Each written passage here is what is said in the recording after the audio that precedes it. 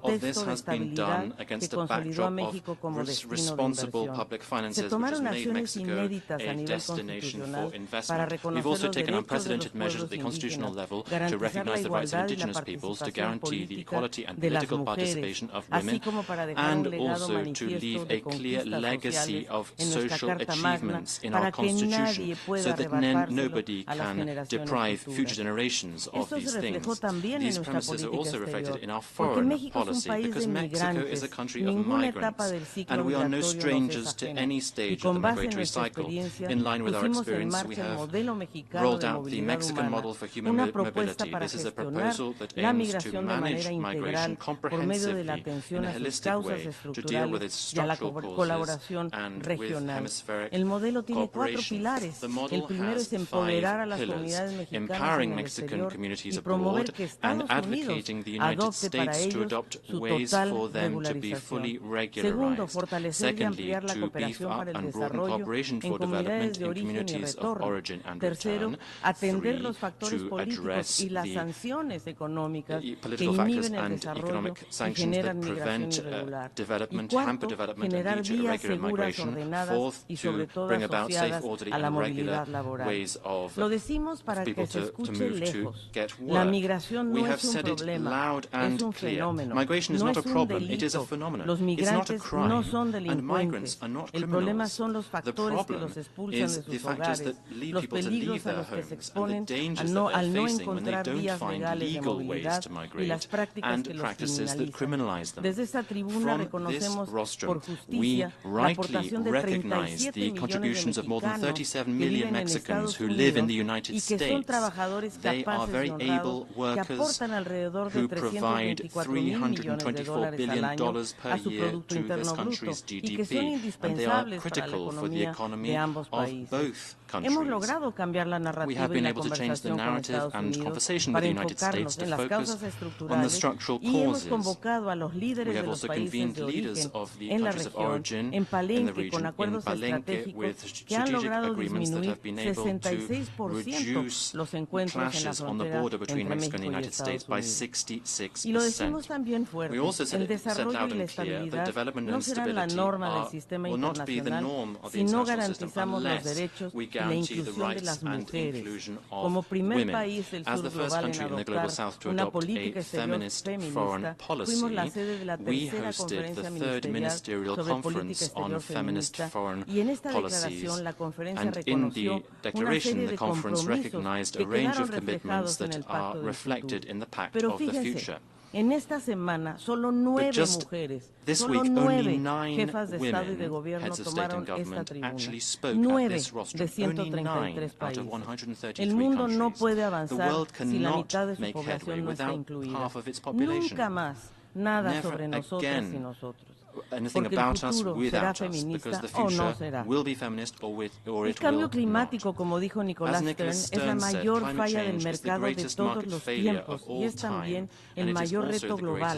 Y la única forma de mitigarlo es por medio de acciones colectivas y simultáneas. Estas necesitan financiamiento y el cumplimiento de las responsabilidades compartidas pero diferenciadas de los países del norte. Reiteramos nuestro compromiso con el Acuerdo de París, la implementación del marco mundial de Kunming-Montreal y de biodiversidad y la activación de sinergias entre los 3 acuerdos de Río, el Río Trío. Proponemos medir y restaurar la integridad de los ecosistemas como proveedores de bienes y servicios esenciales para la economía y el bienestar social y la estabilidad climática. Hemos participado en los procesos consultivos del Tribunal Internacional del Derecho del Mar, la Corte Interamericana de Derechos Humanos y la Corte Internacional de Justicia sobre la responsabilidad de los Estados respecto al cambio climático. Seguiremos trabajando para lograr la ratificación del acuerdo relativo a la conservación de la diversidad marina en aguas internacionales y mantener la moratoria a la extracción minera en los fondos marinos. El panorama de la seguridad mundial, amigas y amigos, está experimentando una profunda transformación. Nos alarman las crecientes y diversas amenazas a la paz y seguridad internacionales, en particular las violaciones de los propósitos y principios de la Carta de las Naciones Unidas y los crecientes riesgos de una guerra nuclear, la mayor amenaza a la que se ha enfrentado nunca la humanidad. Ante estos escenarios, defendemos la integridad integridad territorial en todos los contextos geográficos, incluyendo en Ucrania, en Palestina. Abogamos por una solución política y negociaciones que incluyan a ambas partes, Rusia y Ucrania. En este sentido, aplaudimos la iniciativa de Brasil y China sobre la conformación de un grupo de paz en Nueva York. La guerra se ha prolongado demasiado y nos afecta a todos. Todos perdemos, menos los mercenarios de la muerte, menos aquellas empresas armamentistas que lucran con el dolor y la pérdida de millones de niños y familias enteras. Ante esta preocupante realidad, es imperativo que redoblemos esfuerzos para eliminar las armas nucleares, sus efectos devastadores que no pueden ser contenidos en el espacio ni en el tiempo, las hacen contrarias al derecho internacional y a la sobrevivencia de la humanidad. Pero también las armas de fuego son fuente de violencia e inseguridad en todo el mundo. México padece del flujo de más de medio millón de armas hacia su territorio cada año de manera ilegal. La industria de armas necesita responsabilizarse de su negligencia y México ha acudido a las Cortes con este propósito, convencido de que la industria de las armas es actor clave tanto para la expansión como para la solución de este fenómeno. México sabe muy bien que el flujo ilegal de armas es la otra cara del flujo ilegal de drogas y del crimen organizado, particularmente en la frontera norte de nuestro país. Amigos y amigas, la humanidad se quiebra en Gaza. Humanity in Gaza has shown itself to be bankrupt given the inaction of the international community. More than 70% of the victims of this war have been children, women and children. More than 85% of civilians have had to flee their homes. Most of the people there lack access to food, water and electricity. That is why we requested to intervene in the case brought by South Africa before the ICJ on the implementation of the International Convention on the application of the Convention on Genocide. And together with Chile, we referred the situation in Palestine to the ICC, and we also sent an amicus brief to the court to highlight the court's jurisdiction. We reject the false dilemma between the sterile violence of terrorism and the disproportionate punishment wrought by governments who are blinded by the double standard. To make the two-state solution a reality, the United Nations resolutions need to be adhered to, as well as the ruling of the ICJ on practices in the occupied Palestinian territory. The institutions and rules underpinning our international system are the last line before barbarism. That is why we categorically condemn the flagrant violations by the current Ecuadorian government of the most basic standards of international coexistence and the principles of the United Nations Charter, with their violent, illegal break-in of our embassy in Quito on the night of the 5th of April, the attack on our diplomats, and the illegal abduction of one person to whom Mexico had given political asylum, who remains a prisoner and who is seriously ill. We reiterate our thanks to the international community for the widespread condemnation of this fact. We cannot forget it or normalize Amigas y amigos, sabemos algo. El Consejo de Seguridad de las Naciones Unidas necesita una reforma urgente. México propone la eliminación del veto en su totalidad, y en tanto eso no se logre, al menos su limitación en casos de genocidio, crímenes de lesa humanidad y crímenes de guerra. América Latina y el Caribe, nuestra región natural, es una de nuestras prioridades, porque el progreso de cualquiera de nuestros países es el progreso de todos.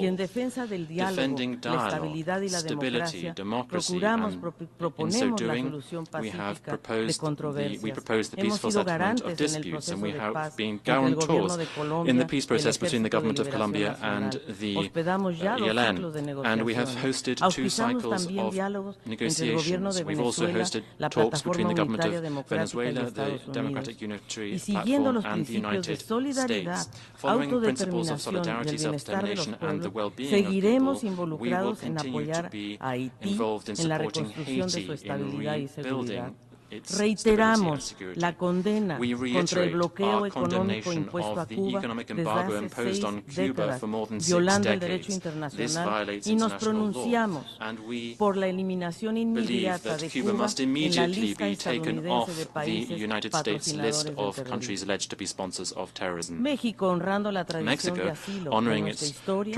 ofrecimos asilo político a personas amenazadas en su vida, integridad y libertad. Concedimos refugio a decenas de miles de solicitantes y protección complementaria como país que abre las puertas a quienes lo necesitan. Amigas y amigos, el 1 de octubre inauguraremos la administración de la primera presidenta mujer en 200 años, la doctora Claudia Sheinbaum. Con su liderazgo, el gobierno humanista profundizará. Eso. Muchas gracias. La primera mujer.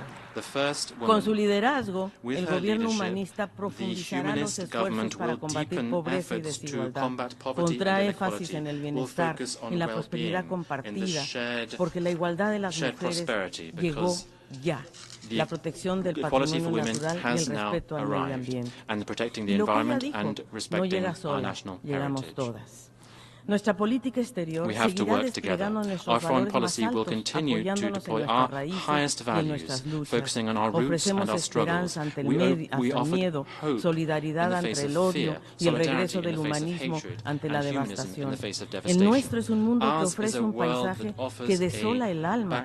Las y los ciudadanos de nuestros pueblos encuentran poco abono en el optimismo. Las pantallas reproducen cada día escenas de brutal crueldad y el reporte aritmético, ya casi mecánico, de los números de la muerte. Muchos son quienes dirigen la mirada a esta casa, a las Naciones Unidas, y esperan legítimamente que entre los salones, la inteligencia y la sensibilidad de los líderes del mundo hagan realidad la promesa de nuestros propósitos, y que el diálogo y la diplomacia logren detener el fracaso de la razón. Y con justicia se frustran al contemplar que en vez de fraternidad, en vez de defensa colectiva, la dignidad humana, en vez de la aplicación de normas ecuánimes y de la ley internacional, se imponen intereses geopolíticos facciosos y vergonzantes, dobles estándares.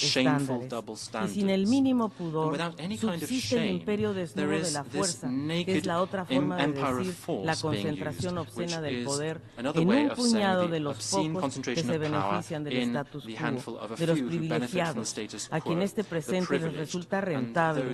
El dolor, la miseria y la sangre de tantos externalidades sencillas que no se reflejan en sus hojas de balance. Las naciones del mundo construimos esta casa, las Naciones Unidas, para forjar una ruta distinta, que reafirmamos hoy que pese a todas sus insuficiencias, es esta obra civilizatoria la que merece nuestro compromiso y alternativas sensatas. Estos son los cimientos que la familia humana logró fundar tras el abismo de las dos guerras mundiales. La herramienta que debería conjurar el riesgo de nuestra sobrevivencia ante el fuego de la violencia y el oprobio de la desigualdad. Hoy aparece impotente, incapaz ante el furor de la barbarie, maniatado frente a la evidencia de que su misión se frustra ante cada nuevo parte de víctima. Necesitamos sembrar semillas de esperanza, cambiar la gobernanza y la arquitectura, porque a casi 8 décadas de distancia, el mundo, sus desafíos y su fisonomía no se reconocen más en un espejo que terco insiste en el reflejo de 1945. Necesitamos recobrar la confianza en el multilateralismo y sus instituciones, en el acuerdo, la cooperación, en la convicción de que pese a nuestra rica diversidad de colores y geografías, somos hermanos y hermanas de una misma comunidad, de un mismo planeta, con un mismo destino. A esto nos convoca el Pacto del Futuro, a renovar ese compromiso entre nosotros para vencer el temor y la desconfianza y recuperar la legitimidad de esta organización de la que somos parte. En ese camino, en la construcción construcción de un mundo justo, encontrarán siempre en México a un compañero leal, a un socio comprometido, a un hermano fraterno. Hay que apropiarnos del hoy para construir el mañana. Y como dijo José Emilio Pacheco, a propósito de otra era transformadora, 1968, él dijo, un mundo se deshace, nace un mundo, las tinieblas nos cercan, pero la luz llamea. No hay esperanza, dijo, pero hay vida. Y todo es nuestro. Y en ese camino quiero traer también las palabras de Eduardo Galeano. ¿Qué tal si empezamos a ejercer el jamás proclamado derecho de soñar? ¿Qué tal si deliramos por un ratito en este milenio, clavando los ojos más allá de la infamia para adivinar otro mundo posible? Un mundo donde la justicia y la libertad, hermanas siamesas condenadas a vivir separadas, vuelvan a juntarse pegaditas, espalda contra espalda, uno donde seremos compatriotas y contemporáneos de todos los que tengan voluntad de belleza y voluntad de justicia, hayan nacido donde hayan nacido, hayan vivido cuando hayan vivido, sin que importen ni un poquito las fronteras del mapa o del tiempo. Muchas gracias. I thank the Minister for Foreign Affairs of Mexico.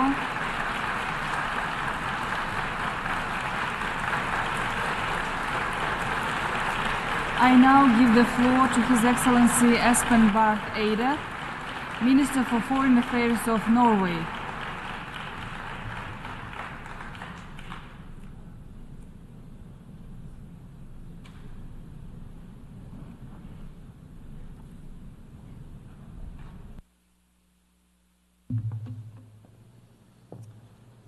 President, Excellencies, ladies and gentlemen, our United Nations was born as the Second World War ended, shattered by the experiences of two devastating wars with their unspeakable atrocities. Wise people came together to write the United Nations Charter and to establish the United Nations Organization. The Charter codifies the key principles of international law, including the prohibition of the use of force, but in self-defense or upon the authority of the Security Council. Effectively, wars of aggression were outlawed, whereas the inherent right to self-defense was reconfirmed. In the Charter, and flowing from it in the years to come, we also established the other key principles that codify international humanitarian law, as well as international human rights law. This is the quintessential set of principles that shall govern international relations.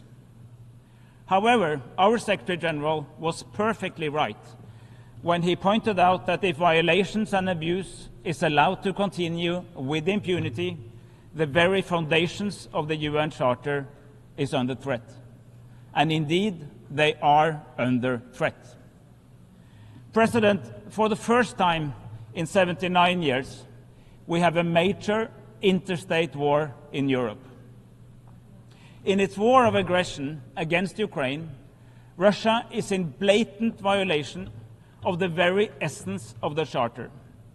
It violates the principle of sovereignty, inalienability of borders, and the prohibition of use of force against the territorial integrity and political independence of another member state.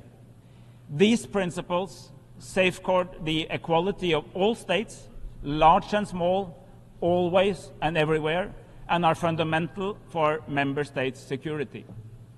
Norway stands by Ukraine. Like so many friends of a free and independent Ukraine, we contribute significant military and civilian assistance, and we are determined to do so as long as it takes. We want Ukraine to prevail. We want peace in Ukraine, but it must be a just peace in line with the key principles of the UN Charter. An unjust peace would imply that we, once again, are living in a world where might makes right and where borders can be changed by force. We must all reject such an outcome. It would set a terrible precedent. My fellow delegates, even wars have rules. International humanitarian law, as embodied in the Geneva Conventions, lays out the key principles of distinction and proportionality. Warring parties are obliged to follow these rules, irrespective of whether the war itself is legal. Every member of this assembly is bound by the Geneva Conventions. They are as much a part of our common commitment to a rules-based order as the Charter itself. The principles under international humanitarian law are obligatory, not optional. For the rules to work, we have to be consistent in their application. We must treat similar cases similarly, irrespective of the context. We must speak out if our adversaries violate these rules. It is equally important that we speak out if our traditional friends violate them. In fact, it is in the latter case that we demonstrate that we do see these rules as universal. President, almost a year has passed since Hamas's heinous terror attack on Israel on October 7. Its effect on Israeli society can hardly be overestimated. We condemn these horrific acts in the strongest possible terms. The hostages that are still in Hamas captivity must be released immediately and without conditions. There is no doubt in our mind that Israel, like any other state, has a right to defend itself against terrorism. At the same time, Israel, like any other state, is bound by international humanitarian law. The immense suffering inflicted on the Palestinian population in Gaza is beyond comparison. Much of Gaza has been turned into rubble. At least 41,000 people have been killed, and many more are injured and maimed for life. I echo the Secretary General when he says that nothing can justify such collective punishment. Norway was among the very first Western countries to call for a ceasefire in Gaza. We have condemned the violations of international humanitarian law. We have expressed great concern about the severe limitations of humanitarian access and the shocking number of UN staff, aid workers, and journalists killed. We stood on UNRWA's side when it was subjected to a smear and defamation. While so many countries suspended their funding, we increased ours, and we reached out to co-donors to encourage them to return. I'm pleased to see that almost all donors are now back. President, the Middle East is going through one of its darkest hours. In the West Bank, illegal Israeli settlements are expanding at an alarming pace. Settler violence is rampant. And as we have gathered here at the UN this very week, Lebanon has seen its deadliest days in decades. We are at the brink of a major regional war. Even neighboring countries that long ago entered into peace agreements with Israel are under immense pressure. The situation is worsening by the hour. And make no mistakes, the conflicts in the region are deeply intertwined. Yesterday, Prime Minister Benjamin Netanyahu addressed this assembly. His core message was that we all have to choose. Either we are with Israel or we are with Iran and its proxies. He also stated that there could only be peace once Hezbollah and Hamas were totally defeated. President, we have seen this film before. I didn't like the ending. 22 years ago, in response to the terrorist attacks on this very city, another leader stated that we were either with him or with the terrorists.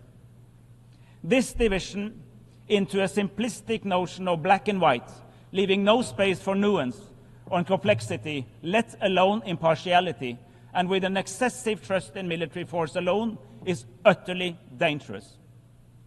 And indeed, it did not end well. We need to learn from past mistakes. However, President, in every crisis lies an opportunity. I remain convinced that there is no credible alternative for lasting peace other than a two-state solution. While ceasefires in Gaza and in Lebanon are most urgently needed, ending hostilities must not be confused with lasting solutions. Serious thinking is required here and now to prepare for the day after. 2 days ago, almost 100 member states took part in a meeting called by Saudi Arabia, the European Union and Norway, launching a global alliance to implement the two-state solution. 3 decades after the Oslo Accords, more and more states are realizing that endlessly waiting for the right moment to negotiate will not work. I call on those states that have not yet done so to recognize the state of Palestine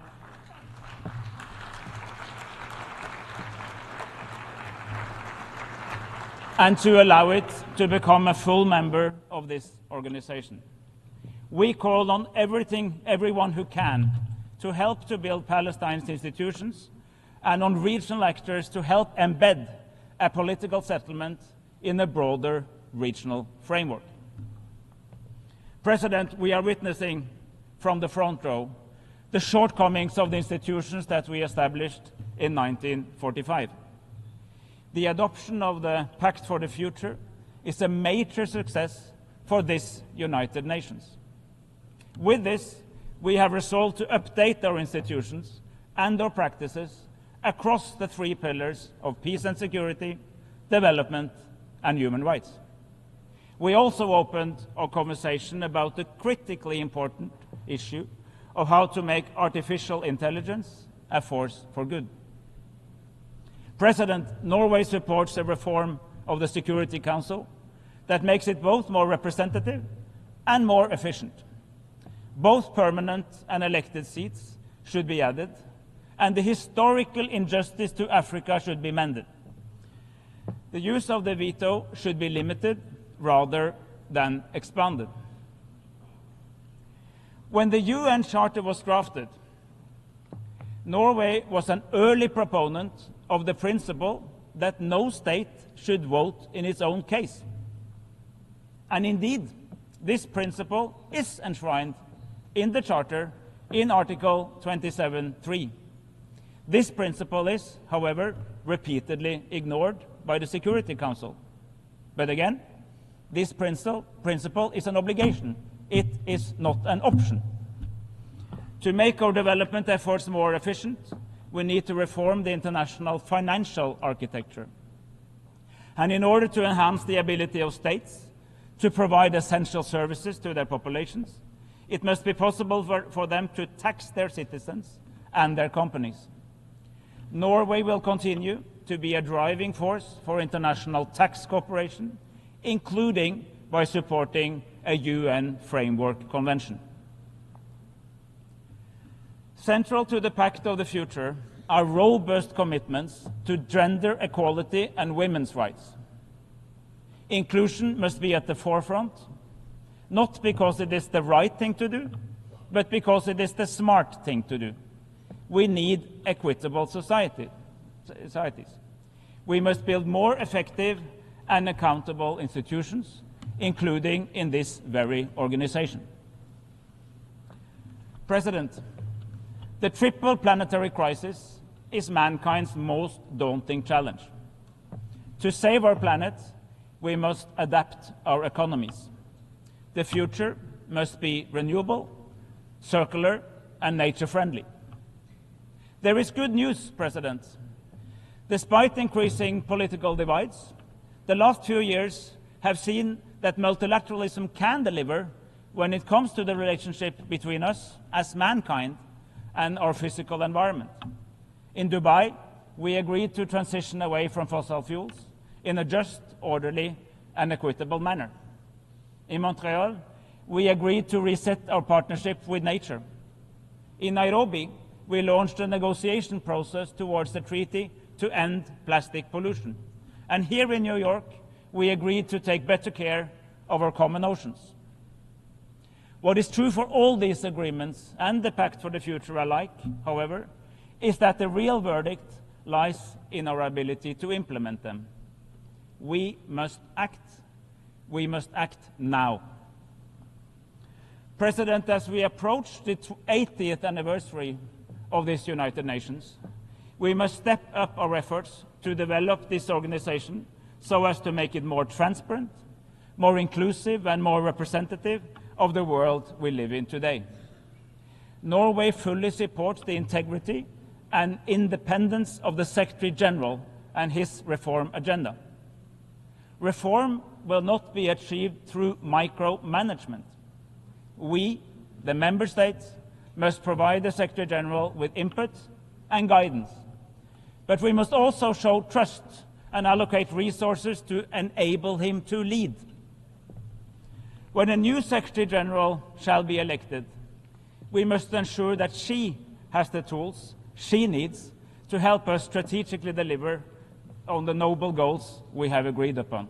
I thank you for your attention. I thank the Minister for Foreign Affairs of Norway.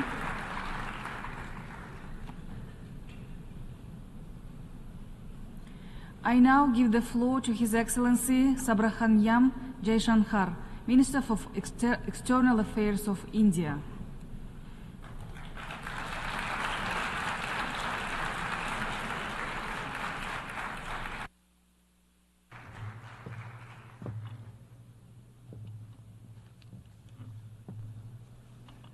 Madam President, Excellencies, distinguished members of the General Assembly, greetings and namaskar from 1.4 billion people of Bharat. I congratulate the President of the General Assembly, His Excellency Mr. Philemon Yang, and strongly support the 79th UN General Assembly's theme of leaving no one behind. Madam President, we are gathered here at a difficult time. The world is yet to recover from the ravages of the COVID pandemic. A war in Ukraine is well into its third year. The conflict in Gaza is acquiring wider ramifications.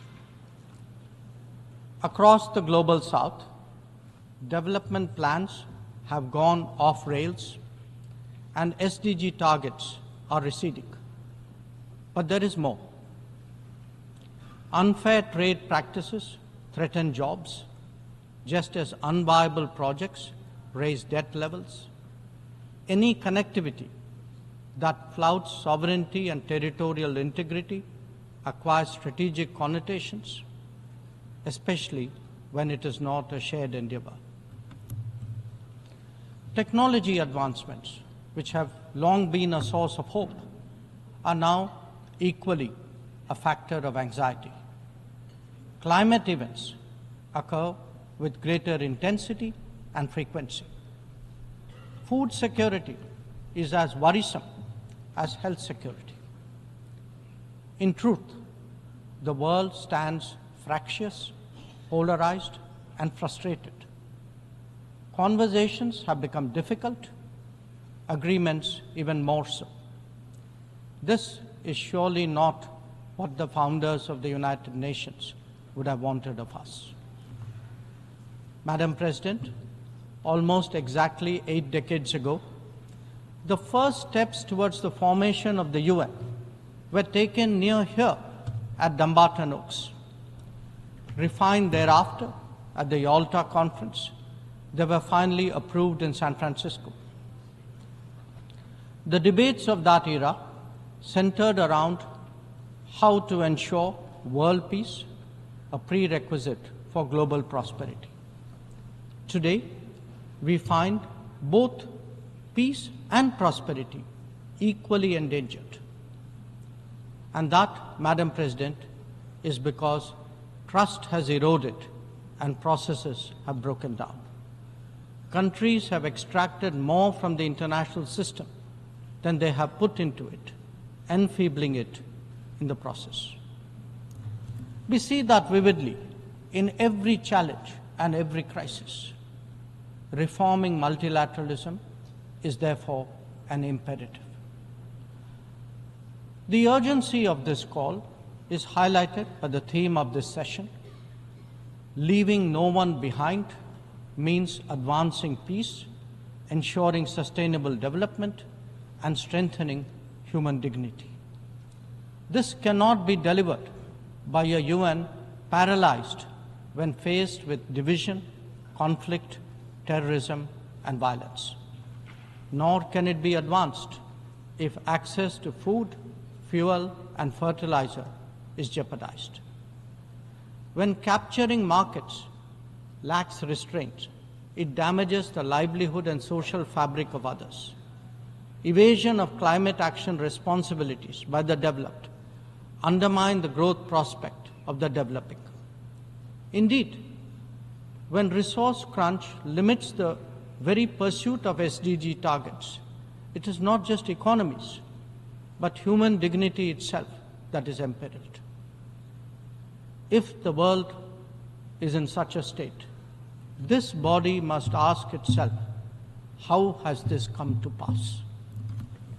The problems arise from a combination of structural shortcomings, political calculations, naked self-interest, and yes, disregard for those left behind. It is natural to feel overwhelmed by what we confront now. After all, there are so many dimensions, different moving parts, issues of the day, and the changing landscape. But every change must begin somewhere, and there is no better place than where it all started. We, the members of the United Nations, must now seriously and purposefully address ourselves to that task. Not because it is a competition for influence or a squabble for positions, but because if we carry on like this, the state of the world is only going to get worse. And that could mean that more of us are going to be left behind. Madam President, as the world contemplates these concerns, India has sought to respond in a variety of ways. First, by focusing on the issues of the vulnerable, women, farmers, and youth, and fashioning targeted policies and initiatives for their betterment. Assured access to piped water, to electricity, to cooking gas, and new homes are changing millions of lives. The gender gap has started to close, be it in health, in education, or in the workplace. Our food producers, thrice a year, get financial support at the click of a button. And a third-term government has made skilling of the youth its key priority. Second, by expanding opportunities for employment and for entrepreneurship, including through stronger training and large-scale financial incentives. 495 mudra loans, 495 million mudra loans have been given to small businesses in the last decade. 67% of them are to women. Equally telling, 6.56 million street vendors have availed of 8.85 million Swanidhi loans. This is just in the last 4 years. 45% of the beneficiaries are again women. Third, by creating templates that are replicable elsewhere. It could be digital delivery or enhancing the quality of governance and public services, as indeed making medicines and health facilities accessible and affordable. A digital public infrastructure and a people's pharmacy are today examples of what India can readily offer to the world. It is also an alternative vision where technology is used to empower, not to dominate. Fourth, by encouraging the Global South to to voice its shared concerns and come together. To that end, we have convened 3 Global South Summits, the most recent in August of 2024.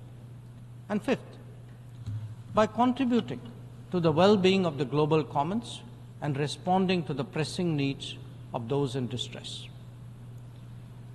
This has ranged from undertaking projects in 78 nations, providing resources to neighbors, and responding to HADR situations, to supplying medicines and ensuring maritime safety and security.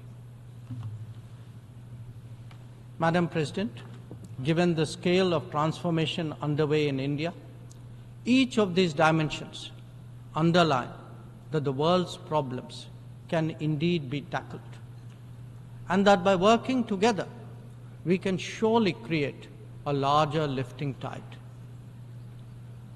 In these troubled times, it is necessary, Madam President, to provide hope and rekindle optimism.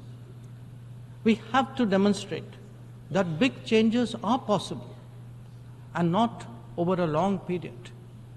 And nothing is more powerful in this regard than the transformative potential of the digital. We have seen its impact in our daily lives in India over the last decade. It is visible when public benefits from nutritional support and housing to energy and health are delivered efficiently and on a vast scale. Or when small business loans and farmers' support are extended without using intermediaries. In fact, when street vendors and expat workforce confidently use fintech in their regular transactions, when services delivery and benefits move seamlessly and transparently, less people will be left behind. That, Madam President, is India's experience and India's relevance. Such leapfrogging possibilities, coupled with people-centric policies and visionary leadership, can be real game changers. When India lands on the moon, rolls out its own 5G stack, dispatches vaccines worldwide, embraces fintech, or houses so many global capability centers, there is a message here. Our quest for a Viksit Bharat or a developed India will understandably be followed closely. Madam President, an important cause of many getting left behind has been the unfairness of the current globalization model. Over-concentration of production has hollowed out many economies, impacting their employment and social stability. Democratizing global production, building resilient supply chains, ensuring trusted digital services, and espousing an open source culture, all these promote widespread prosperity. There are economic answers, just as there are social ones. Madam President, the UN has always maintained that peace and development go hand in hand. Yet, when challenges to one have emerged, due regard has not been given to the other. Clearly, their economic implications for the weak and vulnerable need to be highlighted. But we must also recognize that conflicts themselves must be resolved.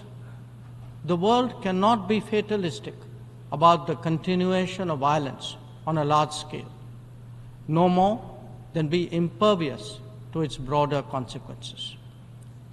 Whether it is the war in Ukraine or the conflict in Gaza, the international community seeks urgent solutions. These sentiments must be acknowledged and acted upon. Madam President, the UN is a testimony to the agreed principles and shared objectives of the world order. Respect for international law and commitments are among the foremost in that regard. If we are to ensure global security and stability, then it is essential that those who seek to lead set the right example. Nor can we countenance egregious violations of our basic tenets. Terrorism is antithetical of everything that the world stands for. All its forms of and manifestations must be resolutely opposed. The sanctioning of global terrorists by the United Nations should also not be impeded for political reasons. Madam President, many countries get left behind due to circumstances beyond their control. But some make conscious choices with disastrous consequences. A premier example is our neighbor, Pakistan. Unfortunately, their misdeeds affect others as well, especially the neighborhood. When this polity instills such fanaticism among its people, its GDP can only be measured in terms of radicalization and its exports in the form of terrorism. Today, we see the ills it sought to visit on others consume its own society. It can't blame the world. This is only karma. Madam President, a dysfunctional nation coveting the lands of others must be exposed and must be countered. We heard some bizarre assertions from it at this very forum yesterday. So let me make India's position perfectly clear. Pakistan's cross-border terrorism policy will never succeed, and it can have no expectation of impunity. On the contrary, actions will certainly have consequences. The issue to be resolved between us is now only the vacation of illegally occupied Indian territory by Pakistan, and of course, the abandonment of Pakistan's long-standing attachment to terrorism. Madam President, the global order is inherently pluralistic and diverse. The UN began with 51 members. We are now 193. The world has changed profoundly, and so have its concerns and its opportunities. But to address both, and indeed to strengthen the order itself, it is essential that the UN be the central platform for finding common ground. And that it certainly cannot be by remaining anachronistic. Large parts of the world cannot be left behind when it comes to deciding the key issues of our times. An effective and efficient UN, a more representative UN, and a UN fit for purpose in the contemporary era is essential. Let us therefore send out a clear message from this UNGA session. We are determined not to be left behind. By coming together, sharing experiences, pooling resources, and strengthening our resolve, we can change the world for the better. I thank you, Madam President. I thank the Minister for External Affairs of India.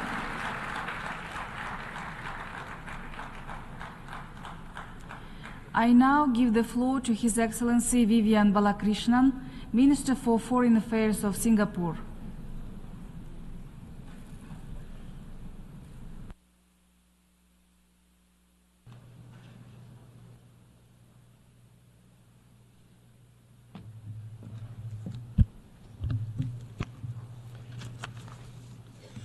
Madam President, Your Excellencies, I bring you greetings from a tiny island city-state in the heart of Southeast Asia called Singapore. I think we must be one of the smallest who now qualifies as a member of the United Nations for the past 59 years. I would like to congratulate His Excellency Philemon Yang on assuming the presidency of the 79th session of the General Assembly, and I also commend His Excellency Dennis Francis for his stellar leadership during the 78th session. The world is in an acutely dangerous phase, and civilians in multiple trouble spots are paying a horrendous price. The risk of miscalculation and escalation have sharply increased, most notably in the Middle East, Ukraine, and Sudan. The loss of so many innocent lives is heartbreaking, and the lack of trust amongst the major powers and the resulting deficit of global leadership makes it very difficult to find effective, peaceful solutions to all these ongoing conflicts. We are approaching the 80th anniversary of the founding of the United Nations, and we must double down on our commitment to a rules-based multilateral system on almost every issue confronting the world, from peace and security to climate change, from the ocean to outer space, from poverty to food insecurity. A reformed United Nations is absolutely essential for global solutions. The UN remains the only neutral and universal platform for dialogue and cooperation amongst all nations. And the Summit of the Future was a very significant milestone for the UN and our multilateral system. The adoption of the Pact for the Future offers the hope that nations can reach agreement given wise leadership and political will. And the Pact begins the journey to transform our multilateral system and to maintain the salience of the United Nations. We must accelerate the implementation of the Sustainable Development Goals, reinvigorate international cooperation, and transform global governance. And that's why Singapore has always been a staunch supporter of the Summit of the Future. And we stand ready to work with our friends to implement the Pact. I would like to highlight 3 points. First, we must return to the basics by reinforcing the foundational role of the United Nations in maintaining international peace and security. That is the raison d'etre for the UN. We must restore respect for the rule of law and the UN Charter. This has underpinned global peace and security for the last 80 years. We cannot allow recent violations of international law to become normalized. The ongoing war in Ukraine exemplifies a flagrant violation of international law and the UN Charter. The invasion of one country by another under the pretext of historical errors and grievances cannot be justified by any means. Article 2 of the UN Charter is categorical. All members shall refrain from the threat or the use of force against territorial integrity. And it's also worth recalling that that's why the preamble of Security Council Resolution 242, passed in 1967, also contains or refers to the, quote, inadmissibility of the acquisition of territory by war, unquote. If we allow the notion that might is right to prevail, the world will become a very dangerous place, especially for small states.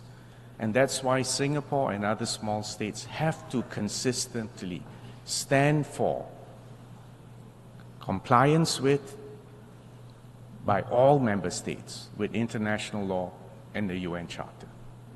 We, as a small state, have no interest in taking sides or getting embroiled in great power rivalry. We do not want to become an arena for proxy wars. We simply aim to defend our sovereignty, to exercise our autonomy, and to chart our own futures. Our people deserve that. And that's why small states like Singapore have always been ardent advocates for international law and the UN Charter. For small states, multilateralism and international law is not an option. It is, in fact, an existential necessity. Last week, Singapore, in collaboration with the International Peace Institute, launched a report on small states and transforming global governance. The report that was prepared by the IPI and the Rajaratnam School of International Studies in Singapore highlights the priorities and the perspectives of small states. We hope that this report will catalyze further discussions on strengthening and transforming the UN and the multilateral system. Excellencies, the work to strengthen international law and the existing international legal frameworks is an ongoing exercise, and Singapore will continue to strongly support the work of the International Court of Justice, which is paramount for upholding the rule of law and protecting the interests of all countries and especially small states. The UN Convention on the Law of the Sea, UNCLOS, is absolutely crucial, and especially for an island city-state like Singapore, totally dependent on trade. In fact, our trade volume is 3 times our GDP. UNCLOS sets out the legal framework within which all activities in the oceans and seas must be carried out. Freedom of navigation and overflight is a universal right. It is not merely an optional privilege granted by the grace of whoever claims the seas. UNCLOS also provides an essential foundation for coordinating our efforts on issues such as sea level rise, plastic pollution, the loss of biodiversity, and ocean acidification. As we celebrate the 30th anniversary of the entry into force of UNCLOS this year, we call on all countries that have not yet done so to ratify UNCLOS, and to do so as soon as possible. We also need to develop new instruments to strengthen international legal frameworks. The consensus adoption of the BBNJ agreement in June last year was a crucial step in strengthening the UNCLOS framework concerning the conservation and the sustainable use of the oceans and its resources. I'm pleased to announce that Singapore ratified the BBNJ agreement earlier this week. The UN plays a critical role in formulating new rules, norms, and principles governing the global commons. For example, the UN has made good progress in establishing a framework for responsible state behavior in cyberspace, a process that we in Singapore have always supported. Singapore also supports the Secretary General's new agenda for peace, and we stand ready to work with all UN members to strengthen the role of the UN in promoting peace and security, particularly in preventive diplomacy, mediation, and conflict prevention. And such efforts are urgently needed to save civilian lives and to prevent catastrophes. Singapore remains a steadfast supporter of the UN's humanitarian efforts. We are gravely concerned with the deteriorating humanitarian crisis in Gaza and the sheer scale of human suffering. The Singapore government, along with our non-government organizations and our citizens, have contributed more than $17 million in humanitarian aid and donations for Gaza, including through UNICEF and UNRWA. We have consistently emphasized the need for the safe and unhindered provision of humanitarian aid to all civilians in need, and we reiterate our call for an immediate ceasefire and for the immediate, unconditional, and safe release of all hostages. Singapore will continue to provide more support for the civilians in Gaza. Second, we must intensify efforts to support the implementation of the SDGs. With less than 6 years remaining, we are still far from achieving the 2030 agenda. to fulfill the promise of leaving no one behind, we must support the poorest and the most vulnerable countries. And this is important because sustainable development provides the foundation for peace and security. We need to accelerate our collective efforts in combating climate change. As a small island state, Singapore is particularly vulnerable to the impacts of climate change, and especially sea level rise. We welcome the high-level meeting held earlier this week on this issue. Although our share of global emissions is actually very small, we remain fully committed to peaking our emissions before 2030 and to achieving net zero by 2050. The 4th International Conference on Small Island Developing States, or SIDS-4, earlier this year, marked a significant milestone for all SIDS. We welcome the adoption of the Antigua and Barbuda Agenda for SIDS, which outlines an action plan for the next decade. And Singapore will support our friends in SIDS, and we launch a new technical assistance package at SIDS-4 called SIDS for Change, which covers priority areas including blue carbon. Singapore will continue to support our fellow small states. We will share our development experience, and I'm happy to announce that we will renew our capacity building program for the Forum of Small States, or FOSS, and we've labeled this program FOSS for Good, a package that will offer digital-themed programs including leadership and governance in the age of digital technologies and artificial intelligence. Third, we need to empower and transform the UN so that it is future-ready and capable of responding to the emerging global challenges. And to achieve this, several measures are necessary. We must provide more opportunities for young people, especially, to engage in the work of the UN and to serve as agents of change to revitalize international cooperation. We welcome the adoption of the Declaration on Future Generations, which underscores our collective commitment to building a world that serves the interests of the future generations. After all, our young people have even more at stake. Next, we must harness the power of digital technologies in a safe and secure manner. The adoption of the Global Digital Compact is a significant step forward, offering a pathway to close the digital divide, and the compact contains an action-oriented set of commitments that can accelerate the implementation of the SDGs. We are witnessing the dawn of the age of AI. By now, the promises and the perils of AI are well known to all of us. We need to empower innovation in AI whilst installing global guardrails to protect human safety, human dignity, and values. Therefore, initiating a dialogue on global governance in AI is imperative. And Singapore welcomes the report of the high-level advisory body on AI, and we commit to working with all UN members to further develop these recommendations. Finally, we must transform global governance by making our institutions more representative, more responsive, and more effective, particularly for the sake of small states and developing countries. We need a more nimble multilateral system in which the international financial architecture and the UN work more synergistically.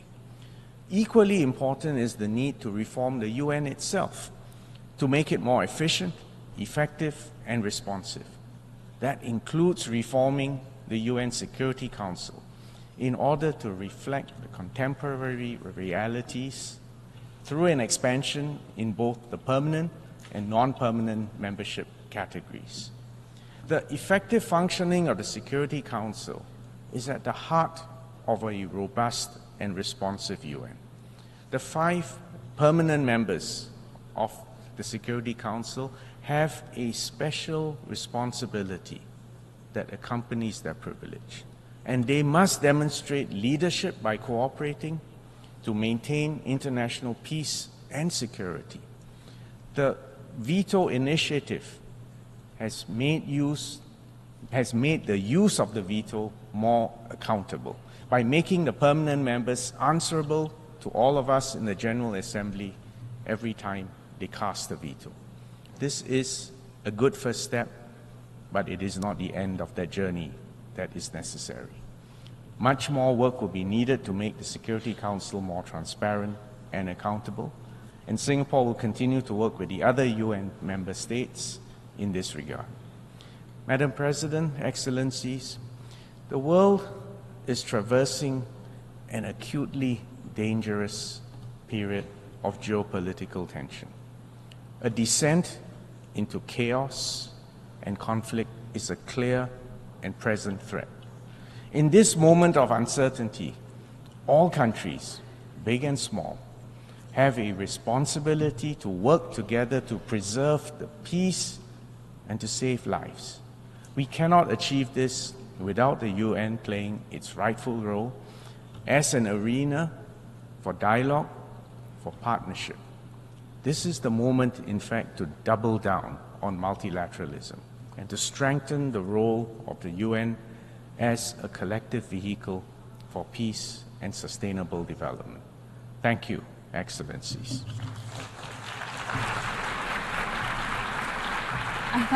I thank the Minister for Foreign Affairs of Singapore.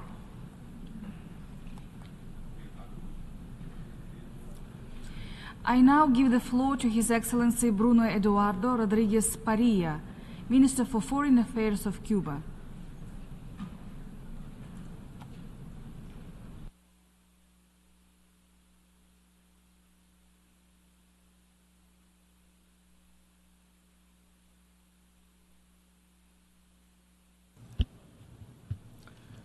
Señor Presidente, President, señor Secretario General, Secretary General, sean mis primeras palabras para ratificar la solidaridad y el apoyo de Cuba al hermano pueblo palestino, víctima de más de 75 años de ocupación colonial, de violaciones flagrantes a sus derechos legítimos como nación, sometido a la crueldad, agresiones, castigo colectivo y apartheid.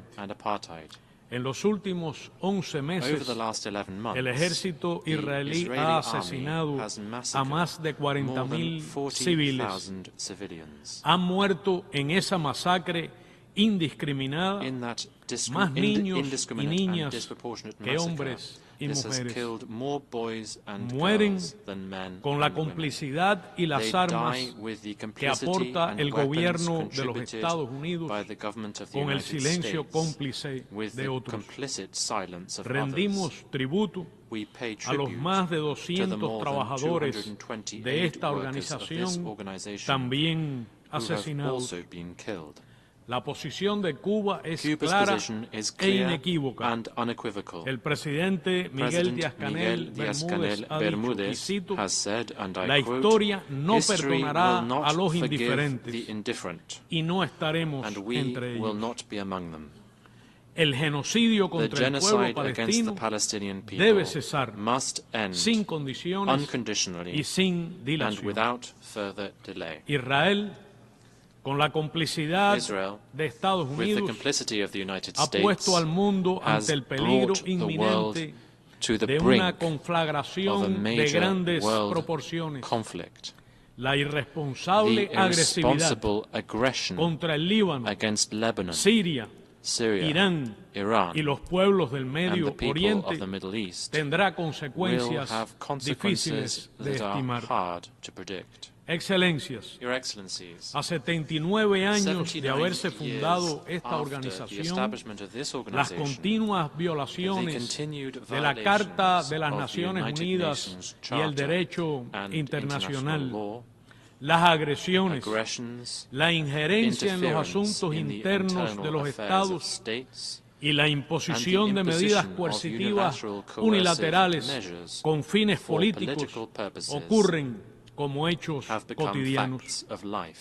Agresivas doctrinas militares de dominación, expansionistas y supremacistas socavan de modo alarmante la paz y la seguridad internacionales. El peligro de una hecatombe nuclear es real e inmediato. Por 9º año consecutivo se incrementa el gasto militar mundial que en 2023 alcanzó la cifra récord de 2.44 billones, es decir, millones de dólares, incluido el desarrollo de nuevas armas nucleares.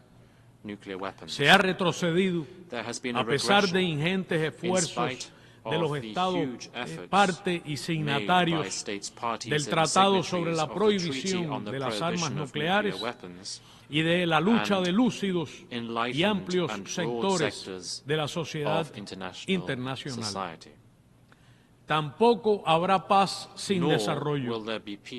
Los países desarrollados, habitantes del mismo planeta, se niegan ciegamente a invertir mínimamente en su propia prosperidad y seguridad.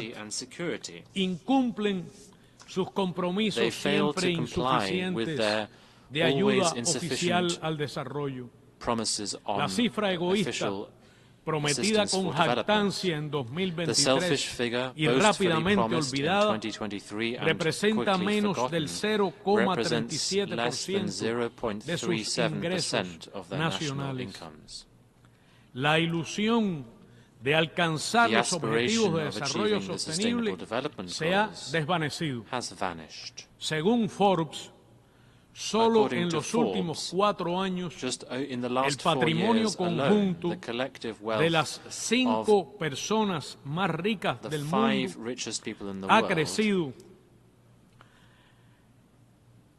mientras que 5.000 millones de seres humanos permanecen en la pobreza. El 1% más rico acumula casi el doble de riqueza que el resto de la población mundial.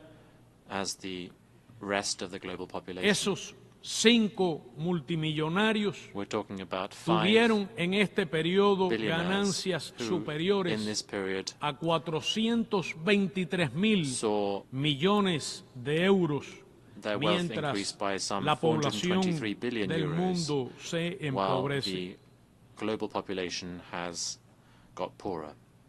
Según Oxfam calcula, el 1% más rico acumula casi el doble de riqueza que el resto de la población mundial. Con un impuesto a la riqueza ínfimo, podrían salir de la pobreza 2.000 millones de personas. Las crisis son estructurales, determinadas por el sistema imperialista y el orden internacional que se nos impone. Ningún problema se resolverá socavando el carácter intergubernamental de las Naciones Unidas, como pretenden algunos, ni debilitando su papel esencial en la promoción del desarrollo sostenible para todos. El cambio climático avanza de modo inexorable. Es un hecho irrefutable. En julio de 2024, los científicos anunciaron que hubo 13 meses consecutivos de niveles de temperatura sin precedentes. Si los patrones irracionales e insostenibles de producción y consumo del capitalismo no se cambian de manera urgente y significativa, no se podrá contener el aumento de la temperatura media global por debajo de los 1,5 grados centígrados con respecto a los niveles preindustriales. Las responsabilidades son compartidas, pero diferenciadas. No son las mismas para todos, ni en justicia podrán serlo. Sin embargo, podría darse un paso acertado en la conferencia de las partes próxima, COP29, en Azerbaiyán, y adoptar la nueva meta colectiva de financiación. Los países del norte tendrían otra posibilidad de comenzar a saldar la deuda y la brecha del financiamiento climático. Los del sur tendríamos que diseñar una meta suficiente que responda a las necesidades con garantías para el desarrollo y la justicia social frente a los enormes obstáculos y desafíos que enfrentamos. La solución tendría que incluir inevitablemente la condonación de la deuda externa ya varias veces pagada. Un orden internacional justo y democrático que garantice la paz y el equilibrio del mundo, el ejercicio del derecho al desarrollo por todos los estados en condiciones de igualdad soberana, que amplíe y fortalezca la participación y representación de los países en desarrollo en los procesos de gobernanza, toma de decisiones y formulaciones de política a nivel global, que proporcione el bien común y la prosperidad de todos los pueblos en armonía con la naturaleza y el manejo sostenible de los recursos naturales, y asegure el ejercicio de todos los derechos humanos a todas las personas. Necesitamos una nueva coexistencia civilizada entre las naciones, donde prevalezcan la solidaridad, la cooperación internacional, la integración y el arreglo pacífico de controversias, como alternativas a la filosofía del despojo, la guerra, al uso de la amenaza, de uso de la fuerza y de la fuerza, a la agresión y la ocupación, a la dominación y el hegemonismo cultural, político, financiero, tecnológico y militar, o cualquier otra manifestación que amenace la paz, la independencia y la soberanía de los estados. Un orden internacional sin bloqueos ni medidas coercitivas unilaterales, basado en el multilateralismo y con pleno respeto a la Carta de las Naciones Unidas y el derecho internacional. Señora Presidenta, el gobierno de los Estados Unidos continúa mostrando con claridad el empeño imposible pero pernicioso de determinar y controlar el destino de Cuba. Es una vieja ambición anclada en la doctrina Monroe que define la naturaleza imperialista, dominante y hegemonista de la política estadounidense hacia Cuba y hacia la región de nuestra América. El bloqueo económico, comercial y financiero es también político, tecnológico y comunicacional. Ha sido concebido como una de sus armas principales de agresión para destruir la economía cubana. Busca impedir los ingresos financieros del país, provocar el colapso de la economía y generar una situación de inestabilidad política y social. El daño es visible e indiscutible. Repercute en la vida cotidiana de todas las cubanas y cubanos.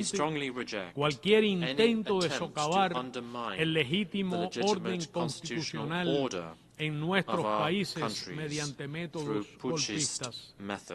Ya aconteció en Bolivia en 2019 y el pasado 26 de junio y se pretende reeditar en Honduras.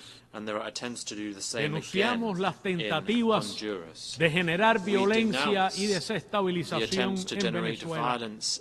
Reiteramos el firme apoyo y solidaridad con el gobierno bolivariano chavista y la Unión Cívico-Militar del pueblo venezolano que conduce el presidente Nicolás Maduro Moros. Los llamados a desconocer los resultados electorales son irresponsables e irrespetuosos con la voluntad popular y sus legítimas instituciones. Las acciones desestabilizadoras contra el gobierno de reconciliación y unidad nacional de Nicaragua deben cesar. El hermano pueblo de Sandino seguirá contando con nuestro pleno respaldo. Reiteramos nuestro apoyo al derecho legítimo a la libre determinación e independencia de Puerto Rico. La comunidad internacional tiene una deuda histórica con Haití, protagonista de la primera revolución independentista y social antiesclavista del continente. Saludamos los esfuerzos de la comunidad del Caribe para encontrar una solución sostenible a la dramática situación en Haití que respete la independencia y soberanía de esa hermana nación. Apoyamos el legítimo derecho de soberanía del pueblo argentino sobre las Islas Malvinas, Sándwich del Sur y Georgia del Sur y los espacios marítimos circundantes. Reafirmamos el apoyo y compromiso con los esfuerzos de paz en Colombia, a los que Cuba continuará contribuyendo en todo lo posible en su condición de garante. África, cuna de la humanidad, siempre podrá contar con Cuba en su empeño por avanzar en su camino al desarrollo. Reafirmamos nuestra invariable solidaridad con el pueblo saharaui y el ejercicio de su libre determinación. Cuba expresa su firme rechazo a las acciones encaminadas a lesionar la integridad territorial y la soberanía de la República Popular China, condena la injerencia en sus asuntos internos y reitera el inquebrantable respaldo al principio de una sola China, conforme a lo decidido por esta Asamblea General en su histórica resolución 2758, reconociendo a la República Popular como la única y legítima representante del pueblo chino. Abogamos por una situación diplomática seria, constructiva, realista y por medios pacíficos de la actual guerra en Ucrania, en apego al derecho internacional que garantice la seguridad y soberanía de todos. En ese contexto, Cuba apoya la propuesta conjunta presentada por China y Brasil para la solución política de esa crisis. Señora Presidenta, distinguidos cancilleres, delegados, juntemos nuestras fuerzas para lograr la efectividad de las instituciones multilaterales y que éstas respondan a los intereses de los pueblos, de los humildes, los pobres, los necesitados y los explotados, que son la inmensa mayoría, sobre la base de la justa igualdad, el ejercicio de los derechos humanos por todos los seres humanos y el respeto a los derechos soberanos de cada nación. Muchas gracias. I thank the Minister of Foreign Affairs of Cuba, I now give the floor to His Excellency Enrique Austria Manalo, Secretary for Foreign Affairs of the Philippines.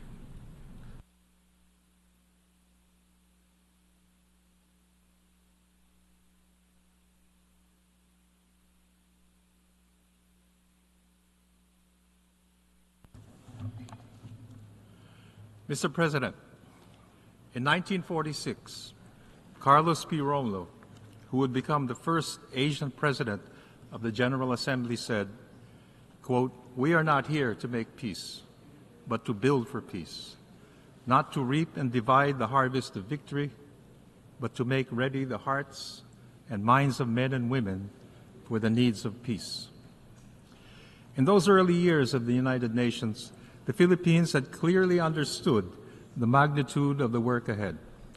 As a founding member and a young nation, the Philippines committed fully to the aims and purposes of the United Nations. 8 decades hence, we still do. President Ferdinand Marcos Jr. affirmed that multilateralism, quote, "remains the single viable platform for collective action against transcendent global challenges," unquote. He emphasized that the rule of law and the integrity of the multilateral system must prevail amidst the current global challenges. The UN has held itself as a platform and pathway to address international peace and security. It serves as the ground for states to find convergence amidst crisis and conflict. It offers response and relief, hope, and humanity.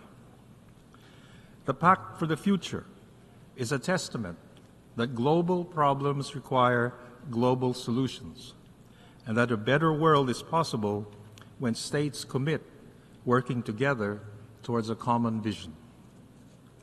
The Pact bridges our collective hopes, our contemporary aspirations, with the UN Charter and the sovereign equality of states anchoring our will. Mr. President, our world has been changing more rapidly than at any time in recent history. The UN must rise to the occasion with an agenda that fosters equity, justice, international peace and security, development, and adopts processes that are inclusive, transparent, responsive, and effective. One way to achieve this is to reform the Security Council and revitalize the General Assembly. Security Council reform should be a package consisting of the enlargement of its membership and improvement of its working methods in order to create greater transparency and accountability of the Council to the general membership of the United Nations. Transforming the international financial architecture is also imperative if we are to realize just and inclusive growth worldwide. We must therefore deliver on the Addis Ababa Action Agenda.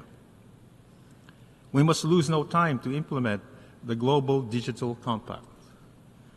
Governance of new spheres of human activity, including artificial intelligence, the Internet, and outer space, must keep up with the speed and scale at which these technologies are developing. New rules should place human dignity as a priority. At the same time, we must complete the business of eliminating weapons of mass destruction, including nuclear arms. A treaty on fissile material production is long overdue. Mr. President, the UN development system has accomplished much, but it requires greater coherence and efficiency with full respect for states' priorities and ownership. The global humanitarian system has been a silent sentinel of hope and humanity to peoples in war, famine, disease, calamities, and displacement. It requires greater support from the international community if it is to effectively address the suffering of people in Gaza, Ukraine, Yemen, Sudan, Myanmar, and the Congo. The rising numbers of those forcibly displaced in the Ukraine and Gaza and other places beg for a deeper sense of collective responsibility. Within our means, the Philippines supports agile response systems to humanitarian emergencies through the Central Emergency Response Fund, the UN Relief and Works Agency, and the World Health Organization Contingency Fund for Emergencies. The Philippines has steadfastly contributed to UN peacekeeping operations over the past 6 decades. Since 1963, we have deployed over 14,000 troops in 21 UN peacekeeping and special political missions.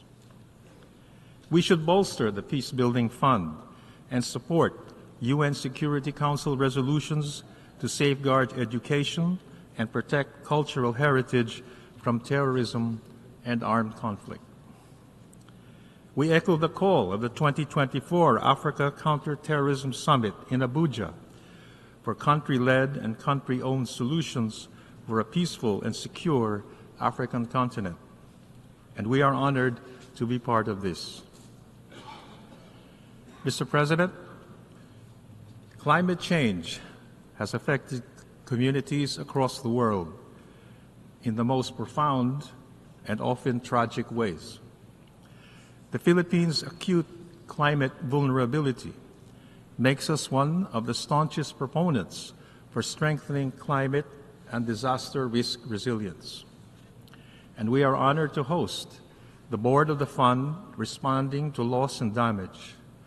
This fund will provide critical assistance to nations most vulnerable to climate change impacts. Next month, the Philippines will host the Asia-Pacific Ministerial Conference on Disaster Risk Reduction to spotlight best practices and solutions for the world's most disaster-prone regions. We consistently call on developed nations to fulfill their commitments under the UNFCCC and the Paris Agreement. And we are convinced that legal clarity on the duties and responsibilities of states under international law with respect to environmental protection and climate change will foster solidarity on global climate action. In this regard, the Philippines welcomes the advisory opinion of the International Tribunal on the Law of the Sea on the collective duty of states to protect and preserve the marine environment. And since last year, the Philippines has shepherded UN discussions on a draft instrument for the protection of persons in the event of disasters. The 20th anniversary of the Indian Ocean tsunami this year reminds us again that the rising scale and frequency of disasters demand such an instrument. Mr. President, no one must be left behind. We must fulfill the 2030 Agenda for Sustainable Development. The Philippines' governance agenda aims to achieve a single-digit poverty rate by 2028. Between 2021 to 23, we reduced poverty incidence in the Philippines by nearly 3%, equal to 2.45 million people, through innovative and social protection programs. The World Food Programme has cited the Philippines for being a thought leader in this regard. As we move towards middle or upper middle income status, we recognize that the UN and international financial institutions can redesign frameworks to support middle income countries, which represent 75% of the world's population. And the Philippines will host a conference early next year to advance these discussions.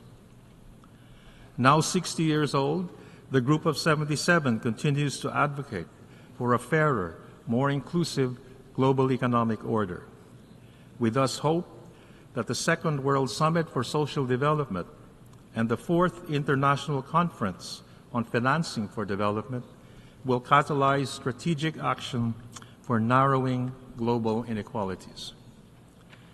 We welcome amendments to international health regulations and progress on a pandemic agreement.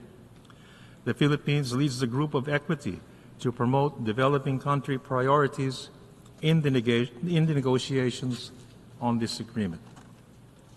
We also lead discussions in the World Health Organization on a sustainable global health workforce as the world braces for a shortfall of about 10 million medical professionals by 2030.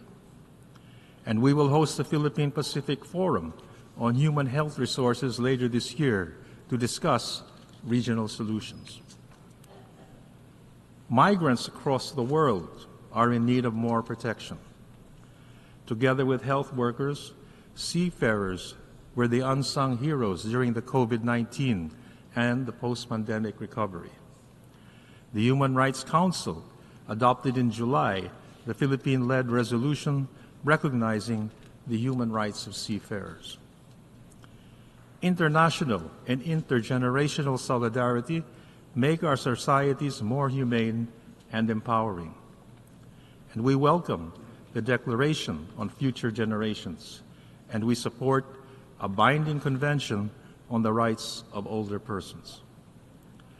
Effectively building peace means fostering inclusive societies which harness the full capacities of persons and communities. Our work in the Bangsamoro Autonomous Region in Muslim Mindanao offers Filipino best practices for people-focused peace building. This inspires the Philippines' leadership in amplifying the role of women and youth in peace processes. Next month, the Philippines will convene the International Conference on Women, Peace and Security ahead of the 25th anniversary of UN Security Council Resolution 1325 in 2025. Our recent chairship of the Commission on Status of Women convinces us that despite progress made, much remains to be done to achieve true gender equality. Mr. President, multilateralism is underwritten by a rules-based order, governed by international law, and informed by the principles of equity and justice that safeguards the rights of all states. If multilateralism is to thrive, all states must adhere to the rule of law. Times of flux and crises offer opportunities for reinforcing a rules-based international order. The International Court of Justice, as a principal organ of the United Nations, together with other international judicial and legal bodies, advances the rule of law. They uphold the primacy of resolving international disputes by peaceful means and not by the threat or use of force. The growing volume and variety of cases brought before the ICJ and the Permanent Court of Arbitration signify the global trust and confidence in their role in the peaceful dispute resolution area. And member states must invest fully in these institutions. The use of force and threat of use of force to resolve disputes has no place in our world. The 1982 UN Convention on the Law of the Sea and the binding 2016 Arbitral Award on the South China Sea constitute the foundation of our policy in the South China Sea. The award declares that claims exceeding entitlements beyond the limits of UNCLOS have no legal basis. Despite irresponsible and dangerous actions against our legitimate activities within our own waters and exclusive economic zone, the Philippines remains committed to diplomacy and other peaceful means to settle disputes. We will abide by the UN Charter and the Manila Declaration on the peaceful resolution of disputes in asserting our sovereignty, our sovereign rights, and jurisdiction in the South China Sea. We do not accept narratives depicting the South China Sea as a theater of major power rivalry, because they all ignore what is an essential truth. All states in this region have a right to determine their own destiny and secure their own future. This is what the UN Charter is about. The future of the Asia-Pacific is being shaped not by one or two powers, but by all states therein. As such, ASEAN centrality stands as a vanguard of the regional architecture based on the sovereign equality of states jointly building a peaceful, rules-based, and people-centered community. Approaching 60 years, ASEAN exemplifies the agency of states working together in fashioning multilateral approaches and solutions to present-day challenges. Mr. President, the Philippines stands alongside the pathfinders and bridge builders of nations. We offer constructive solutions across the spectrum of the work of the United Nations, from human rights, health, and humanitarian action to development, disarmament, and disaster and climate risk reduction, from peacemaking to peacemaking and peace building. As the first Asian republic and the founding member of the United Nations, our diplomacy has consistently pursued peace, the sovereign equality of states, the rights and dignity of all persons. The Philippines is a trusted partner, innovative pathfinder, and committed peacemaker. We bring experience, depth, and steadfastness in working with the international community to address common global challenges. We thus count on your support for our bid for a non-permanent seat in the UN Security Council for the term 2027 to 28. Mr. President, almost 80 years since General Romulo's call, the mission of the United Nations remains perfectly clear: to keep building for peace. Thank you. I thank the Secretary for Foreign Affairs of the Philippines. Now I give the floor to His Excellency Luca Beccari, Minister of Foreign Affairs, Political Affairs, International Economic Cooperation, and Digital Transition of San Marino.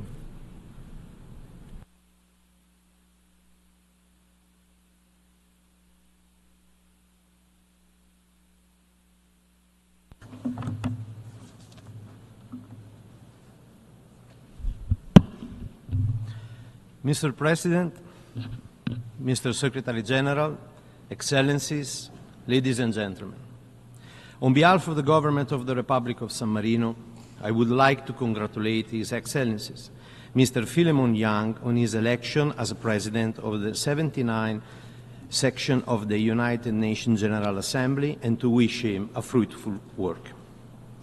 The Republic of San Marino supports the priorities of your program and ensure you, Mr. President, full cooperation in all works of the General Assembly. I would also like to extend my special thanks to Secretary General Antonio Guterres for his energy and determination in leading the United Nations in this difficult and challenging time. Mr. President, the coming years will be crucial not only for the future, but for the future of our generation to come. The young generation have the right to live in peace and security and in harmony with nature. We should not forget that the world, especially the young generation, is watching us. Regrettably, we are facing an increasing number of crises and unprecedented number of armed conflicts around the world.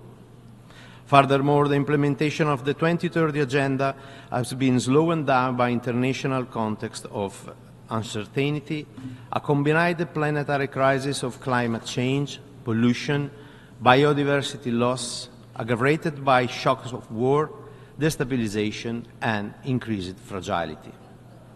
The impact of multiple crises is felt most severely by the poorest and most vulnerable, those increasing poverty and inequalities within and between countries. Achieving sustainable development is a big part of the challenges we face, and the 2030 Agenda remains our collective roadmap to addressing them. The Summit of the Future is an opportunity to accelerate the implementation of the 2030 Agenda, including delivery on the SDG Summit commitment, and renew our commitment to leave no one behind. Through our renewed commitment, the Pact for the Future can rebuild trust in multilateralism and in our ability to jointly address global challenges. In this regard, we appreciate that the Pact for the Future adequately reflects ambitious action in all three important global cooperation in order to leave no one behind and in order to build a cyberspace that reflects global standards for peace and security, human rights, and sustainable development.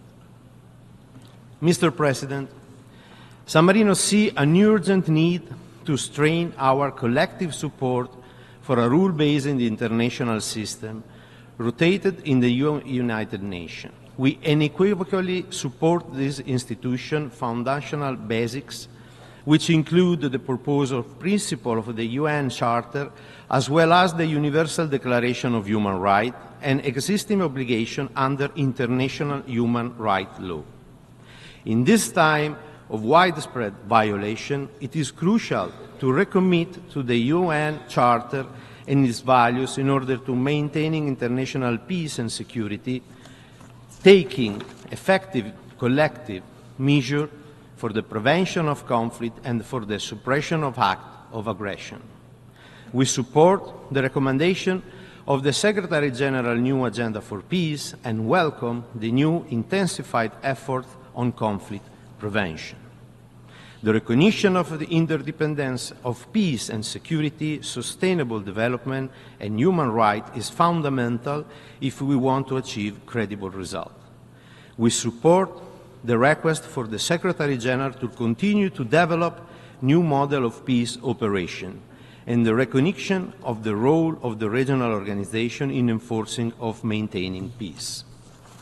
Mr. President, we are facing challenging time with an unprecedented level of violence, mass atrocity, and displacement. San Marino is deeply concerned about the number and the scale of armed conflict across the globe, which cause immense suffering to millions of civilians. The unprecedented rise in global military expenditure is alarming too. We are also very concerned about the upsetting increase of dangerous nuclear rhetoric and by the spectre of nuclear escalation. The Republic of San Marino firmly condemns any use of threat of use of nuclear weapons, considered such threat irresponsible and unjustifiable. Any use of nuclear weapons would have catastrophic and unspeakable consequences for humanity. Unfortunately, today, due to increasing tension, due to deterioration of disarmament architecture, to the use of new emergency technology, including artificial intelligence, and due to the possibility of cyber attack, the risk of nuclear weapon use, either deliberately or by accident, is higher than in any time since the Cold War. We commend the Secretary General of this organization for having emphasized the need to eliminate nuclear weapons as a necessary action in the new Agenda for Peace. San Marino reaffirmed its commitment for a world free of nuclear weapons and attached great importance to the historic Treaty on the Prohibition of Nuclear Weapons, whose ratifications are constantly increasing. Mr. President, the war of aggression against Ukraine brought dramatic consequences for the civilian population, including civilian death, the destruction of vital infrastructure, and massive displacement. We reiterate our resolute condemnation of the Russian Federation aggression against Ukraine and reaffirm our unwavering support for Ukraine's political independence, sovereignty, and territorial integrity within its internationally recognized borders. In the true spirit of multilateral and international cooperation, San Marino took part to the Summit on Peace in Ukraine held in Switzerland last June.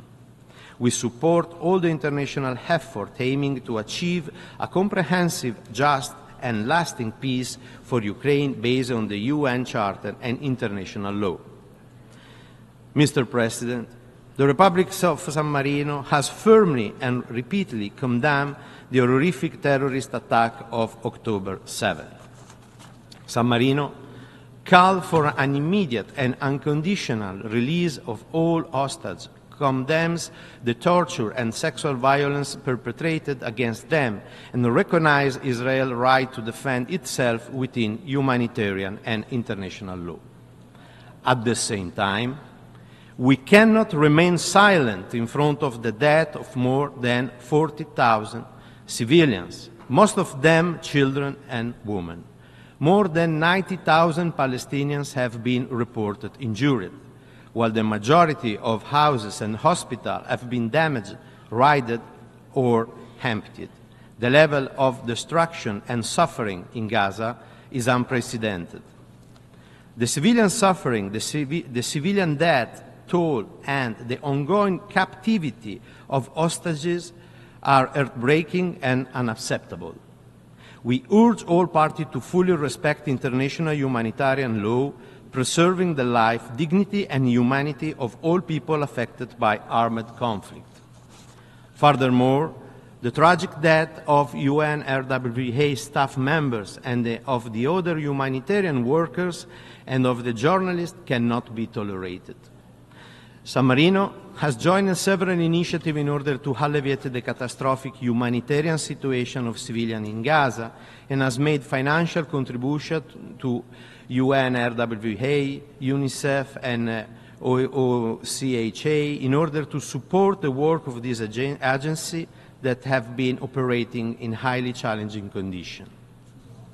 The international community must break this terrible cycle of violence and recommit to a lasting peace, restoring hope and security to Israeli and Palestinians through a renewed peace process. San Marino remained committed to a lasting and sustainable peace based on the two-state solution, in which Israel and Palestine live side by side in peace and security and mutual recognition. San Marino reiterated its call for an immediate ceasefire for a return to dialogue to address the legitimate concern of the State of Israel and the legitimate aspiration of the Palestinian people. A lasting and sustainable peace based on the two-state solution is the only long-term option for peace, and for this reason, we believe that the admission of Palestine to the United Nations as a full member would facilitate the achievement of this solution. San Marino welcomed the resolution adopted in May 2024 at the 10th Emergency Special Session, which upgraded Palestinians' right at the United Nations as an observer state, urging the Security Council to favorably consider its full membership. Mr. President, the spiral of death and devastation has already extended to Lebanon. This represents a threatening escalation of the conflict that is further destabilizing the entire region. We therefore stress the need for restraint. Mr. President, respect for international law and accountability are key factors that play a crucial role in preventing and stopping violation and crime. We reaffirm our commitment to the UN Charter and to the principle of the responsibility to protect, which is essential in the prevention of atrocity crime. We are deeply worried about the disregard and violation of the international law. The Republic of San Marino reaffirms its full commitment to the obligation under human and humanitarian law, such as the Convention on the Prevention and Punishment of Crime of Genocide, the Rome Statute, and the Geneva Convention. San Marino reaffirms its full support to the International Criminal Court, whose work is crucial in the fight against impunity for genocide and crime against humanity. The Republic of San Marino would also like to reiterate its support for initiatives such as the ACT Group Code of Conduct, regarding Security Council action against genocide, war crime, or crime against humanity, and the French and Mexican declaration on voluntary restrained use of the veto by the permanent member of the Security Council. Mr. President, protecting civilians from the devastating impact of war must be our priority. Armed conflict around the globe have dramatically impacted the life of millions of civilians. The protection of civilians' infrastructure is essential to guarantee food security in time of conflict. Food production and distribution, water delivery, sanitation, energy provision, and health care can all be disrupted when infrastructure and tools essential to the survival of civilians are damaged or destroyed. We support Security Council Resolution 2573, which condemns attacks against critical civilian infrastructure indispensable for their survival. San Marino also called on all parties to achieve the implementation of Security Council Resolution 2417, which condemned the use of starvation of civilians as a method of warfare, as well as the unlawful denial of humanitarian access. San Marino is gravely concerned by the scale and scope of grave violation against children presented in the Secretary General annual report. San Marino supports the work of the Special Representative for Children and Armed Conflict and her office, UNICEF, the Department of Peace Operations, and all child protection actors from the UN civil society. Armed conflict continues to devastate children's lives and to compromise their fundamental rights. We are witnessing an increase in attacks on schools and hospitals. This is unacceptable. To strengthen the protection of children in armed conflict, we call all parties to armed conflict to fully comply with their obligation under international humanitarian, human rights and refugee law, and with international norms and standards for the protection of children. Moreover, we call for full accountability for all grave violations through national and international justice mechanisms, such as the International Criminal Court. We also call all member states to ratify the optional protocol to the Convention on the Right of the Child on the involvement of children in armed conflict. We also encourage all parties to support other important tools such as the Paris Principle and Commitment and the Vancouver Principle. Mr. President, San Marino believes it is essential to strengthen the global response to the climate emergency. The existential threat caused by triple planetary crisis of climate change, biodiversity loss, and pollution should give to all of us a sense of urgency and priority in tackling this challenge.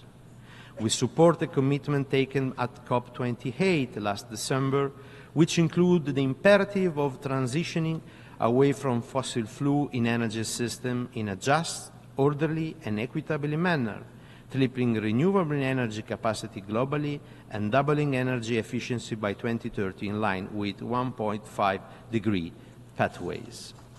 San Marino is fully committed to decarbonizing the global economy by 2050 and to healthy and reversing biodiversity loss by 2030, and recognizing the need to halt pollution, which caused the death of 9 million people annually.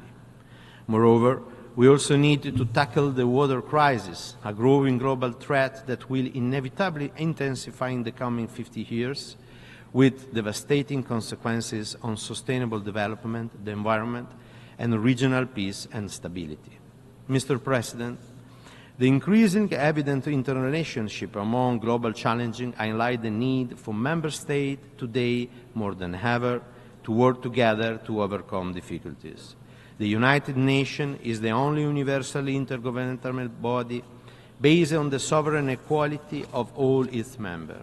Its unique role as the center for setting goals, harmonizing action, and sharing experience to achieve the common ends, such as peace and security, sustainable development, human rights, and the rule of law transcend any or one nation state and serve the collective interest for all nations and people.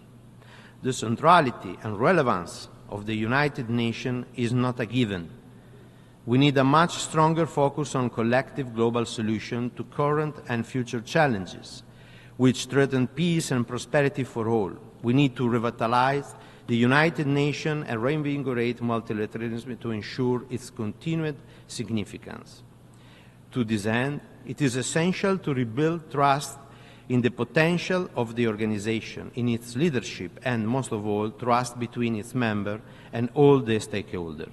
Moreover, the global governance must become more inclusive and accountable for the effective by providing more space for the participation of civil society and private sector.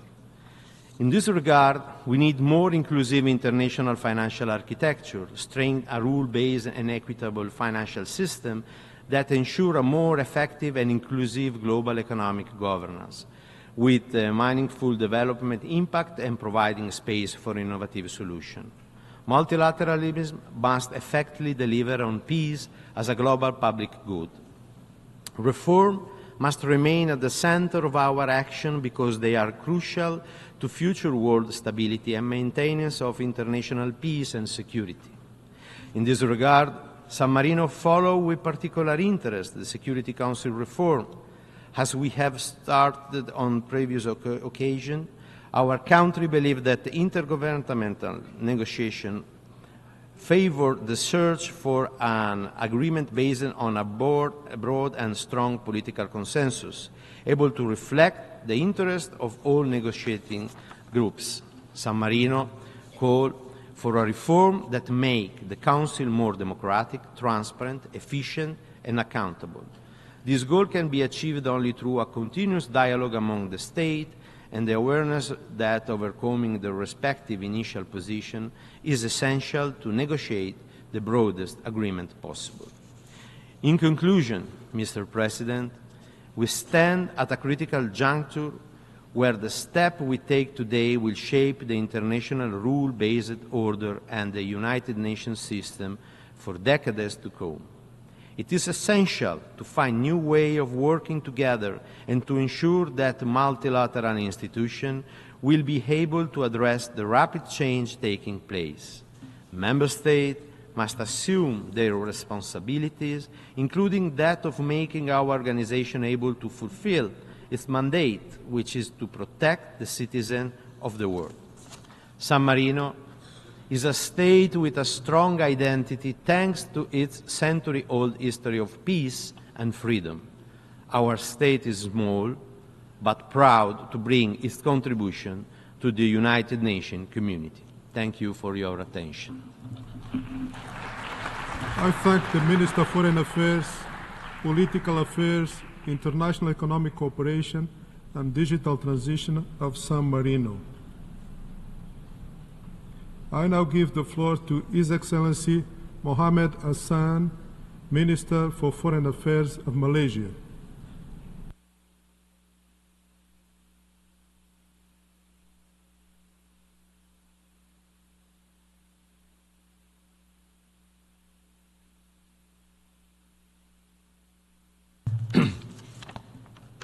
Bismillahirrahmanirrahim. Excellency, Mr. President, thank you for this opportunity to address the 79th session of General Assembly. Representing Malaysia, I stand before you today, Mr. President, reiterating our commitment to peace in line with the values enshrined in our esteemed charter. 79 years it has been since the founding of the United Nations. From the dust, the Second World War, we emerged, many of us as new nation states, with a shared goal to build a safer world. Yet, for many of us, it is not a safer world than it was 79 years ago. For many, it has only become a deadlier world. It has become a world in which war can be waged remotely and with impunity, a world in which a drone strike can fatally interrupt a lesson at school, a surgery in a hospital, or a convoy delivery humanitarian aid. We have lost, Mr. President, we have lost again these practices, yet our call for peace are repeatedly ignored and vetoed away. In other words, it is a world in which the mighty continue to silence the meek with far greater weapons than before. Nowhere does this ring truer, of course, than in Gaza. We stand at a critical juncture in world history on the failure of global governance to address the genocide of Palestinians. And it has echoed across the world on the abysmal response by world leaders to end these horrendous crimes. Yet, there are also many of us who have pursued justice for the people of Gaza. For almost 1 year now, we have raised our voices in protest and sought to establish a ceasefire. Again and again, our voices have been shut down in the Security Council through the power of veto. It is clear the mechanisms of Security Council have been abused to enable mass atrocities. Our failure to establish a ceasefire is no longer justifiable. We have run out of excuses, Mr. President. It is time to address the problem. The veto should not be exercised at will. There must be an exception in cases of crimes against humanity and attacks of civilian infrastructure. We must commit ourselves towards reform United Nations. Justice begins with ending impunity and ensuring accountability. For this to be realized, the undemocratic veto must be limited or abolished altogether. The humiliating paralysis of Security Council must be corrected through the empowerment of this General Assembly, where the voices of the majority prevail. Understand this, our willingness to reform is a matter of life and death of countless innocent people. There are children dying between missile strike and between the words that we speak today. Mr. President, the theme of this General Assembly session is leaving no one behind. In the spirit of this effort, it fills us with hope to see the state of Palestine seated among us today.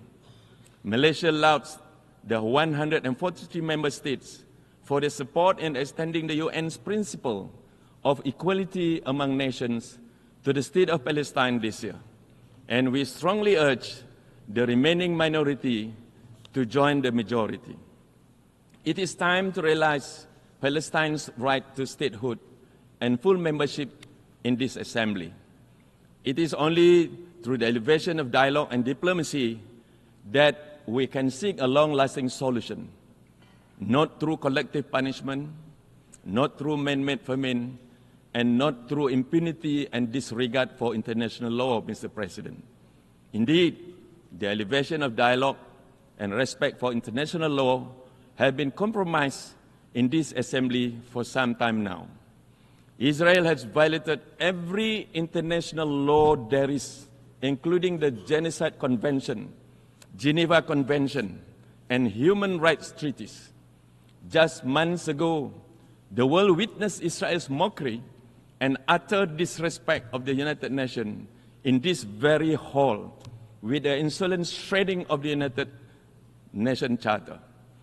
Israel's actions with each passing day raise our doubt as to whether it actually believes in the UN system or values its membership in this organization. Its illegal occupation has entrenched a system of apartheid and discrimination against Palestinians. The Israel regime has itself declared its intent to wipe out an entire population. This is, Mr. President, without question, a genocide. The United Nations must not remain idle. We must urgently utilize the existing processes founded by the General Assembly, along with mechanisms developed by Human Rights Council. Malaysia calls on the international community to reinstitute the United Nations Special Committee Against Apartheid Furthermore, Malaysia's demand that the Security Council invoke the powers under Chapter 7 of UN Charter and impose an immediate arms embargo against Israel. Therefore, Mr. President, our task is threefold. Number one, we must limit or abolish the veto. Number two, we must continue to empower the voices of the oppressed within this General Assembly. And thirdly, we must halt the flow of weapons to rogue states who have proven 100 times over their willingness to commit crimes against humanity. Although the powerful few may behave as though might is right, let there be no question that in the United Nations, the voice of majority will not go ignored. Indeed, we must empower smaller countries to meet the challenges of our time. The international landscape is in flux, Mr. President. Superpower rivalries, global economic uncertainties, climate change, unequal development, and the many misfortunes that come with it. Countries situated in Southeast Asia are no exempt from these worries. Yet, through the decades, we have not only endured, but overcome many of our shared hurdles together. We have achieved this together, the ASEAN way. Through ASEAN, we have propelled ourselves to get forward within the international architecture by bolstering peace, security, economy, and regional identity. Yet, the years ahead will profoundly test us. ASEAN resilience, ASEAN shared norms and identity, and ASEAN processes and mechanisms. Malaysia stands ready to assume the chairmanship of ASEAN in 2025, and we are fully cognizant of reasserting ASEAN in the driver's seat of the Asia-Pacific region. Our chairmanship will focus on the region's drive for future readiness. We will emphasize reinforcement of global aspirations, inclusive and people-driven policies, and future-oriented mechanisms. We will aim to fortify ASEAN centrality amid the emergence of multilateral pacts affecting the region. This is a key step to prevent the region from becoming entrapped in unnecessary geopolitical rivalry or possible escalation. Mr. President, ASEAN centrality must also involve managing the most critical issues of the South China Sea. This body of water, rich in resources and carrying the vital shipping line, has become a flashpoint of rising geopolitical tensions. Escalation of rhetoric is a dangerous path to follow. We must not allow the situation to become dominated by growing distrust. This benefits no one. It only further undermines security and destabilizes global trade. We must collectively pursue a different vision of South China Sea, a future in which this region is a zone of peace, stability, and cooperation. We must adopt a collaborative approach embedded in diplomacy and dialogue. Thus, I call upon all countries to abide by the UNCLOS in the conduct of maritime governance. We must prioritize peaceful coexistence. This is also one of the many reasons the member states must continue to work together with regards to Myanmar. We will push for stronger humanitarian assistance and adherence to the ASEAN 5-point consensus to seek solutions. We will do it as one. The diversity of our region, far from being an obstacle, is symbolic of our power to build bridges. It goes without saying, Mr. President, that our stewardship of ASEAN will therefore emphasize continuous dialogue with our partners, as well as the adaptability needed to engage with different challenges and stakeholders. Malaysia will strive to realize our common desire and collective will to live in a region of lasting peace, security and stability, sustain economic growth, social progress, and ultimately shared prosperity. Yes, shared prosperity, Mr. President. This is the ghost of geopolitics, Mr. President, often spoken but never seen. Mr. President, the countries of the Global South have continued to be marginalized and remain underrepresented on many fronts. Global socio-economic development, climate mitigation efforts, education, health, and infrastructure development. International mechanisms fail to adapt to current realities, often isolating and penalizing developing countries, placing the burden of environment guilt onto them while disregarding our very real needs. The lack of infrastructure, technology, and resources has prevented developing countries from fully engaging in international systems and aspirations. One of the primary challenges, Mr. President, is equitable access to financing for development.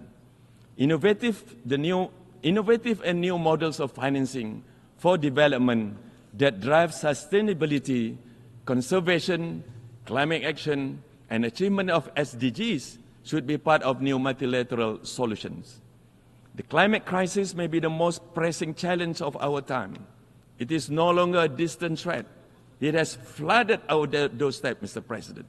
It transcends borders by disrupting economies and displacing entire communities. The scientific data has spoken. We are witnessing unprecedented level of warming, extreme weather, and devastating impacts of rising sea levels. National efforts alone will not suffice. The climate crisis requires global solution in the form of climate financing, technology transfer, and capacity building. We must continue to push for a just and equitable approach, the meeting of the development needs of the Global South. At the same time, Malaysia advocates the importance of Global South unity. We have a broader vision of promoting peace, development, and stable multipolar order through the empowerment of the voices of the South. The countries of the Global South hold massive potential to further the pursuit of peace and justice around the world, through solidarity among developing nations and through mutual support and understanding. This is fundamental to ensure fair and equitable progress for all. The Global South demands your attention, Mr. Chairman. We must not leave anyone behind. Unfortunately, global trends are pointing at the opposite direction. Around the world, we are witnessing an upsurge in hate speech and violence toward minorities. The past few years have been shadowed by the rise of Islamophobia in particular. We are appalled by the alarming trend of hatred, intolerance, and acts of violence against Muslims. This cannot continue, Mr. President. In the era of globalization, there is room for everyone to coexist. And it is our job, under the banner of a united world, to ensure that peace will prevail. We must take action now. Malaysia urged for the prompt appointment of the UN Special Envoy to combat Islamophobia. We stand ready to support any efforts undertaken by the UN towards nurturing dialogue between communities that will promote worldwide acceptance and understanding. While Islamophobia is a threat to Muslims, broader issues of hatred against the followers of any religion will undermine the universal values of justice and peace that we all vowed to protect. Mr. President, we stand on the eve of the 80 years of United Nations. We have achieved wonders together. Ours is a story of the modern successes of humankind. Together, we have delivered food to the starving. We have eradicated diseases. We took decisive actions against apartheid and in the 20th century, and we must do it again now. Let our commitment to justice never fail, no matter how formidable the task. Let there be no doubt the question of Gaza is a direct test of the capability of the United Nations. Let this 76-year-old issue not age into a century of our failure to uphold justice. We strongly call for an end to the occupation and for the Israel regime to comply with the decision of the International Court of Justice. Mr. President, let our dreams of free Palestinians live beyond today and beyond the words that we have said. Thank you very much, Mr. President. I thank the Minister of Foreign Affairs of Malaysia. I now give the floor to His Excellency Badr Ahmed Mohamed Abdelati, Minister of Foreign Affairs, Immigration, and Egyptian expatriates of Egypt.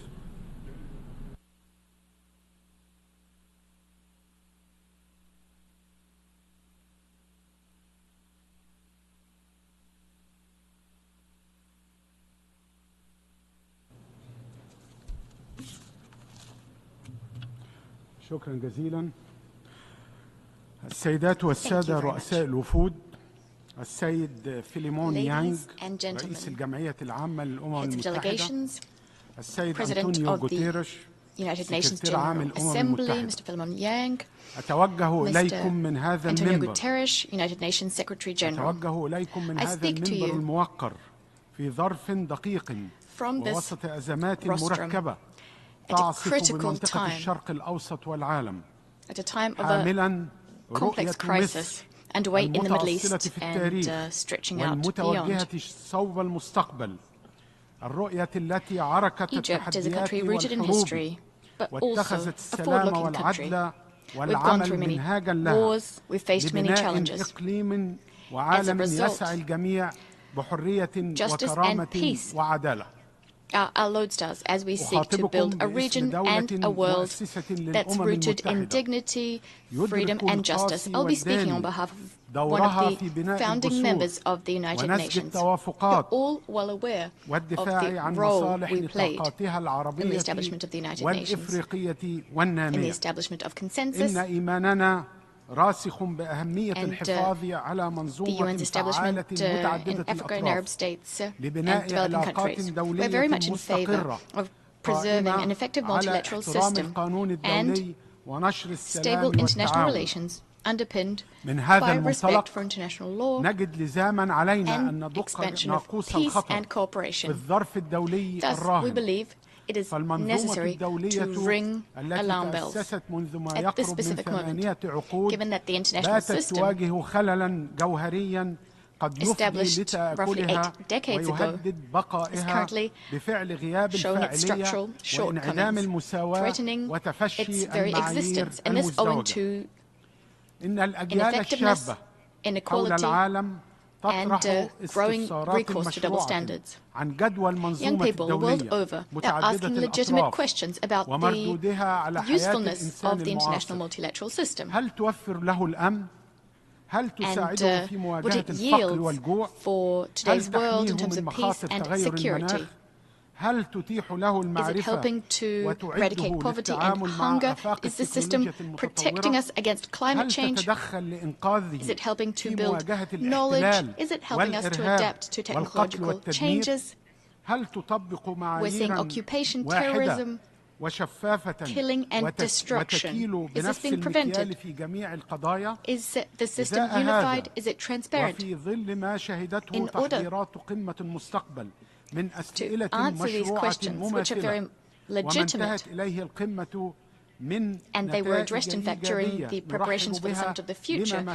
In fact, one of the outcomes of the Summit of the Future is very positive. It was a positive step towards revitalizing and rendering more effective the international multilateral system with the United Nations at its heart. If I may, I'd like to sketch out our vision for restoring trust and credibility and combating double standards. A vision which can help us to renew our multilateral system and bolster its capacity for building a brighter future for our people. It's underpinned by 5 key principles. First of all, we must recognize that there is no alternative to the multilateral system. Global challenges are interdependent. They know no borders. They go beyond the capacity of any one state or any group of states to address them. Thus, it's necessary to recognize that the integrity of the United Nations, underpinned by its legitimacy and its very existence, all of this is at stake. Israel's brutal aggression against Gaza, underway for almost a year now, as well as the current attack on the West Bank, are shameful. They place shame on the international community and its institutions, which are unable to do the bare minimum to put an end to this aggression. The international community took months to start asking for an end to this brutal aggression. We staunchly condemn the Israeli escalation. It's dangerous and it knows no limits. It is pushing the region to the brink of the abyss. We categorically reject and strongly condemn Israel's current aggression vis-à-vis Lebanon. This is a flagrant violation of Lebanon's sovereignty, its territorial integrity, its unity, and its political independence. Our overarching priority, as things stand, is to put an end to the bloodshed, immediately, without any conditions, and permanently. We're strongly opposed to any attempts to resolve the Palestinian issue through forced displacement or population transfer. We attach particular importance to the unconditional and immediate delivery of medical and humanitarian assistance to civilians who are not bearing weapons in Gaza. Egypt has undertaken substantive mediation efforts together with our friends Qatar and the United States. Unfortunately, these efforts were thwarted by Israel over the course of several months. We'd like to reiterate that the establishment of an independent Palestinian state based on 4th June 1967 borders with East Jerusalem as its capital is the only way to achieve a comprehensive and just solution, restoring stability to the region and to the entire world. Because this issue is of utmost importance. It lies at the very heart of the conflict in the region. I cannot but commend the Secretary General for his very courageous stance, which shows that he's shouldering his responsibility. I'd also like to extend our gratitude to all UN leaders and UN agencies, specifically UNRWA. We extend our condolences to the families of those martyred UNRWA personnel who fell during their duties and others who fell owing to the Israeli occupation. We want to put an end to the war machine, to put an end to the destruction, which is in violation of international law.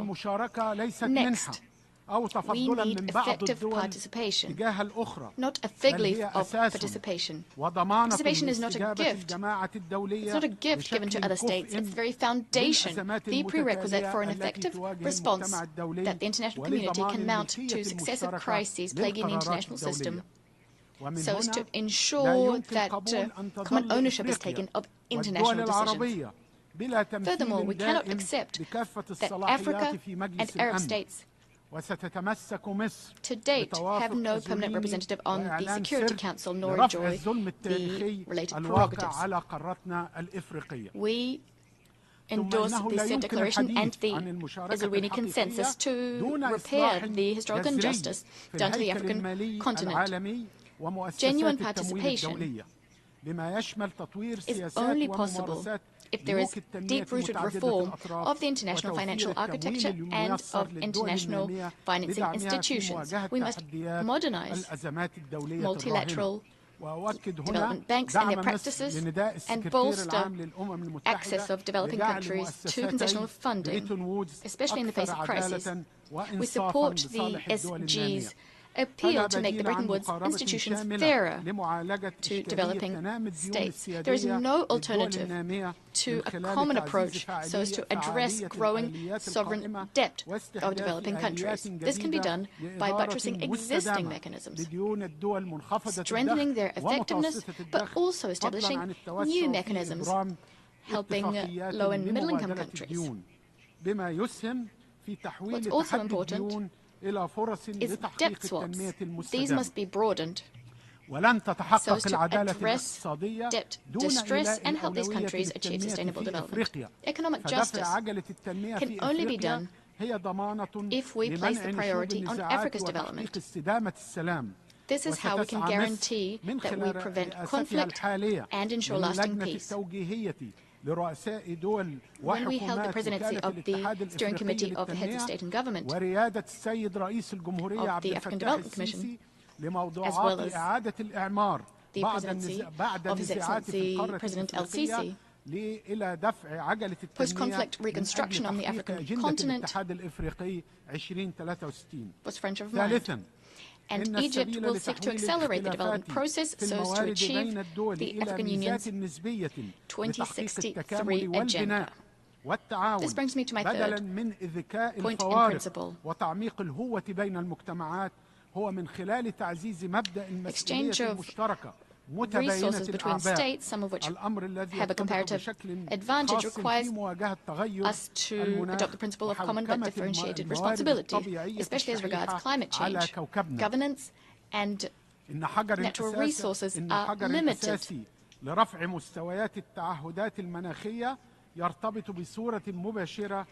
Mounting climate challenges is clearly linked to, and our ability to solve it is clearly linked to the types and amounts of financial assistance that's provided, as well as the technologies that are made available for climate challenges to be tackled at the national level. National ownership of climate projects is a guarantee that we align domestic priorities with the Sustainable Development Goals with due regard for the environmental, economic and social dimensions, ensuring that the transformation, the green transition, is equitable and does not scupper our efforts to eradicate poverty. This was our priority at COP27 in Sharm el-Sheikh. Our compass, our North Star, as we seek to achieve effective and practical solutions, is the agreement on the loss and damage mechanism, which aims to help developing countries which are hardest hit by climate change. Fourth, the principle of participation and shared responsibility goes hand in hand with a rejection of unilateralism in the management of global resources and the settlement of disputes that stem from these resources. For instance, transboundary water courses is a case in point. There's a global water crisis that's affecting Egypt.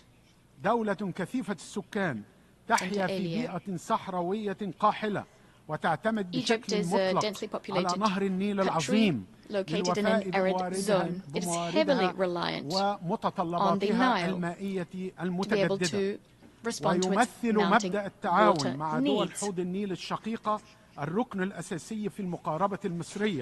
The principle of cooperation with the Nile Basin brother countries encapsulates Egypt's approach to better management of our common resources with a view to securing our interests in keeping with international law and ensuring equitable and sustainable use of resources without any consequences for the downstream countries. We will continue to work so as to attract foreign investment for development projects in keeping with the various rules, including in the Nile Basin. Despite our genuine efforts, Ethiopia has been insisting stubbornly, misportraying the facts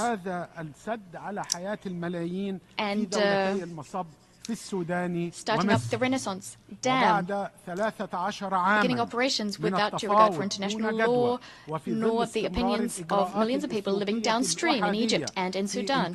Following 13 years of vain negotiations, Ethiopia took a unilateral decision in blatant violation of international law.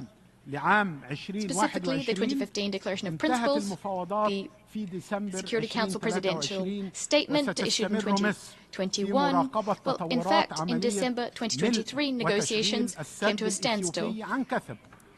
Egypt will continue to monitor the commissioning of this dam, the filling of this dam. We will be following this very closely. We will keep the Charter in mind and will take all necessary measures so as to secure the interests of our people and our very existence. Egypt will not tolerate any existential threats. Those who do not recognize this are mistaken. Moving on. The world needs the United Nations to address emerging challenges, such as challenges in the digital sphere, cybercrime, cybersecurity, artificial intelligence. These new challenges shouldn't detract from our key purposes, that is collective security. This is absolutely vital. This is the very raison d'etre of the organization, the maintenance of international peace and security. The collective security system, including the disarmament and non-proliferation system, has been weakened. Direct or tacit threats of use of nuclear weapons is no longer a chimera. It's a direct threat. We've seen this in the war in the Gaza Strip. We're seeing this day in, day out. As states possessing nuclear weapons are modernizing their arsenals and indirectly threatening the use of nuclear weapons without any genuine, serious efforts being made to create a world free of nuclear weapons or areas free of nuclear weapons or other WMDs and acceding to the NPT. And this despite the NPT review conference's conclusions, specifically the 1995 decision on the Middle East. We live in a region that's particularly hard hit by the imbalance in the collective security system. This is something that's drawn everyone's attention, and we regret this. That is the increase in Security Council resolutions establishing peacekeeping operations. And this despite the fact that the Security Council is unable to stop this scourge that is conflicts, this disease, nor can it treat the symptoms. And for that reason, the Secretary General, Antonio Guterres, has described the United Nations as an organization babysitting these conflicts.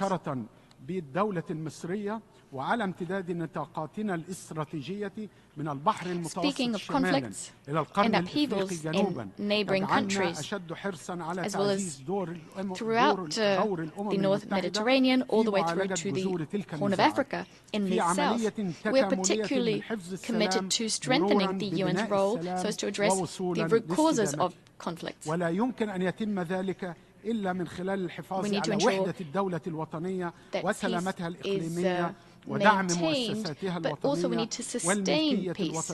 This requires states to respect the unity and territorial integrity of other states. We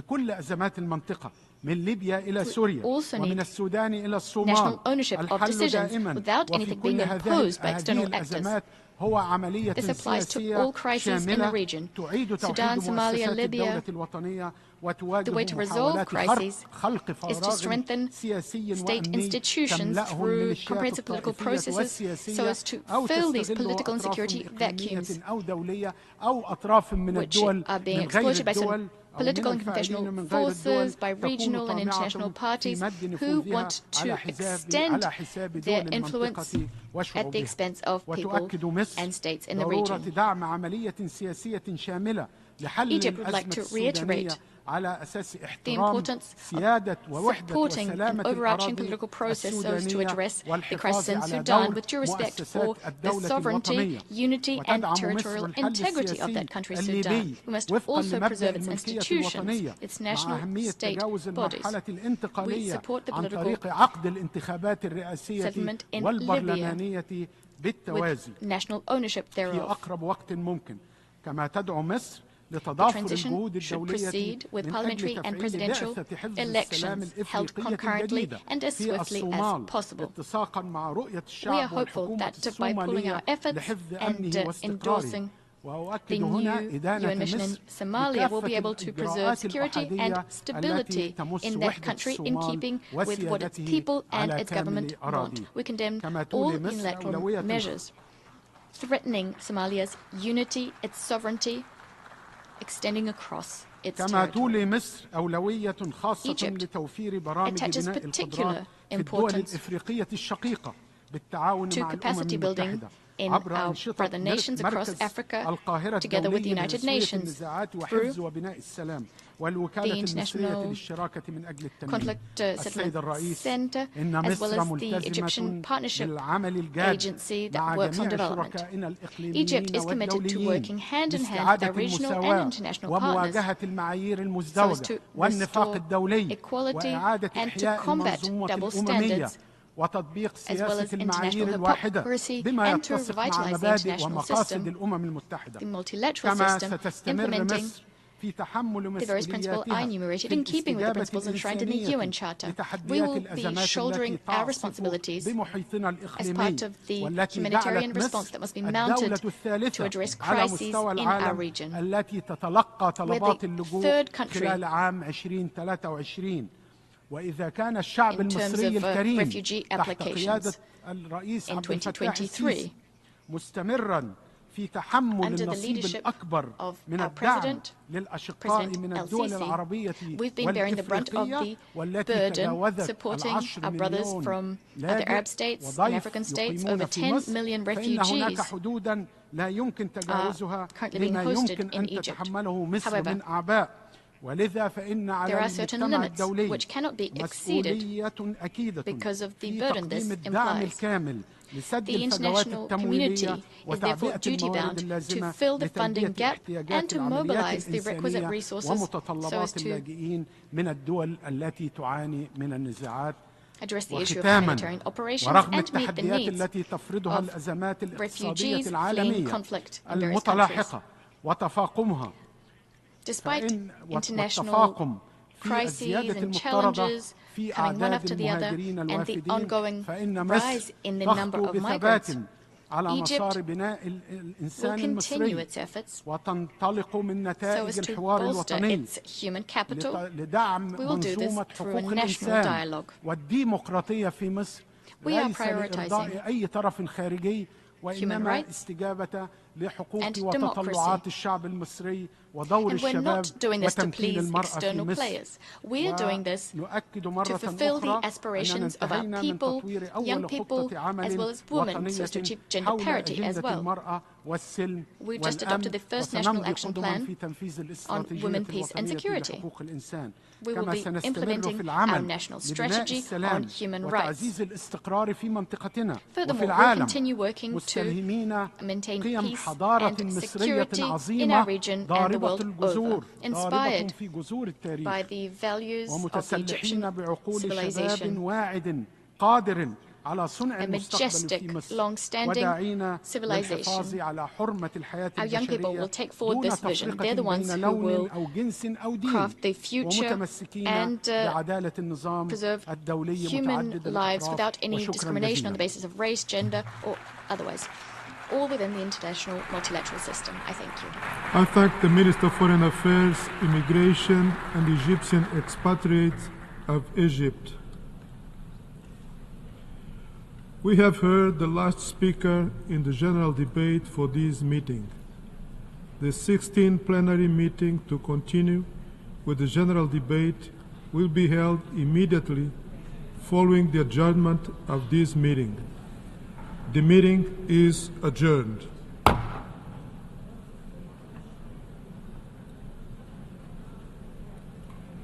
The 16th plenary meeting of the General Assembly is called to order.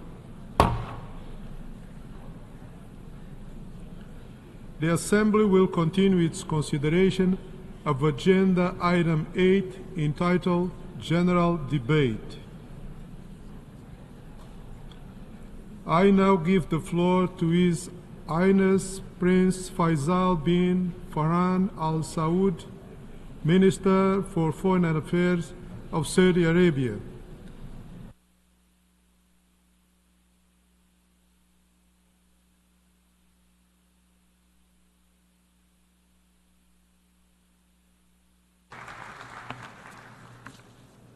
بسم الله الرحمن الرحيم. In the name of God, the Merciful, the Compassionate, President of the United Nations General Assembly, ladies and gentlemen, may the peace of God and blessing of God be upon you. Please allow me to congratulate, first of all, His Excellency Mr. Philemon Yang upon his election to head up the 79th session of the UN General Assembly. We also congratulate Mr. Dennis Francis for the efforts that he made during the previous session. I also wish to seize this opportunity to thank the United Nations Secretary General, Mr. Antonio Guterres, for the tireless efforts that he's making in order to achieve the goals and aspirations of the UN Charter.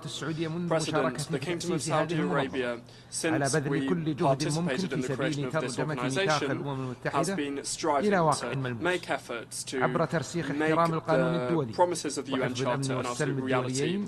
Establishing respect for international law, achieving international peace and security, and supporting channels for international multilateral actions in many different areas.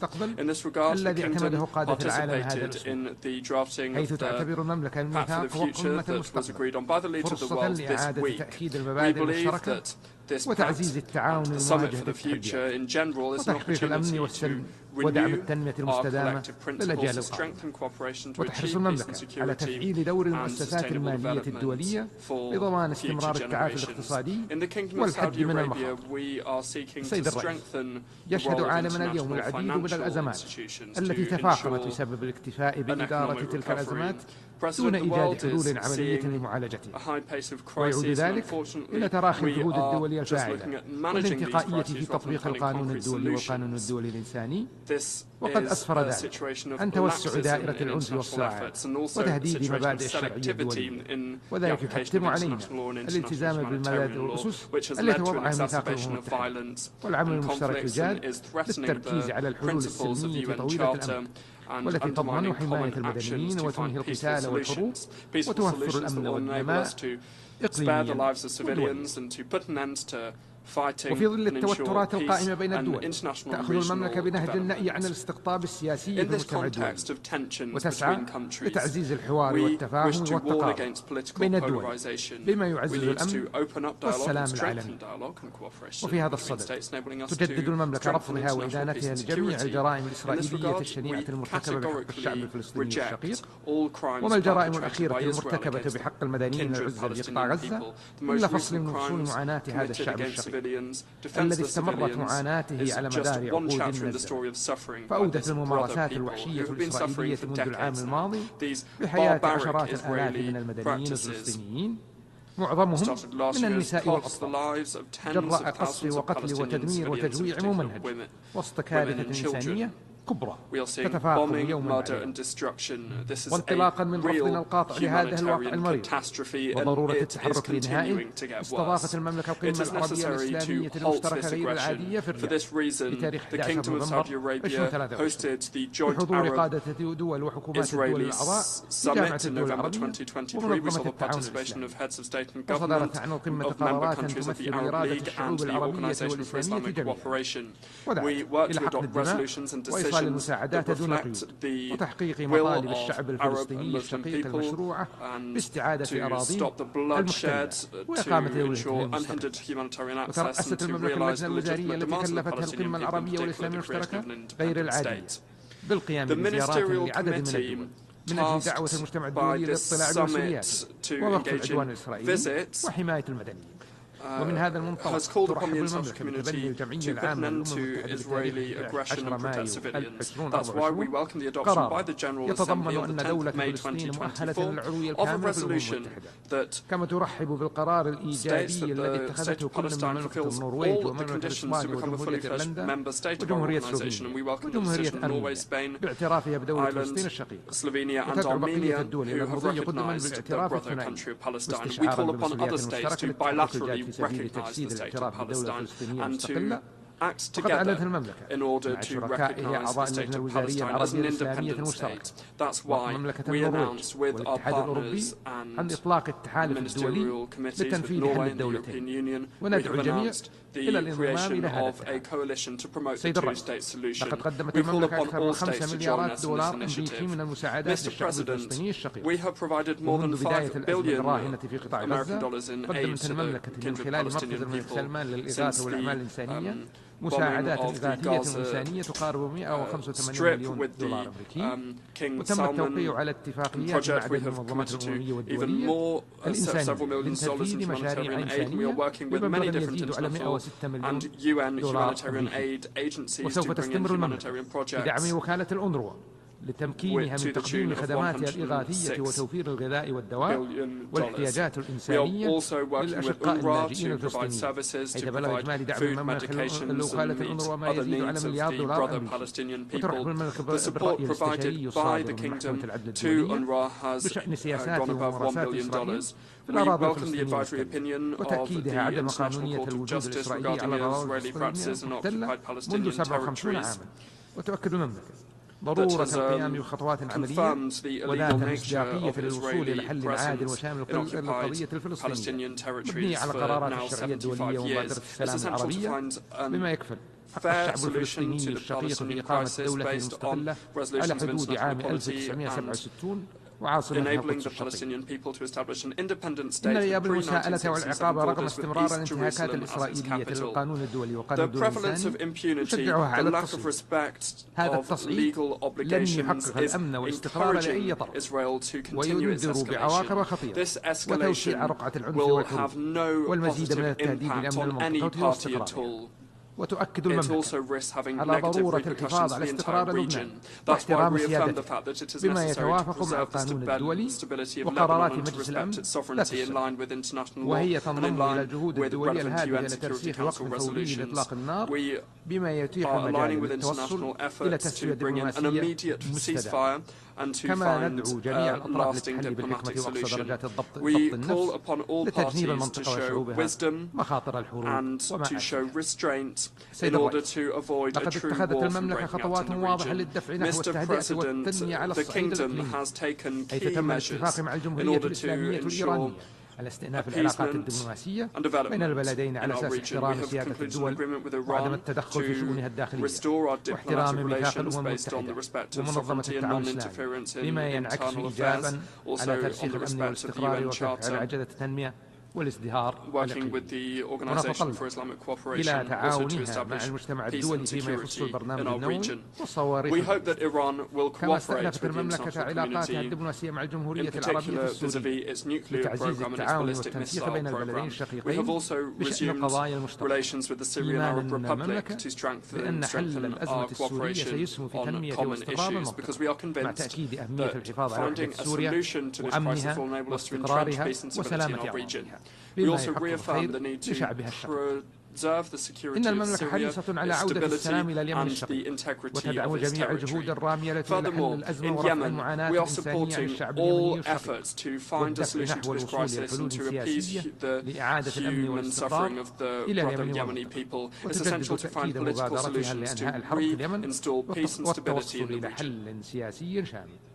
We reiterate our initiative that seeks to find a just and lasting solution. When it comes to the situation in the Red Sea, This is a situation that is undermining security of shipping routes, and in response to that we need to show a sense of wisdom and support international efforts to establish peace and stability in that area.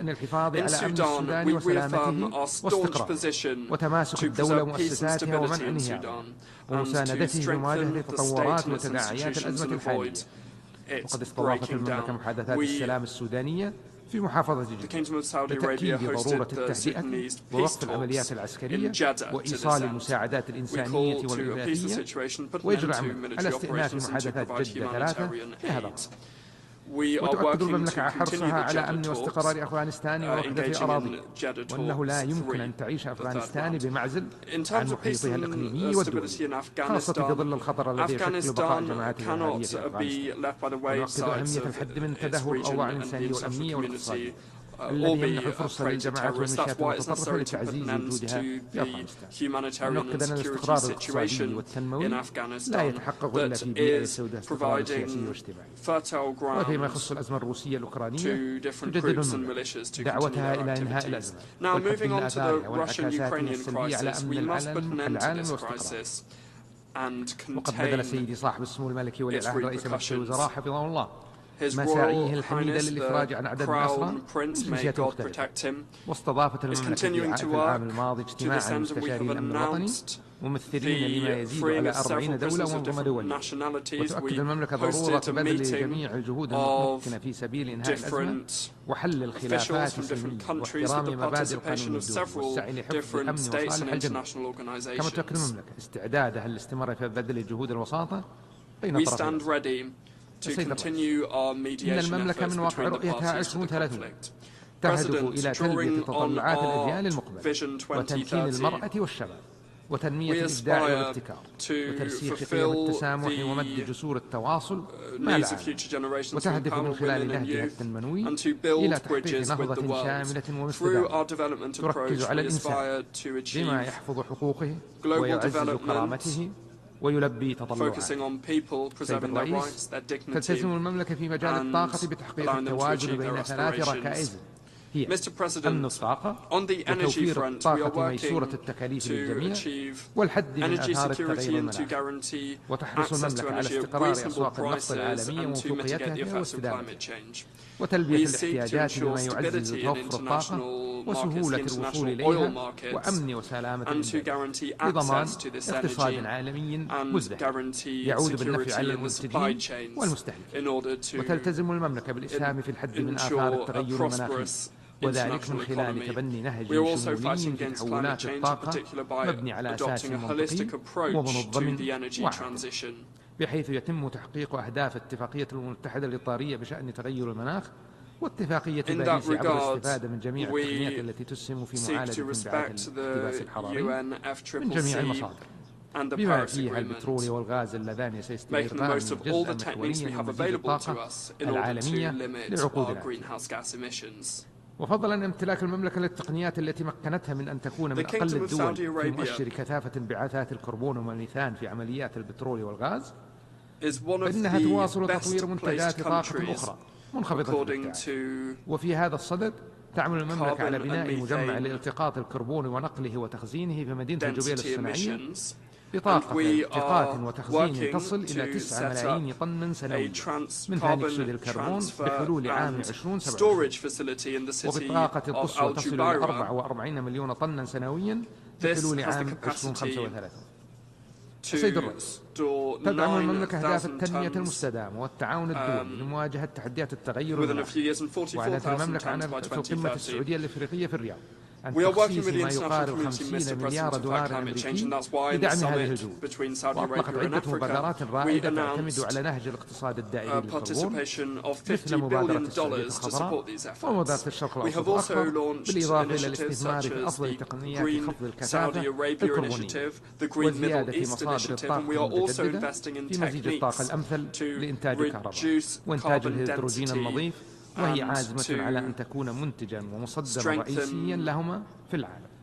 كما تدعم المملكة مشاريع متعددة تهتم بترشيد الاستهلاك ورفع كفاءة الطاقة والمحافظة على الحياة الفطرية واستدامة الثروة المائية والحياة البحرية. optimize the consumption of energy, ومن هذا المنطلق استضافت المملكة اليوم العالمي للبيئة عام 2024 التابع لبرنامج الأمم المتحدة للبيئة، وسوف تستضيف مؤتمر الأطراف لاتفاقية الأمم المتحدة لمكافحة التصحر كوب 16 نهاية هذا العام، لتؤكد التزامها بحماية البيئة ومقاومة ومكافحة الجفاف والتصحر. وتسلمت المملكة ملف استضافة المنتدى العالمي ال11 للمياه 2027. وفي هذا الصدد أشير إلى إعلان سيدي صاحب السمو الملكي ولي عهد رئيس مجلس الوزراء حفظه الله عن تأسيس المنظمة العالمية للمياه في سبتمبر من العام الماضي، التي تهدف إلى تطوير وتكامل جهود الدول والمنظمات لمعالجة تحديات المياه بشكل شمولي. السيد الرئيس، إن المملكة حريصة على العمل نحو الوصول إلى عالم خالي من الأسلحة النووية وشرق أوسط مستقر.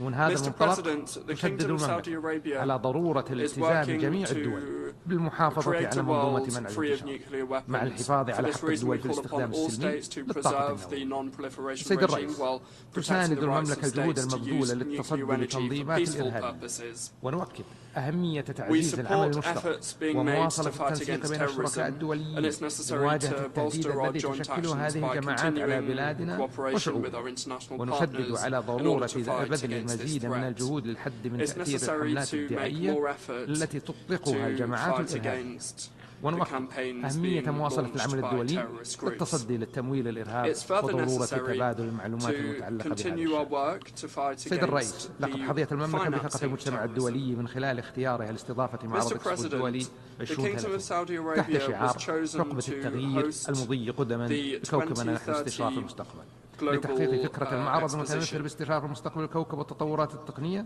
المفيدة مع التركيز على أهداف التنمية المستدامة. ويمثل المعرض فرصة لتعزيز العمل في المشاريع ذات التأثير العالمي والتعاون لإيجاد حلول عالمية من خلال الابتكار والاستدامة والشمولية التزاما منا تجاه البلدان النامية.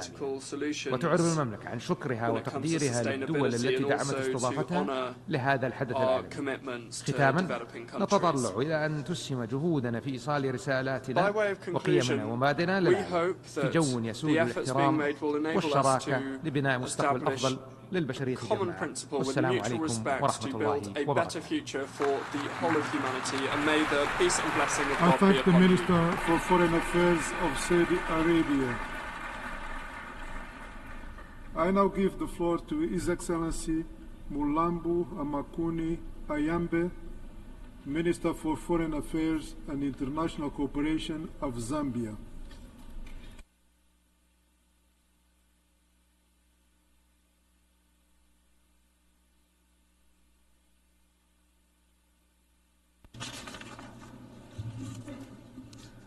Your Excellency, Philemon Yang, President of the 79th session of the United Nations General Assembly, the Secretary General of the United Nations, Antonio Guterres, distinguished heads of state and government, honorable ministers, heads of intergovernmental organizations, excellencies, ladies and gentlemen. I congratulate you, Your Excellency, on assumption of the presidency of the 79th session of the United Nations General Assembly and assure you of Zambia's cooperation during your tenure. We extend Zambia's sincere gratitude to His Excellency, Mr. Dennis Francis, for the exemplary work exhibited during the 78th session. Mr. President, the theme for this session, quote, leaving no one behind, acting together for the advancement of peace, sustainable development, and human dignity for present and future generations, close quote, presents an opportunity for us to re-examine our priorities, redefine our mission, and sharpen our vision as we approach the 80th anniversary of the United Nations.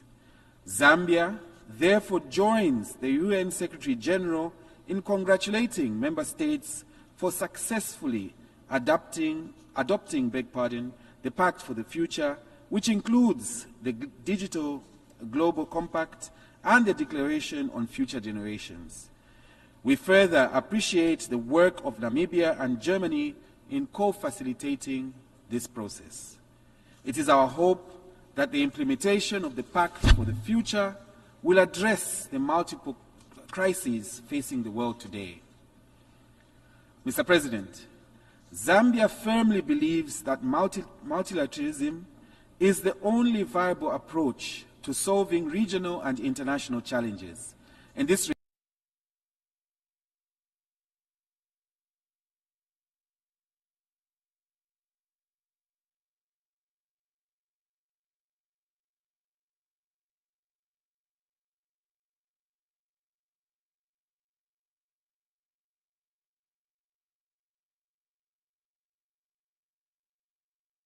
peace is increasingly threatened by the growing and sustained geopolitical tensions. As member states that share the ideals upon which the United Nations was founded, we must resolve to correct this course and uphold the principles enshrined in the UN Charter. The impact of conflict in some parts of the world has been felt across Africa through disruption, soaring prices of key commodities such as energy and other inputs of trade and production, resulting in increased cost of living. Zambia, like many other developing countries which are predominantly import-dependent, has not been spared. It is therefore crucial that we address the root causes and structural drivers of conflict and promote peace-building efforts. We call for all warring parties to exercise restraint and flexibility for the sake of millions of civilians who are casualties of war and conflict. This call is particularly relevant for the raging conflict in the Sudan, the Middle East, and Ukraine. Mr. President, at regional level, Zambia held the chairmanship of the Southern Africa Development Community, SADC, organ on politics, defense, and security cooperation for the period August 2023 to August 2024, and therefore played a crucial role in the region in that capacity. Overall, the security and political situation in the region remains stable. However, there are still pockets of security challenges in some of our member states, such as the situation in the eastern parts of the Democratic Republic of Congo, the DRC, and in the Cabo Delgado province in Mozambique, which SADC remains seized with. We implore the international community to support the various peace-building efforts in the DRC. We further call for support to the government of Mozambique in order to ensure that the exit of the SADC mission in Mozambique does not result in reversal of the gains made by that mission. Furthermore, Zambia recognizes the efforts of His Excellency Mr. João Manuel Lourenço, President of the Republic of Angola, as the African Union mediator in the facilitation of the Rwanda process aimed at restoring peace and security in the Eastern DRC, as well as the Nairobi process that equally aims at fostering peace in that country.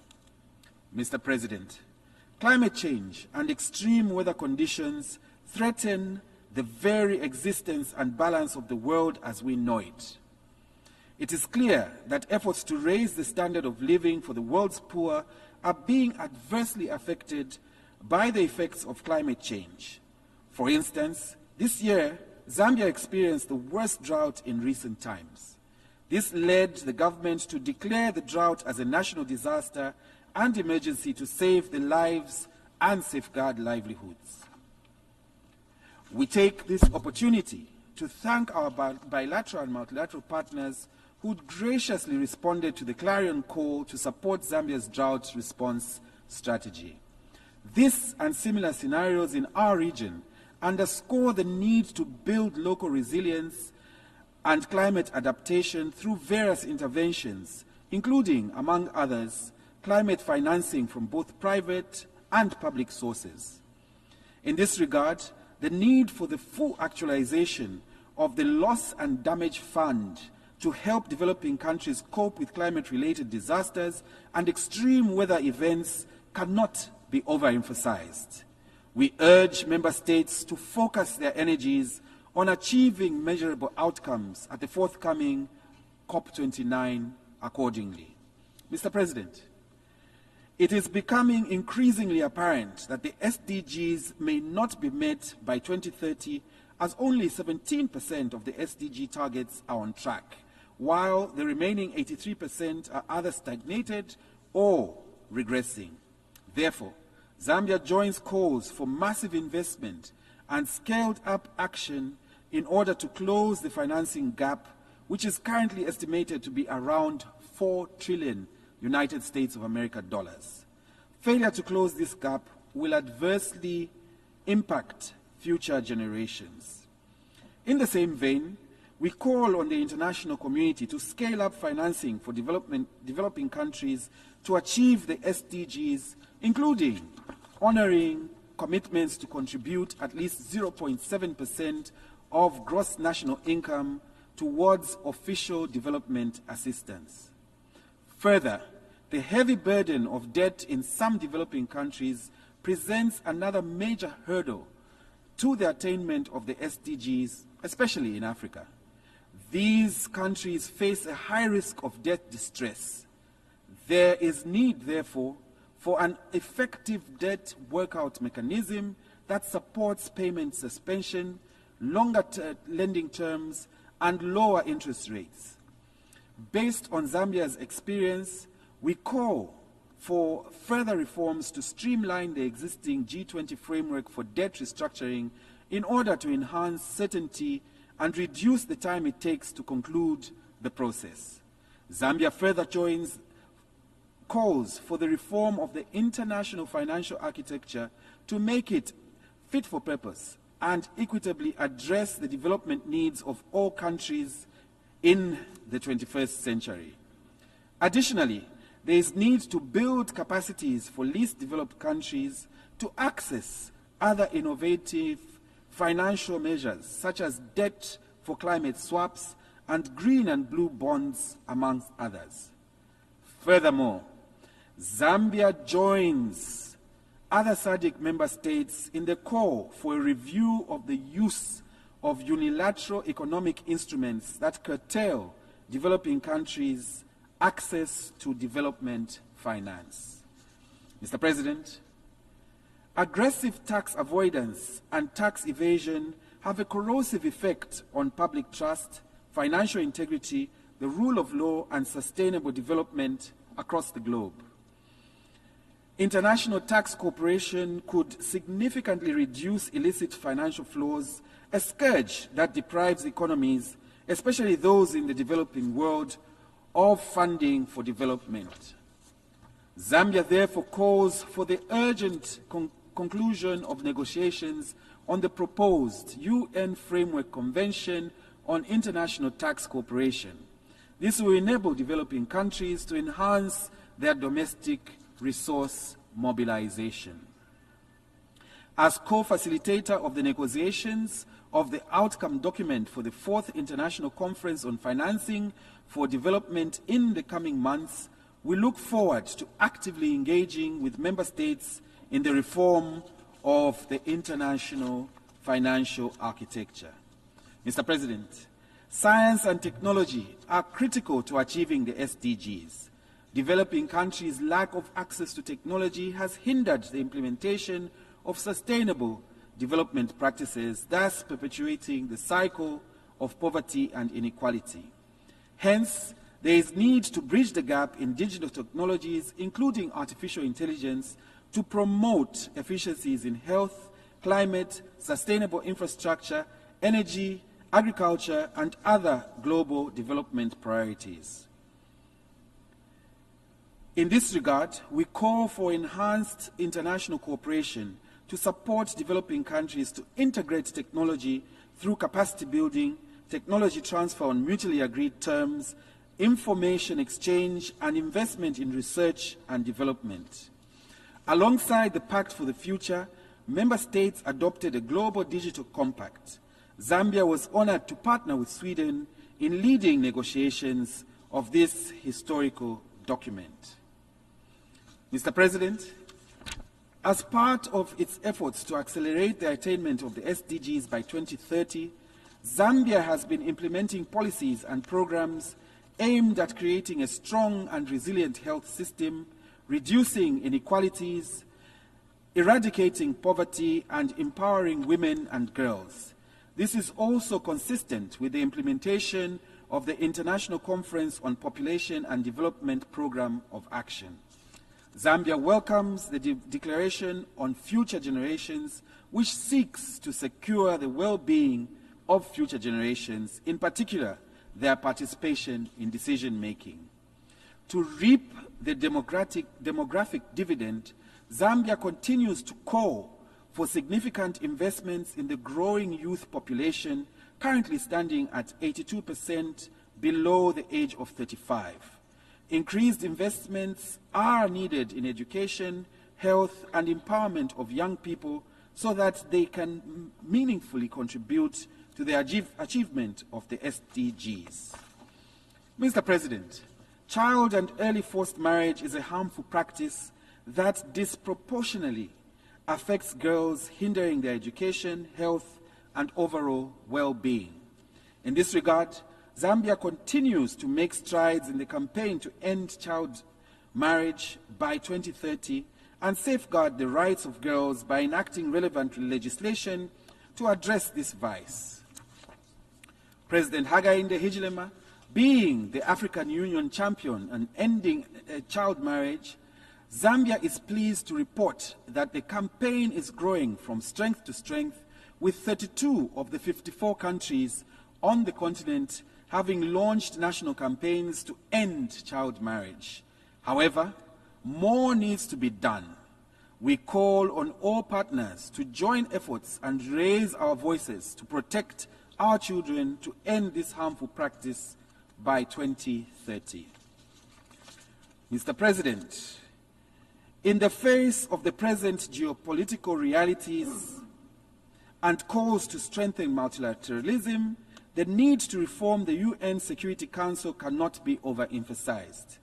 Reforms are necessary to make the Security Council better equipped and strengthened in its capacity to discharge its responsibilities of monitoring and safeguarding international peace and security.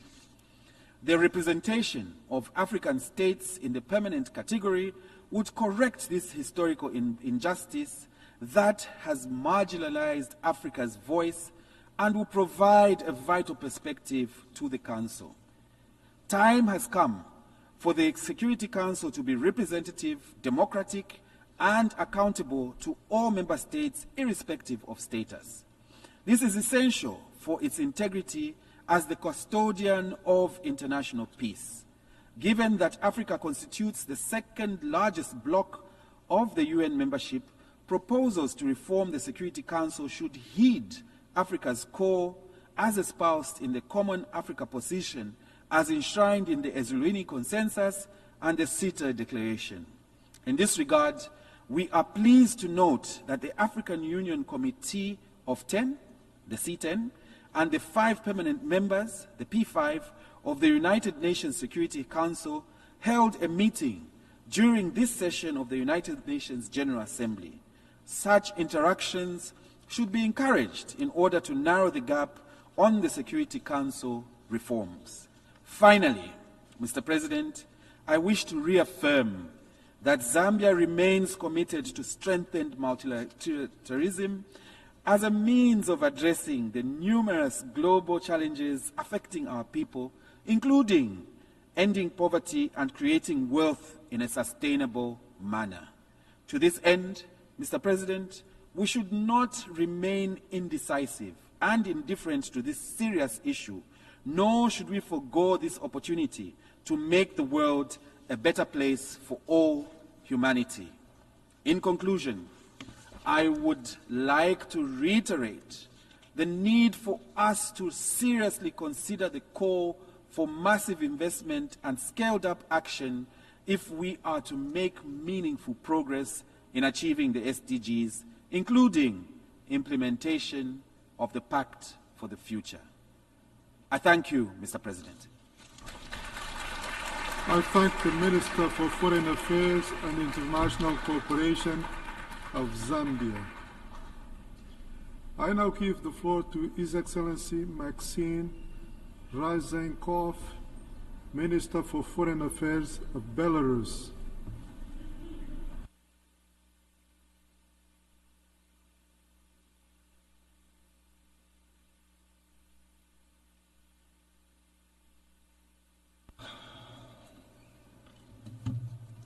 Господин председатель, Mr. уважаемые делегаты, коллеги, вот уже 79 лет наши страны встречаются в этом зале, чтобы донести свою правду, обменяться лучшими практиками, поддержать важные инициативы.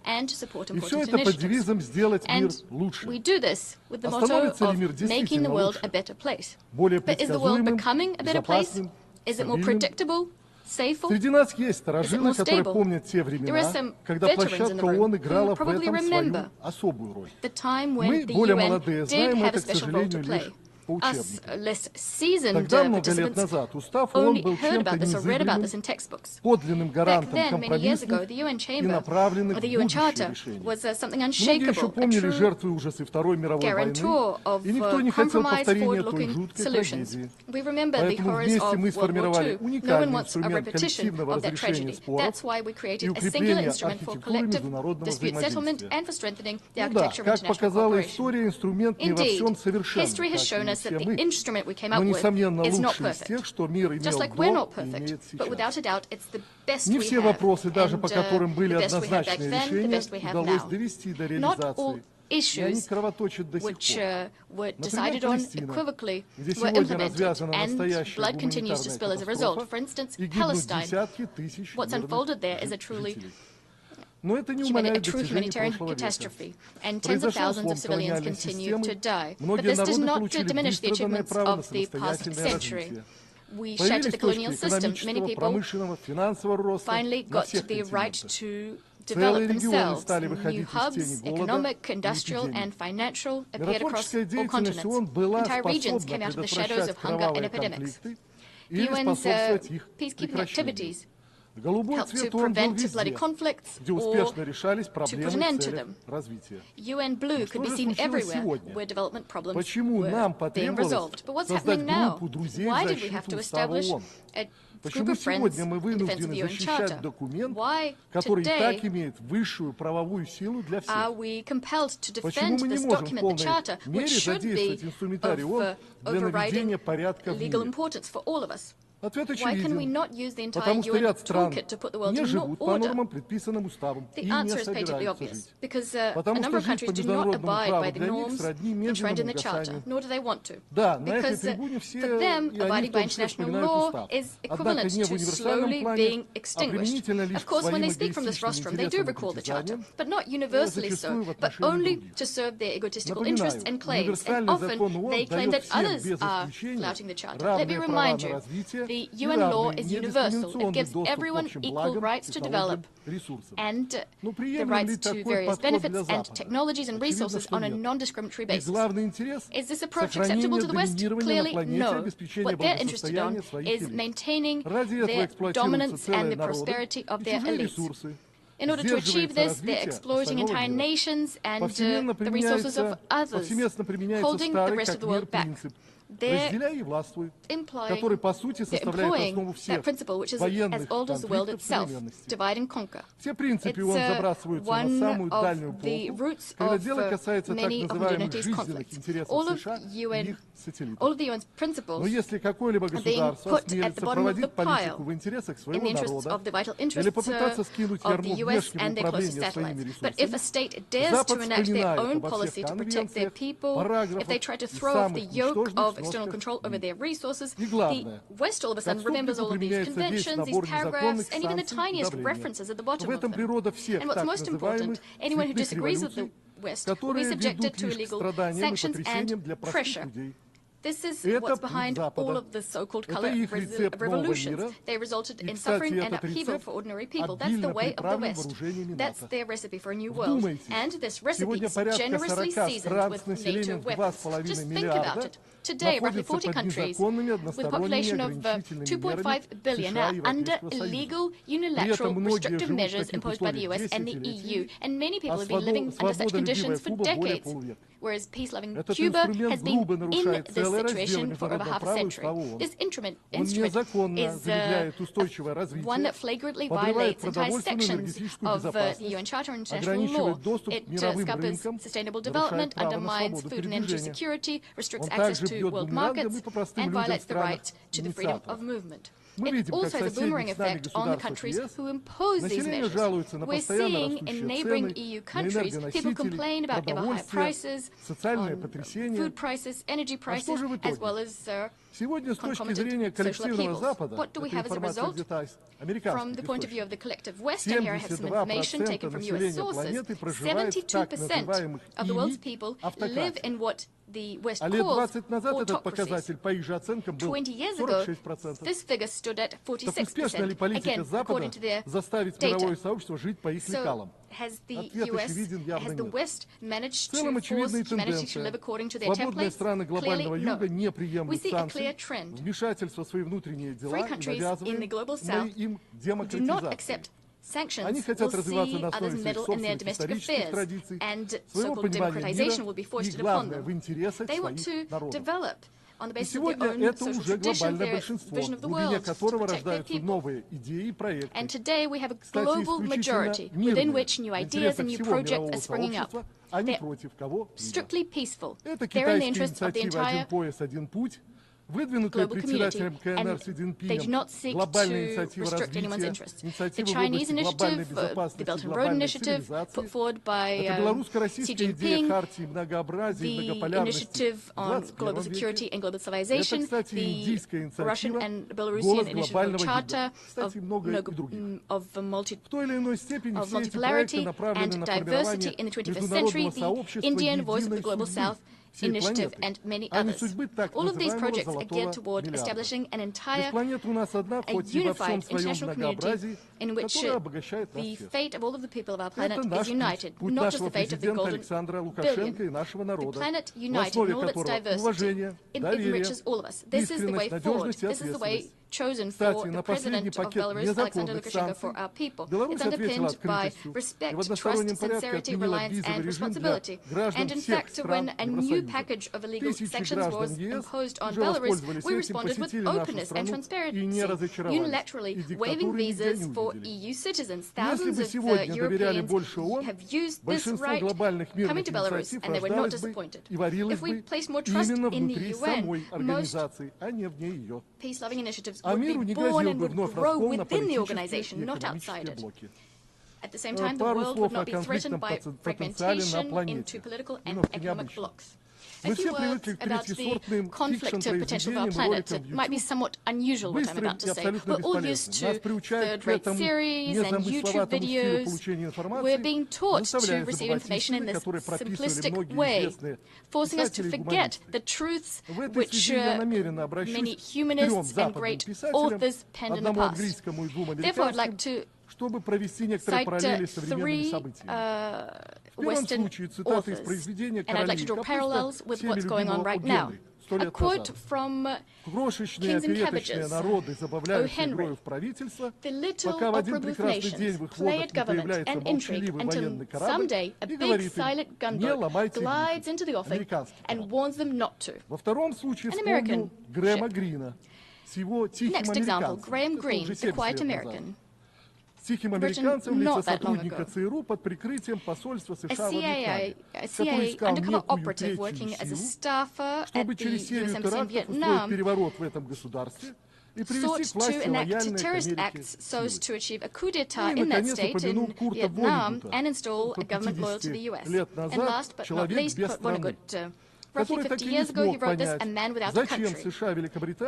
He did not understand why the US and the UK, at the very end of World War II, when everything was already over, why they had to carpet bomb Dresden, razing it to the ground and burying in the rubble, under the rubble, roughly, in fact, several 100,000 people, children, women, and the elderly. We know why they did this, to make them feel the future. And this is very similar to what we're seeing these days, meddling provocations. However, we now see real American warships, and not just one, but many.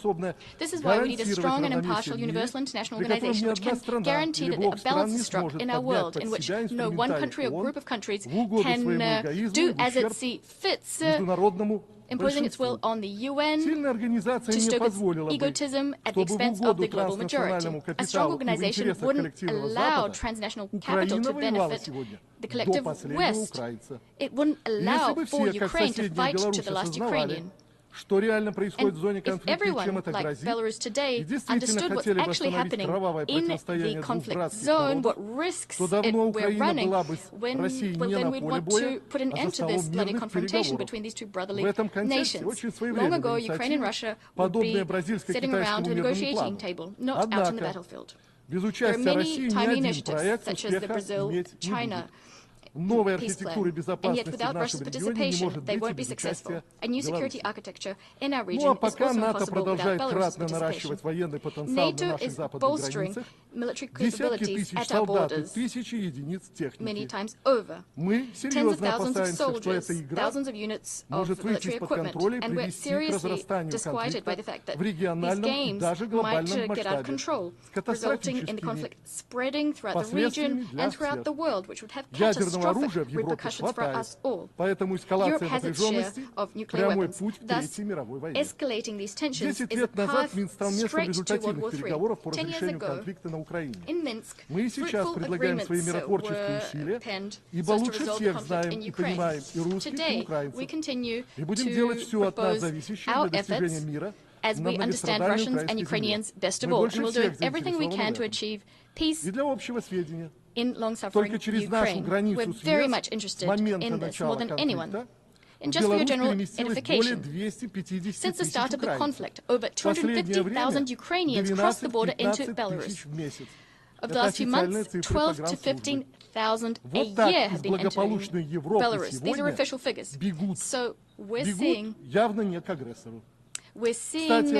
people running away from prosperous Europe. And in fact, these figures are much greater than the number of refugees who have gone to the EU across our border. Shameless efforts are being made to push migrants into Belarus.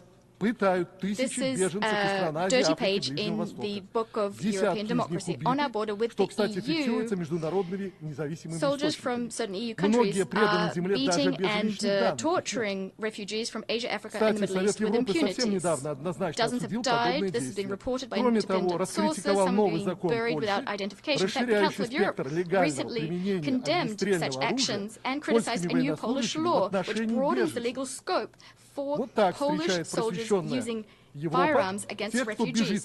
This is what so-called enlightened Europe is doing to welcome those fleeing the horrors which resulted from the policies of intervention of the collective West, intervention in the sovereign affairs of other countries. These actions are a flagrant violation of the 1951 Convention on the Status of Refugees. All of the facts have been recorded and will be sent to the relevant bodies for investigation, although these bodies should have started investigating them of their own accord long ago. That's why we're concerned. We're concerned by how we see the path towards strengthening the UN. First, the UN should throw off the diktat of a number of states who are doing as they see fit, feeling themselves to be exceptional. The UN is all of us. Secretariat staff should remember that when they become secretariat staff, they should serve the interests of the organization as a whole, not of their fellow nationals. They should be objective, impartial, and independent. Second, the organization should support regional processes, because regionalism is the key reality in today's times. We constantly see regional integration bodies going from strength to strength, and this across the world. We're seeing the global majority, regional projects rising, BRICS, SCO, CIS, the Eurasian Economic Union, the African Union, ASEAN, many others. I talked about this earlier. The UN must align itself with these processes, helping them to interlock and develop. Third, last year, Western countries waged a dirty campaign to prevent Belarus being elected to serve on the Security Council. That's what we saw, that they fear our honest voice being represented on the Security Council.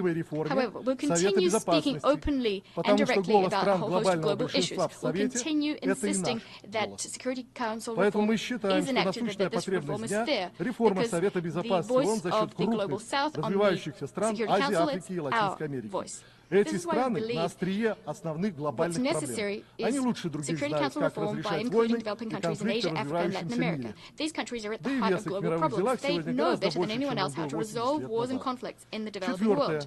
Their weight in global affairs is much greater than it was 80 years ago as well. Fourth, the UN should adopt a principled stance regarding the unacceptability of unilateral measures. We should expect the organization to take serious and objective measures to assess the negative impact of sanctions on sustainable development. What's more is the UN's work to counter illicit sanctions should be systematic. A principled, objective assessment of all instances of their use needs to be given. Fifth, we need to use the UN as a platform for effectively resolving growing transboundary threats. Belarus has always been in favor of a collective approach to these global problems, such as migration, pandemics, natural disasters, human trafficking, the list goes on.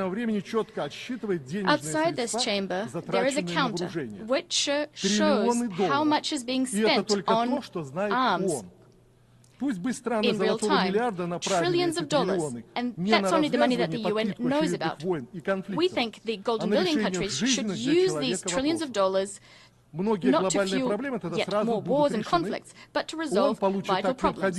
Many global problems would be resolved in a flash. The UN would get the resources to help development, which it currently lacks. It keeps saying that donors don't have the money, they're not getting the money, and at the same time, those who have self-styled themselves as hegemons will shoulder their responsibility to solve global problems. What's more is, the UN should be the voice of states, without this voice being diluted by non-government bodies. After all, member states are the ones taking decisions, they're the ones responsible for the destiny of millions of people on our planet, and are responsible for implementing all their decisions. President, today is a special, this year is a special year for the Republic of Belarus. Recently, we marked the 80th anniversary of our liberation from the Nazis. This marks the start of a new chapter in our history. We stand proud that we created a people-centered state where people are at the core of our national policies. Next year will mark the 80th anniversary of the United Nations. We'll do this together. How will the world approach this milestone? Will it be entangled in disagreements and conflicts? This is why the President of the Republic of Belarus, Mr. Lukashenko, put forward the initiative of a global dialogue on security, and it very much dovetails with the proposals put forward by many delegates from this rostrum today. We will continue knocking on the doors of peace and constructive action, the doors of security and development. Starting last year, we began holding an international conference on Eurasian security in Minsk, the goal being to consolidate political, economic and other processes in Greater Eurasia for the benefit of our states and people. This year, it will be held on the 31st of October. We invite all of you to attend. We must breathe the spirit of San Francisco into the UN's lungs. After all, that is the spirit that gave life to our organization. We stand convinced that this is absolutely necessary right now. It's necessary to secure the interests of all people on our planet. I thank you for your kind attention. Thank you, Minister of Foreign Affairs of Belarus. I now give the floor to Her Excellency Todis Coburn Redford Guilford-Otier, Minister of Foreign Affairs of Iceland.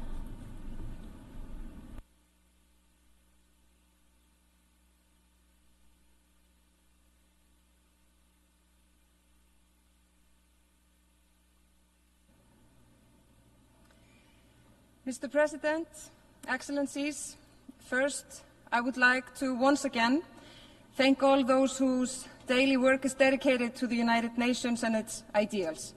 All across the globe, people work in the name of the United Nations, wearing the colors and emblems of the UN, giving their effort to make our world a better place, often doing work that only the UN is capable of doing. And in these headquarters and other UN offices, hundreds of people show up every day to ensure that the nations of the world can count on this organization to be the forum where the biggest challenges facing humanity can be discussed, debated, and hopefully set on a path of resolution. Thank you. Mr. President, next year will mark the 80th anniversary of the United Nations. The UN emerged out of calamity holding the promise of a brighter future, a promise of peaceful settlements of disputes, universal human rights, and the opportunity for all to enjoy peace and prosperity. Despite setbacks, wrong turns, and many bad decisions, these past 80 years have indeed been the most peaceful and prosperous that humankind has experienced. For my own nation, 1944 also marked a new beginning, with Iceland becoming a republic. Iceland's status as an independent nation has been defended not primarily by weapons or alliances, but by a robust system of international law, mutually beneficial cooperation, and strong and universally respected international institutions. For us, it is paramount to safeguard this multilateral system. When the US was founded, it was a time of change and a time that demanded decisions. It was also, it seems to me, a time of creativity in the face of destruction, a time of determination despite despair, a time for hope to triumph over horror. By founding the United Nations, the leaders of the world's nations set a path guided by a shared vision for a peaceful and prosperous world, a faith in fundamental human rights and the equality of nations, large and small. But as Secretary General Antonio Guterres recently stated when speaking about the Summit for the Future, we cannot build a future fit for our grandchildren with systems built for our grandparents, or, in the case of a person my age, a system created for my great-grandparents to build a future fit for my own generation and my children. Mr. President, these are also times of profound change. All around the world, technology is fundamentally changing how people experience reality. And to quote Mr. Guterres again, these technologies are being developed in a moral and legal vacuum, without governance or guardrails. This is no small thing, and it is not something that leaders and politicians can treat as trivial or unconnected to other policy issues. While elected representatives and leaders debate how to address challenges that we face, while we attempt to guide our societies towards a better future, there is an ongoing battle for people's attention, convictions, and beliefs being weighed through increasingly addictive technologies, often self-guided by overwhelmingly powerful and completely unprincipled algorithms. And this battle will not necessarily be won by those who share a belief in peace and prosperity, or have faith in fundamental human rights and the equality of nations, large and small. As these staggering changes are taking place in our information environment, the world is facing the greatest number of armed conflicts since the World War II. And democratic institutions worldwide are facing a loss of trust. These developments are not happening in a vacuum. In her address accepting the Nobel Peace Prize in Oslo in 2021, Philippine journalist Maria Ressa pointed out that without facts, you cannot have truth. And without truth, you cannot have trust. Ressa continued, without trust, we have no shared reality, no democracy, and it becomes impossible to deal with our world's existential problems. Sadly, to an ever more obvious extent, this prospect of a lack of shared reality has now become fact. Malign actors are actively undermining social order across the globe. They are spreading suspicion and fear, fueling despair and rage. They may use technology, but their target is always the very essence of what we are as human beings. The individual rights that have proven vital for the functioning of democratic societies are being subverted. This is why I said in my address to this body 1 year ago that human rights are for human beings and that freedom of expression is not for programmed bots that spread hate, lies, and fear. This is a challenge that we have not yet solved. Freedom cannot exist without accountability. And to paraphrase American historian Timothy Snyder, it must always involve some risk. We know that sacrificing individual rights because of these risks is an unacceptable proposition, akin to burning down the house to kill a spider. An individual, even one with questionable and dangerous opinions, has the right to be heard. In a true democracy, we accept these risks associated with freedom of speech, but we must be careful not to let our freedom be hijacked by those who evade accountability and take no risk. The current danger does not come from free individuals who advocate for their own misguided, crazy, or evil ideas, but vast networks of both paid and unpaid agents, made-up trolls hiding in the shadows, entirely unaccountable for their poisonous contribution to public discourse. This sort of speech is no more a manifestation of the freedom of expression than a forced gathering to salute a dictator is an example of freedom of assembly. Mr. President, these are issues that exemplify the urgent need for a strong multilateral system. However, this system cannot be left to provide answers to how to maintain itself. The real power lies with national governments and leaders across the world. All of us who are entrusted with positions of authority and influence in our own societies must shoulder our responsibility to maintain and strengthen a multilateral system based on the UN Charter. For this, we need more interaction, more humanity, and much more unscripted interactions at the highest level. Mr. President, Russia's full-scale aggression against Ukraine, Sudan's civil war, and the devastating conflicts in the Middle East all rage on while other longer-running conflicts grow protracted. One thing that all have in common is that innocent civilians bear the highest cost. By invading Ukraine and violently seizing its territory, the Russian Federation has committed a flagrant breach of the UN Charter and derogated from its primary obligations as a permanent member of the Security Council to uphold international peace and security. The Russian Federation repeated threats of using nuclear weapons are reckless and they are dangerous. In the case of the Russian Federation's actions, there should be no doubt who is in the right and who is in the wrong.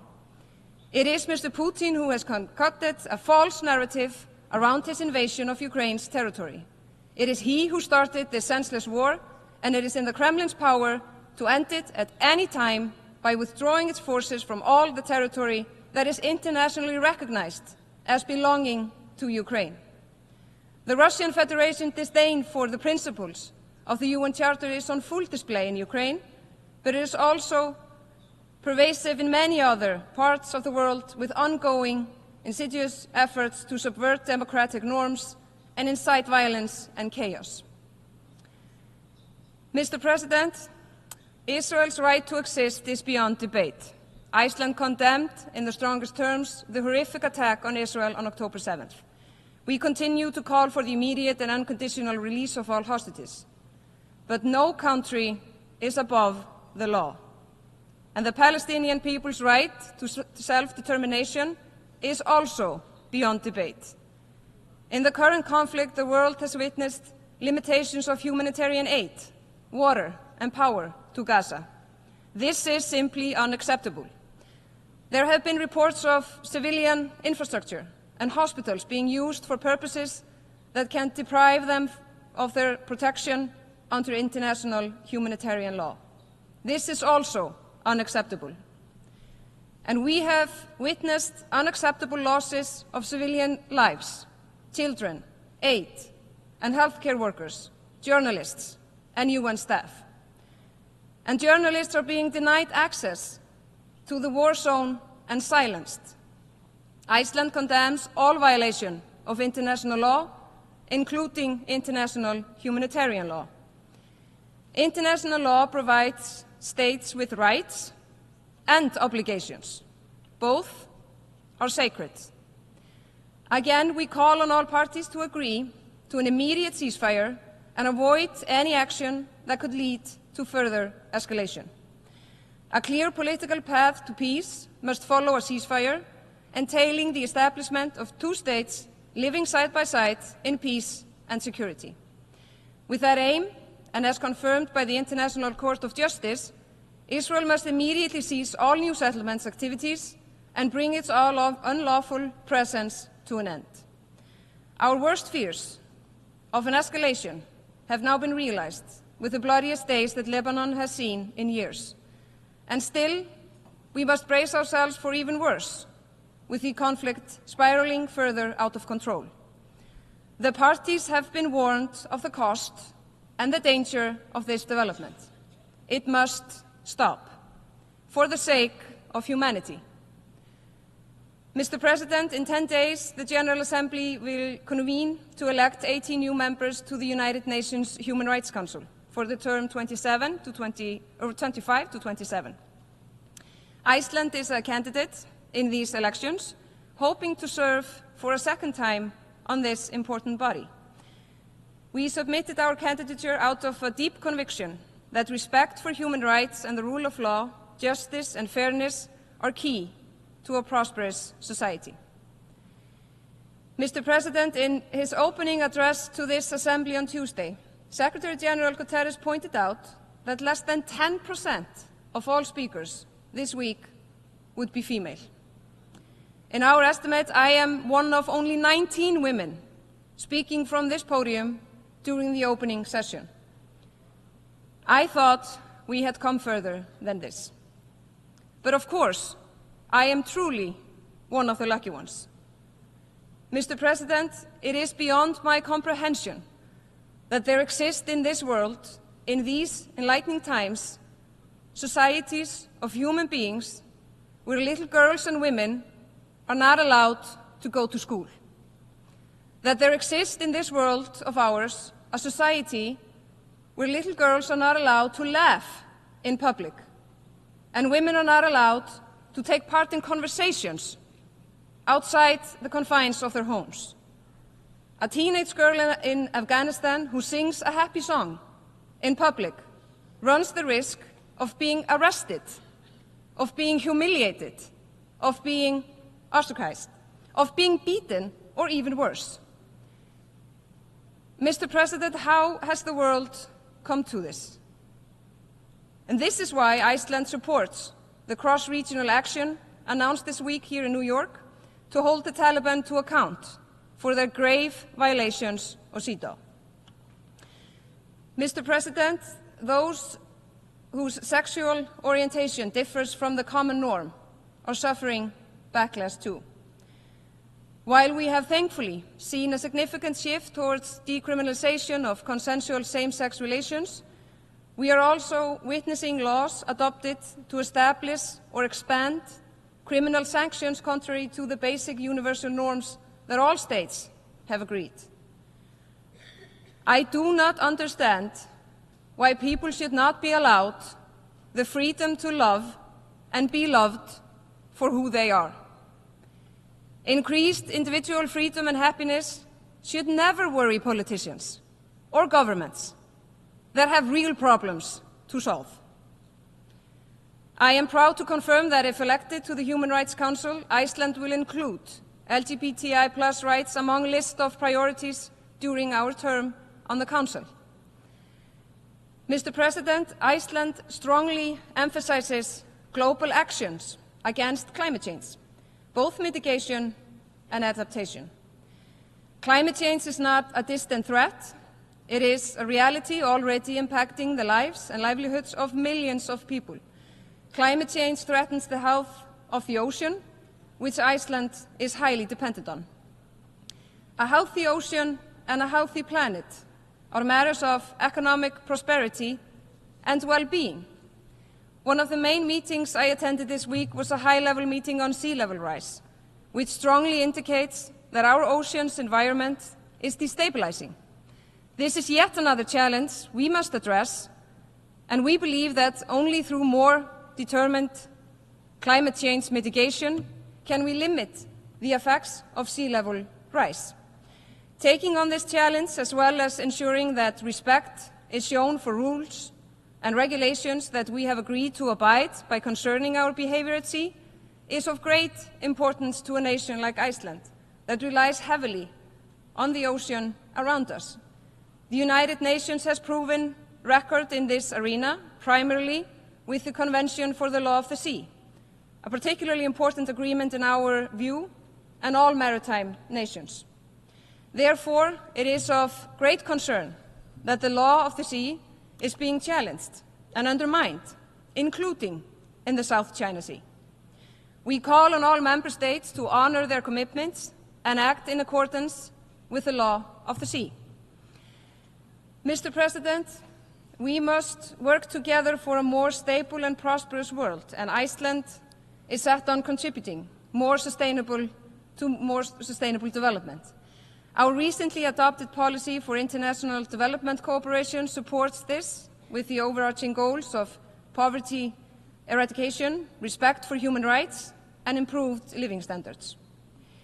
It foresees a significant increase in official development assistance. Given our experience, we will continue our firm focus on gender equality, women's empowerment, sexual and reproductive health and rights, and eradicating gender-based violence. Crucially, we will increase our efforts to strengthen civil rights and improve social and legal protection of LGBTQI+ persons. It falls on all of us to support the vital work of the United Nations and other partners in addressing the dire status of humanitarian affairs. The number of refugees and internally displaced persons has never been higher, as increasing levels of fragility know no geographical boundaries. Mr. President, we are meeting at a time when the multilateral system is under the greatest pressure it has faced since the establishment of the United Nations.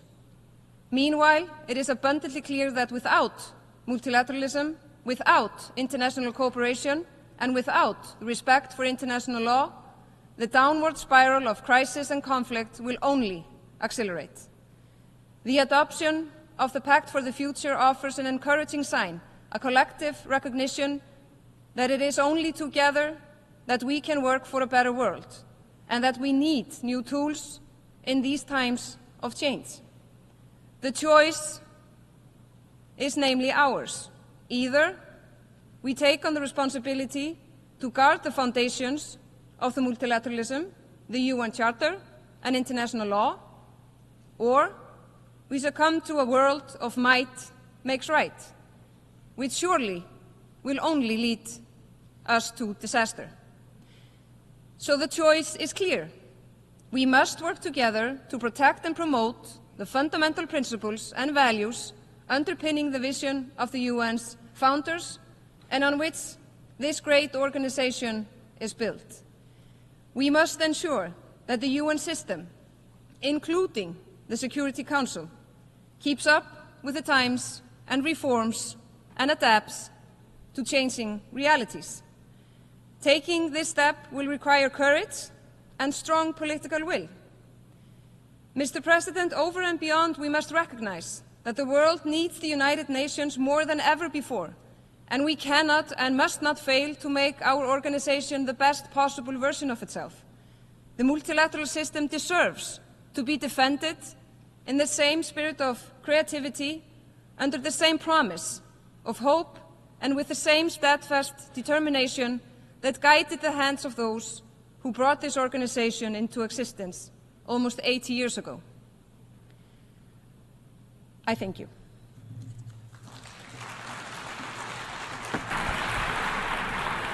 I thank the Minister for Foreign Affairs of Iceland. I now give the floor to His Excellency Syed Badr bin Ahmed bin Ahmed Al-Bisaidi, Foreign Minister of Oman.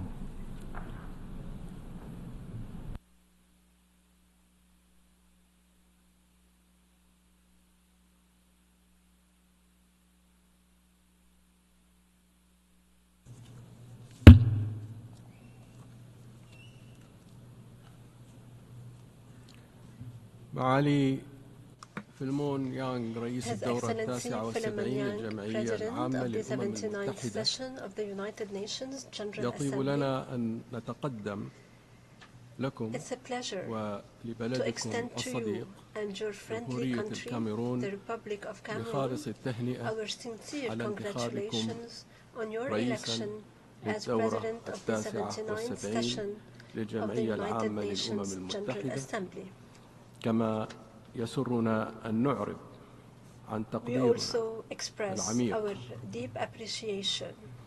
للجهود التي بذلها سلفكم من ترينيداد وتوباجو الصديقة أثناء فترة رئاسته للدورة السابقة. ولا يفوتنا أن نسجل تقديرنا لمعالي الأمين العام للأمم المتحدة أنطونيو غوتيريس على الجهود المضنية التي يبذلها في قيادة منظمة الأمم المتحدة وسعيه الدؤوب لبسط سيادة القانون الدولي وتطبيقه تحقيقا للعدالة والسلام، وبما يعكس رؤية الأمم المتحدة لعالم يعم فيه الأمن والاستقرار والسلام والرخاء للجميع. إننا نؤكد دعم سلطنة عمان الكامل لمساعيكم ولجهود الأمم المتحدة في تعزيز السلم والأمن الدوليين، ونعرب عن دعمنا القوي لميثاق الأمم المتحدة، مدركين أهمية الأمم المتحدة في تجسيد آمال الشعوب وتحقيق تطلعاتها في التنمية وفي الحياة الهانئة الكريمة. معالي الرئيس، تقوم سياسة سلطنة عمان الخارجية على رؤية ثابتة في تبنيها أسس الحوار والتسامح منهجا لمعالجة كافة القضايا والتحديات. إنها رؤية تسعى لتحقيق السلام وعلاقات تقوم على الاحترام المتبادل والتعاون الإيجابي والوئام بين الدول. إن سلطنة عمان قيادة وحكومة وشعبا تؤمن باستخدام الوسائل المشروعة والسلمية لحل القضايا والصراعات. وانطلاقا من ذلك، فإن بلادي تدعو إلى الوقف الفوري للقتال وإطلاق النار في قطاع غزة وفي لبنان وفي منطقة البحر الأحمر، ومعالجة أسباب الصراع بإنهاء الاحتلال الإسرائيلي غير المشروع للأراضي الفلسطينية وتحقيق العدالة للشعب الفلسطيني على أساس حل الدولتين وإقامة الدولة الفلسطينية المستقلة بعاصمتها القدس الشرقية على حدود عام 1967. كما تؤكد بلادي على ضرورة منح فلسطين العضوية الكاملة في الأمم المتحدة ووضع حد لسياسة الإبادة الجماعية التي تمارسها قوات الاحتلال الإسرائيلي على الشعب الفلسطيني ورفع المعاناة الإنسانية المفروضة عليه.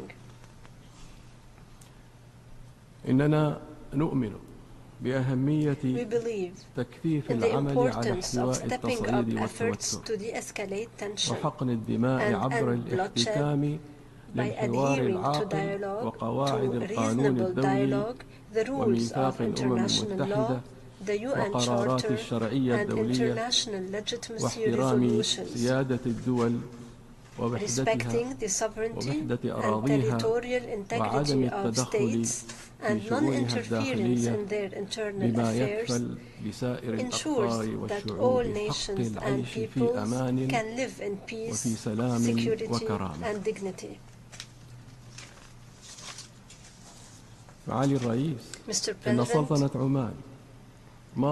Oman continues to advance its social protection programs through a comprehensive system that supports various segments of society, including women, children, the elderly, and people with disabilities, in addition to social insurance and job security programs. This reflects the progress we have made in sustainable development and our ongoing efforts to develop these programs in line with the global best practices while continuing to provide educational, health and social care for all members of society. كما تؤكد بلادي دعمها المتواصل للشباب وتمكينهم حيث نعتبرهم عماد المستقبل ومحور التنمية المستدامة. إننا نؤمن بأن الشباب هم القوة الدافعة للابتكار والبناء والتطور وخلق الفرص التي تمكنهم من توظيف مهاراتهم والمساهمة الفاعلة في بناء المستقبل. معالي الرئيس، إن بلادي تؤكد على أهمية تعزيز الاحترام والتعايش السلمي بين الشعوب وتدعو إلى مكافحة جميع أشكال التمييز والعنصرية والكراهية والعنف. كما تبذل بلادي جهوداً كبيرة في مجال التعامل مع تحديات التغير المناخي والحد من الانبعاثات وتحفيز الاستثمار في مشاريع الطاقة المتجددة ووفق استراتيجية للحياد الصفري الكربوني لعام 2050 من خلال مشروعات الطاقة النظيفة والهيدروجين الأخضر والحلول التي تعتمد الطبيعة منهجا لها، انطلاقا من إيماننا بأهمية حماية البيئة والحفاظ على الموارد الطبيعية للأجيال القادمة وتحقيق التوازن بين التنمية الاقتصادية والاستدامة البيئية.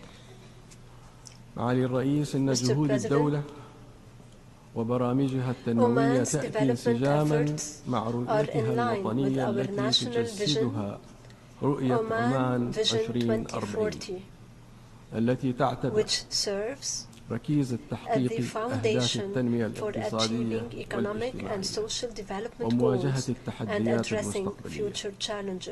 وفي هذا السياق قدمت سلطنة عمان تقريرها الوطني الطوعي الثاني الذي يعكس التزامها العميق بالمبادئ والأهداف العالمية للتنمية المستدامة ويبرز التقدم المحرز في مختلف المجالات التنموية. وفي هذا السياق يسرنا أن نرحب باعتماد ميثاق قمة المستقبل هذا العام ونثمن الجهود الدولية المشتركة التي أدت إلى تحقيق هذا الإنجاز الذي يضع خارطة الطريق للعالم نحو تعزيز التعاون الدولي ومواجهة التحديات العالمية بفعالية وتعاون بناء. وعليه Therefore, فإننا ندعو جميع الدول we urge الأعضاء all member إلى states الالتزام to بتنفيذ هذا commit to الميثاق implementing this pact, والعمل على تحقيق رؤيته its vision and وأهدافه goals من خلال through التعاون fruitful المثمر cooperation وتبادل and المعرفة knowledge exchange واتخاذه مسارا as a path من مسارات بلوغ towards مستقبل achieving أفضل a better, وأكثر safer, أمانا and وازدهارا more prosperous للأجيال future القادمة. for generations to come. الحضور الكريم، نشكركم Thank you على حسن for your الإصغاء attention. ونعرب لكم عن أملنا We لهذه sincerely الدورة hope that بالنجاح this session will والتوفيق. be successful and والسلام عليكم fruitful. ورحمة الله Peace, وبركاته. mercy, and blessings be upon you.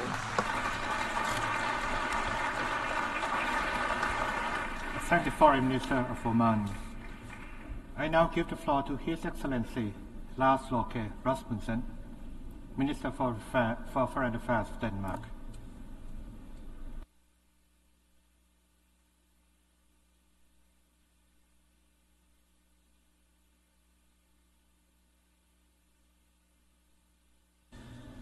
Mr. President, Mr. Secretary General, distinguished delegates, colleagues and friends, the High-Level Week is a welcome reminder that the vast majority of nations, large and small, do seek global unity.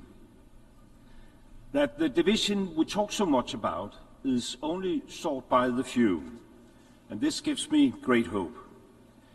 Yet, as we open the 79th General Assembly, we cannot close our eyes for the fact that conflicts and war are raging across the world. Mr. President, it is utterly unacceptable that a permanent member of the Security Council continues to violate the most basic principles of the UN Charter.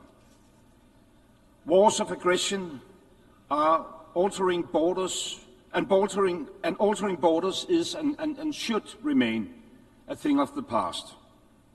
An imperial practice that has absolutely no place in the 21st century. Denmark will persist to stand by Ukraine, and we will do it as long as it takes, and we will support a just and lasting peace.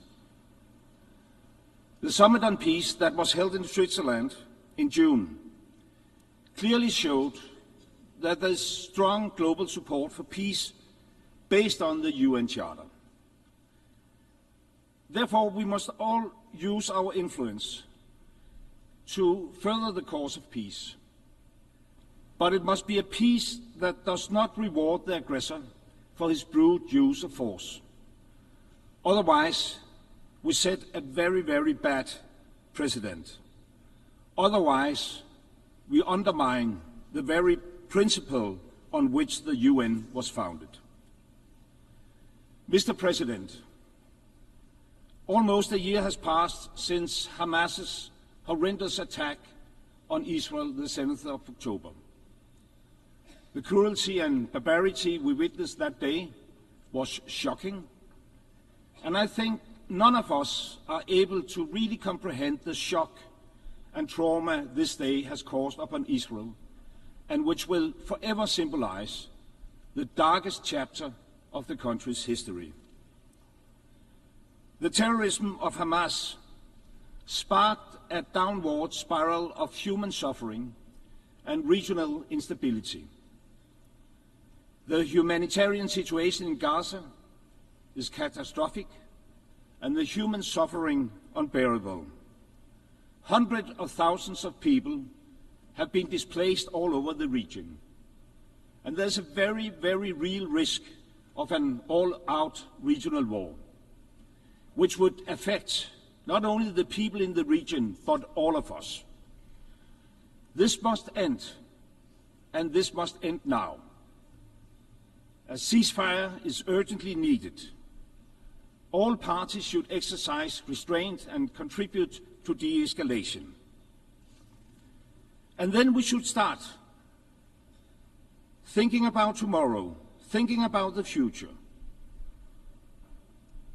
Not tomorrow, not next week, but right now.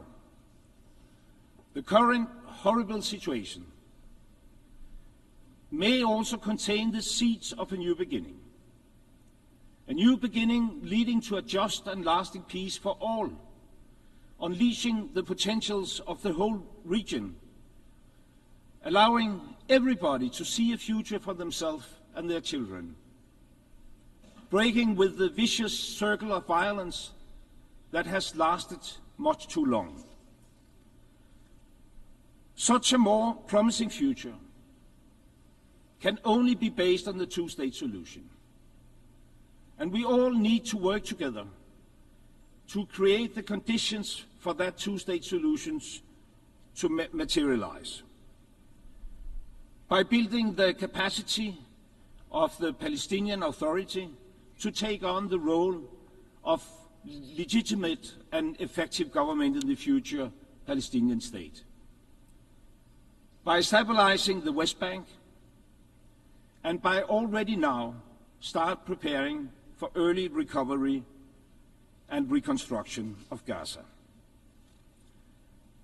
I call on all parties to make such a development possible, to the benefit of the people of Israel, to the benefit of the people in Palestine, and thereby to the benefit of the whole region and the world at large. Mr. President, we often talk about Ukraine and Gaza in these halls. But sadly, people are dying and people are suffering from conflicts in many other countries. I'm deeply concerned with the continued fighting in Sudan and the humanitarian consequences for the civilian population. More than 10 million people have been displaced. In Sudan, there is an urgent need for political dialogue and for putting a halt to the conflict. As there is in Yemen, in Haiti, Syria, Afghanistan, Myanmar, the Democratic Republic of Congo, the list tragically goes on and goes on. And in the wake of our collective inability to stop the wars, the respect for international law is slowly undermined. Mr. President, as a small country, Denmark is conscious that our safety and security depend on international rule of law. The respect for basic UN principles, sovereign equality, territorial integrity and political independence for all states, is fundamental to international peace and security.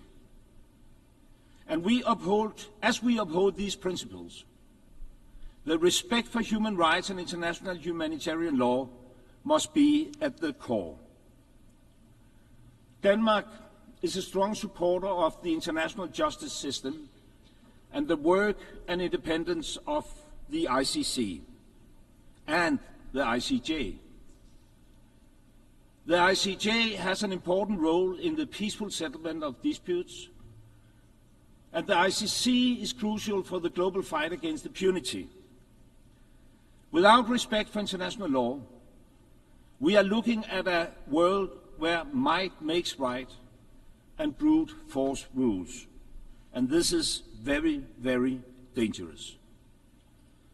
Mr. President, I began by stating that the vast majority of nations, luckily, seek unity and international cooperation. Earlier this week, in the Pact for the Future, we all reaffirmed our commitment to the UN Charter. And we outlined a clear direction towards a transformed system of global governance. The existing system has enabled nations to lift people out of poverty, millions of people, to eradicate diseases, and to advance better education for children around the globe. This is indeed big achievements. But after almost 80 years of service, that system is in need of a serious update. Mr. President, it is urgent to reform the international financial architecture. It needs to be more representative. It needs to be more effective. Denmark supports a stronger representation of African countries in the Bretton Woods institutions. We agree that global financial safety nets must support all countries, including the poorest, when a major crisis hit. This should not be dependent on voluntary donors' contributions. We agree that all countries, on an equal basis, must be subject to independent, transparent and accurate credit ratings. And we agree that we need to find sustainable solutions to the high levels of debt faced by many countries. Debt treatment through the common framework needs to be accelerated. All creditors and all lenders should act transparently, and concessional financing be made available. The multilateral development banks have mobilized billions already through reforms. But reforms need to deepen to move from billions to trillions. Looking forward towards the Financing for Development Conference in Spain next year, the COP29 and beyond, reform tracks must be made tangible. Solutions should be developed not just for the future, but also for the present. So I wish to take this opportunity to praise Barbados for suggesting concrete actions to help fix some of the more systematic errors of the international financial architecture. We are happy to support the Bridgetown Initiative, and we are proud to work alongside Barbados on greening international financing. We encourage others, including the UN and the international financial institutions, to work together, to be bold, and to achieve the necessary progress on the reform of the international financial architecture. Mr. President, while we reform for a more just financial architecture, we need to sustain levels of development assistance to the poorest countries. So therefore, commitments made should be honored. Denmark remains a member of a club that is absolutely far too exclusive. The club of countries that meet the UN targets of providing 0.7% of our gross national income for official development assistance. It is a good club, but we have too few members, so we invite others to join. In April this year, African heads of state met in Nairobi to call for an ambitious replenishment of the World Bank's International Development Association's IDA. And we have decided to respond to that call. Denmark intends to increase our contribution to IDA with 40%.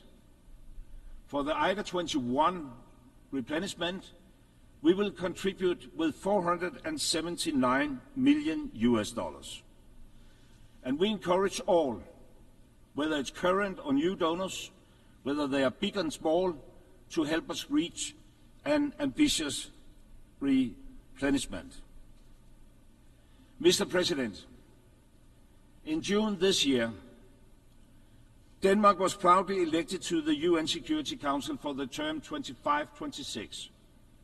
I was personally present and voting here in this grand hall that day, and I wish to thank member states for the strong show of confidence and support. It will be an honor to serve on the Council. As we look forward to our membership, I cannot help but wish that the Council were in better shape, more accountable, more effective, more transparent, and above all, more inclusive and representative. The world needs a Security Council that reflects the world of today, that is able to respond to the security concerns of people all around the globe. To Denmark, it is evident that this calls for an expansion of the Council. We wish to see both more permanent and more elected members, and we wish to limit the use of the veto. Both aspects are long overdue. Mr. President, time is of the essence. The year 2030, that once seemed like a distant dot on the horizon, is now only 6 years away. Yet, only 70% of the SDGs are on track to be realized. And we are far, far from on track to fulfill our climate targets. The accelerating climate crisis must be met with accelerating climate actions. We need more ambitious reductions, we need more support for climate change adaptation, and we need to speed up and we need to scale up climate financing. No country can solve these global challenges alone. But no country is too small or too big to contribute. Everyone is needed. As a long-standing and dedicated supporter of global cooperation, Denmark, I can assure you, will continue to do our part.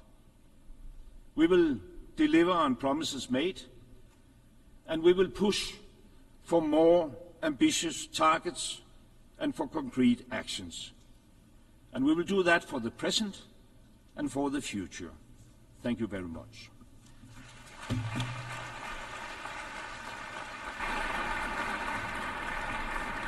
Thank you, Minister for Foreign Affairs of Denmark. I now give the floor to His Excellency Marino, Minister of Foreign Affairs of Thailand.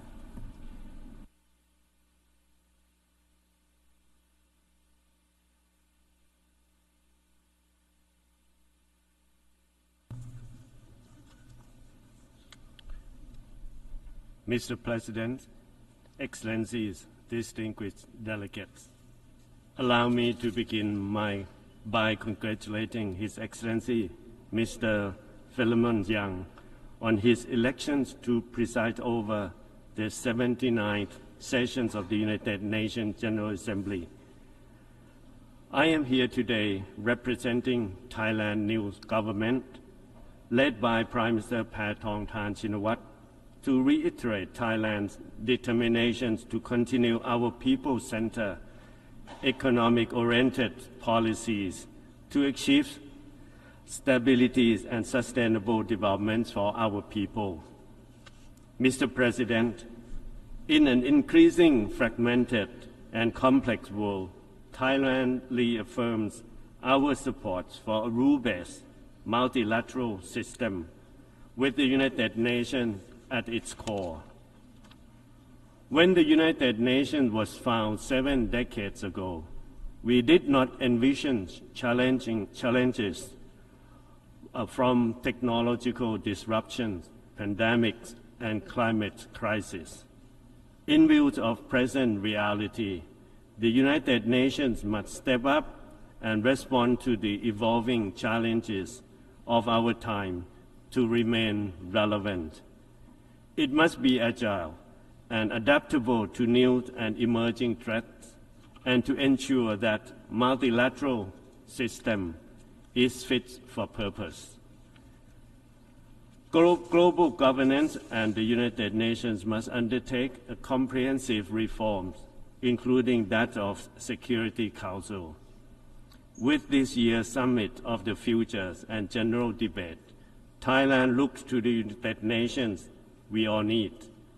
A United Nations with increased convening power to sustain and strengthen international peace and security.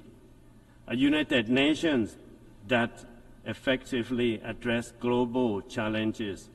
A United Nations that improve the life, equality, and dignities of people around the world. And the United Nations that speaks for the aspirations and interests for all nations, not just the most powerful. Mr. President, Thailand believes that in order for the United Nations to truly sustain and strengthen international peace and security, member states must uphold their disarmament and non-proliferation obligations to rebuild trust and ensure a safe and secure world. Moreover, various flashpoints around the globe continue to challenge the credibility of the United Nations to resolve conflict. We are deeply concerned about increasing armed conflict in Ukraine and different parts of the world, as well as the escalations, violence, and worsening humanitarian situations in Gaza. These situations have far-reaching implications on any smallest nation. Therefore, it is incumbent upon us to find peaceful solutions that respect the United Nations charters and human rights. In our own neighborhood, Thailand faces challenges from the situations in Myanmar. As Thailand shares the longest land border with Myanmar, we are directly affected by the spillover effect of the situations in the country. We wish to see a peaceful and prosperous Myanmar, which will also bode well for peace and prosperity in the regions at large. We believe that the peaceful political solutions in Myanmar must be Myanmar-led, Myanmar-owned. This is why we are engaging with all sides, and we will continue to work closely with ASEAN and the international communities to facilitate dialogue among different parties to drive forward the 5-point consensus.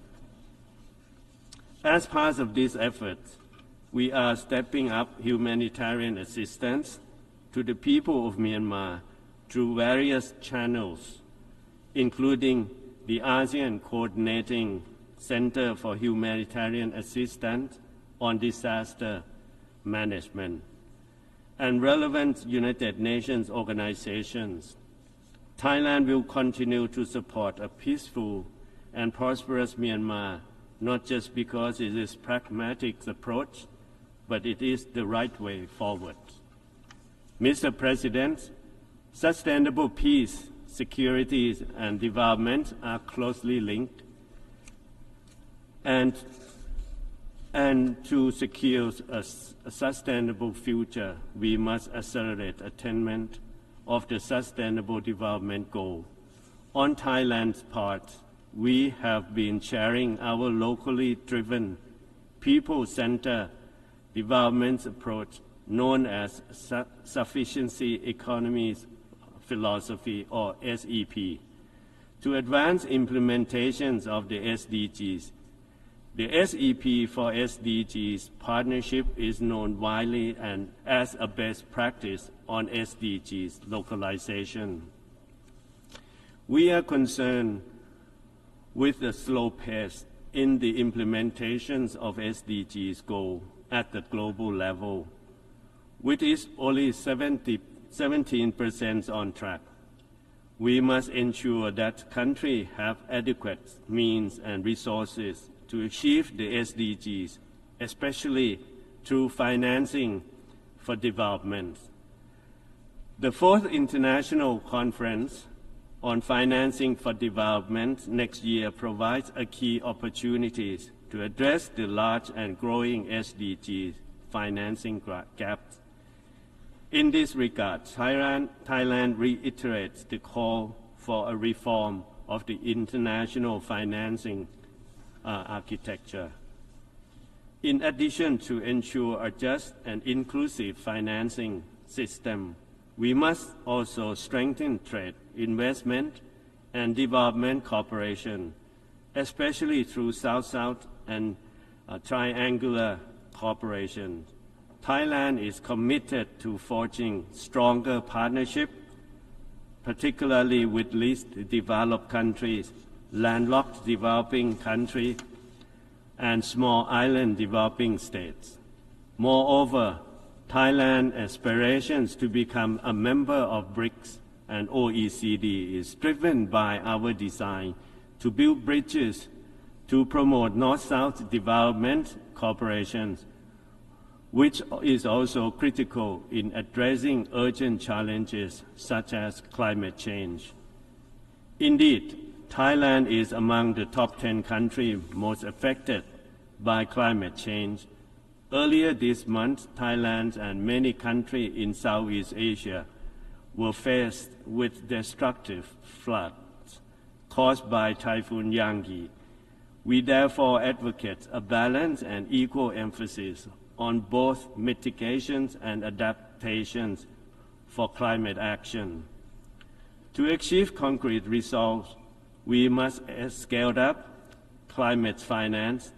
Thailand looks forward to the COP29 in Baku this November, where member states will commit to a new collective quantified goals grounded on the principle of common but differentiated responsibilities. At the same time, we hope to see the full operationalization of the loss and damage fund soon.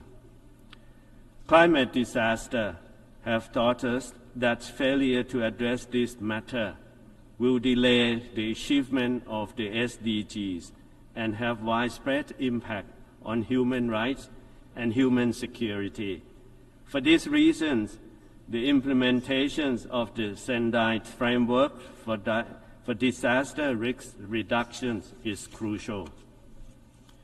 Mr. President, the adoption of the Universal Declaration of Human Rights was an achievement that met the highest aspirations of the people. And today, amid risings of inequalities and vulnerability, Thailand believes that the United Nations must remain the bedrocks of fundamental truth enshrined in declarations to protect the life and ensure the equalities and dignity for all. For Thailand, protecting and promoting human rights for all does not only mean guaranteeing basic human dignity, but it also aims at providing opportunity to advance social justice and equality. With our long-standing policies to protect all persons and groups, especially the most vulnerable, we have made concrete progress in ensuring equal rights for all, those living in Thailand, regardless of their origins, belief, sex, or gender. Based on this commitment, Thailand is presenting our candidature to the Human Rights Council for the term 2025 to 2027. At the Council, we will serve as bridge builder to connect different perspectives and work with all stakeholders. We will ensure that all countries are equipped and supported in their human rights action through experience sharing and technical cooperation. Moreover, we will also continue to push for the creation of safe and secure society for all. Recently, we adopted the Marriage Equality Act. On health, we will continue to advance the right to health by advocating for universal health coverage and the conclusions of pandemic treaty, as well as steer forward the foreign policies and global health agenda, which Thailand serves as chair next year, or this year. On crime prevention, we will work closely with our partners to combat increasing drug trafficking and transnational crimes in the regions and beyond, especially those enabled by digital technologies and underground economies. Mr. President, Thailand welcomed the successful conclusions of the Summit of the Future. In the next step, we have to work together to make the Pact for the Future high on impact and high on action, by translating the pact into tangible outcomes. And to realize this, I outline Thailand's visions to achieve this future through what I call the 4 Ps. Whether it be building a future where all are protected, where all can prosper, and which is promising for all. It is essential that we give our collective political will. This means harnessing our political will to promote the power of technologies to help accelerate the SDGs and taking steps to close the digital divide among countries through the Global Digital Compact.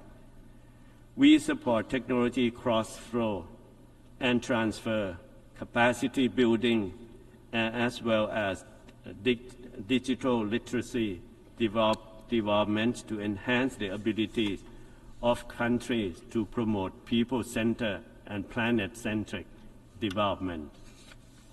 This also means giving importance to the declarations of future generations. For our actions or inactions of today will determine a future for them. Everywhere, youth and future generations deserve to have big dreams and even bigger door of opportunities. Mr. President, 78 years ago, Thailand looked towards the United Nations as a guarantor of a more peaceful and prosperous future. And at present, Thailand carries onwards the same belief of the United Nations, that is, pioneers of the prevailing peace, and drive our peacekeepers and aid workers to serve in remote regions of the globe.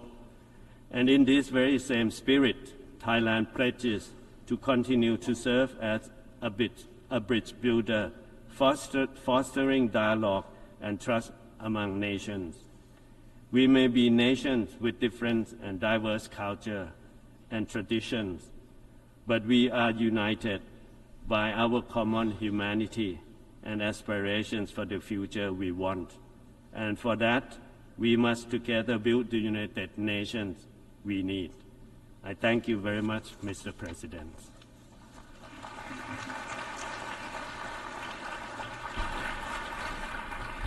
I thank the Minister of Foreign Affairs of Thailand.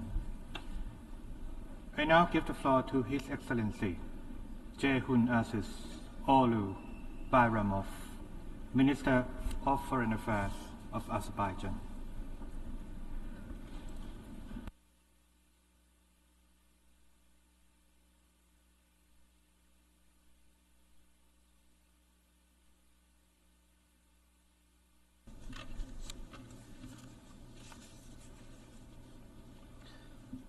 Mr. President, Mr. Secretary General, Excellencies, ladies and gentlemen, I congratulate His Excellency Mr. Philemon Yang on assuming the presidency of the 79th session of the General Assembly and thank the outgoing President, His Excellency Mr. Denis Francis, for his outstanding efforts in leading the previous session. I also thank His Excellency Mr. Antonio Guterres, the Secretary General of the United Nations, for his continuous efforts to achieve the noble objectives of the UN. Ladies and gentlemen, the world continues to grapple with a wide range of challenges that no single country can overcome alone. The worsening global climate crisis, rising inequalities, emerging divides, and heightened tensions affect us all, irrespective of background or location.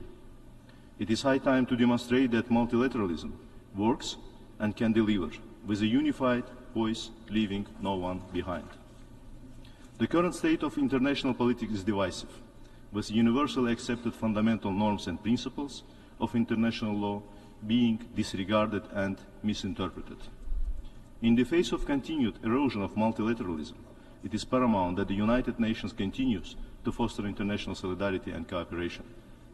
The UN Charter principles and purposes constitute the foundational normative framework in international relations and must be applied consistently, not selectively. The UN is mandated to ensure that every nation has an equal voice and is treated on the same footing.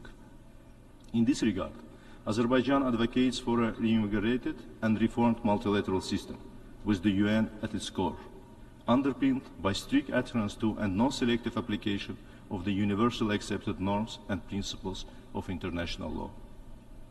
Urgent progress is needed on the UN Security Council reforms, based on the work done and the gains achieved in good faith and a spirit of flexibility, constructiveness, and cooperation. We view the pivotal summit of the future held a week ago as a renewal of our common commitment to international law, the UN Charter, multilateralism, and international cooperation.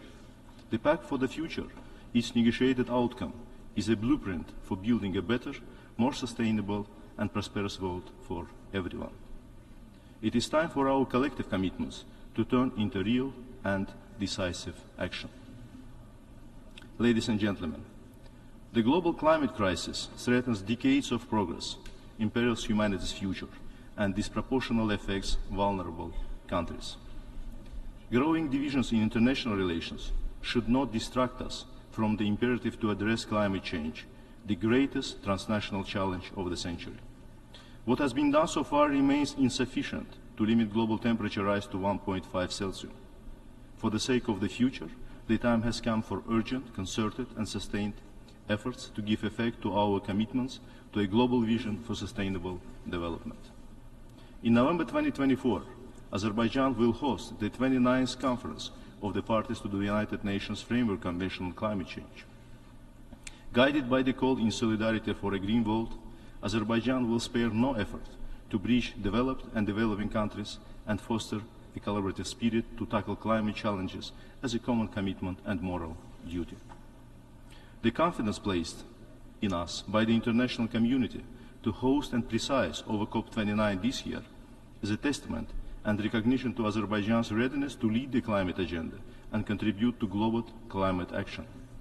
As the incoming presidency, Azerbaijan reaffirms its commitment to delivering COP29 in a transparent, impartial, inclusive, and party-driven manner. We have presented our vision based on two parallel pillars to enhance ambition and enable action, with climate finance as our top priority this year. These pillars are mutually reinforcing. Progress on each sends a strong signal supporting the other. The primary expectation for the COP29 presidency is an agreement on a fair and ambitious new collective quantified goal on climate finance. This will be the first major climate finance goal after adopting the Paris Agreement, and we have been working tirelessly to support the parties in landing a deal. The COP29 presidency made it clear that agreeing on a fair and ambitious NCQG that is adequate to the urgency and scale of the problem and takes into account the needs and priorities of developing countries is the ultimate test of the parties' commitment to the Paris Agreement and climate action in the years ahead. We need to continue to work constructively on the NCQG and steer the process to a successful outcome at COP29. COP29 presidency also works with the parties to deliver an outcome on carbon market this year. Fully functioning carbon markets will be a significant step in implementing nationally determined contributions cost-effectively and bolstering ambition in mitigation. Moreover, we have put forward 14 initiatives covering topics such as the link between climate action and sustainable development goals, green energy zones and corridors, energy storage, harmony for climate resilience, agriculture, green hydrogen, methane reduction from organic waste, green digital action, and more. One of the initiatives on the COP29 action agenda includes the establishment of the Climate Finance Action Fund, an innovative source for climate finance to be voluntarily supported by fossil fuel producing countries and companies. COP29 will also be an opportunity to set differences aside and contribute to global peace and the climate agenda. Given the intersection of conflicts and the increasingly challenging climate crisis, Azerbaijan introduced a flagship COP29 Truth Initiative embedded in the joint solemn appeal announced a few days ago. More than thousands of NGOs, faith leaders, and prominent personalities, as well as many parties, have already joined this appeal. We call on everyone to transcend political divergences, stand in unity, and respect the truth during the months of COP29. Excellencies, Azerbaijan has always been at the forefront of promoting international peace and security, interreligious and intercultural dialogue, contributing to the 2030 Sustainable Development Agenda, and fostering global solidarity and multilateralism. Azerbaijani chairmanship of the non-aligned movement in 2019-2023 has marked by the movement's enhanced role and increased contributions to a collaborative spirit in international relations. Under the visionary leadership of the President of the Republic of Azerbaijan, His Excellency Mr. Ilham Aliyev, decisive steps were taken to enhance international solidarity and galvanize collective response to global challenges at a time of erosion of multilateralism. Guided by a noble call to leave no one behind, Azerbaijan continues to lend its support to developing countries in need. Since 2020, we have provided humanitarian, economic, and technical assistance worth $330 million to over 140 nations. Ladies and gentlemen, as we pass the halfway mark of the 2030 Agenda for Sustainable Development, we observe stagnation in the implementation. With only 17% of SDG targets on track, we need an urgent and accelerated progress. At the national level, we are taking necessary measures to implement the SDGs and setting an example for others to follow. We have fully embraced the SDGs nationally, prioritizing 17 goals, 88 targets, and 119 indicators. This has been achieved through a collaborative and inclusive process involving civil society, the business community, youth, and other key stakeholders. Azerbaijan's GDP has risen 4 times in less than 2 decades span. Poverty has gone down from 49% to 5%. The external public debt is expected to be some 7% of the GDP for 2024, one of the lowest globally. Clean environment and green growth became one of 5 priority areas of our new national development strategy. In line with this, Azerbaijan is looking into ways of further greenhouse gas emission reduction and working on its 1.5 Celsius aligned NDC. A few months ago, we have joined the 2030 Global Methane Pledge. We will also establish green energy zones and achieve carbon neutrality by 2050 in the Karabakh and Eastern Zangezur regions. Azerbaijan will continue to play an essential role in global energy security, contributing to sustainable development, eradication of poverty, and helping millions to transition to clean energy in the region and beyond. Share of renewables of the total installed electrical capacity in Azerbaijan will reach 30% by 2030. This high target is established primarily to improve energy efficiency and introduce innovative solutions in urban environment, transport system, and industry. The projected increase in renewable electricity production in the coming years will allow Azerbaijan to become an exporter of green electricity to European countries through the landmark Trans-Regional Black Sea Submarine Cable project.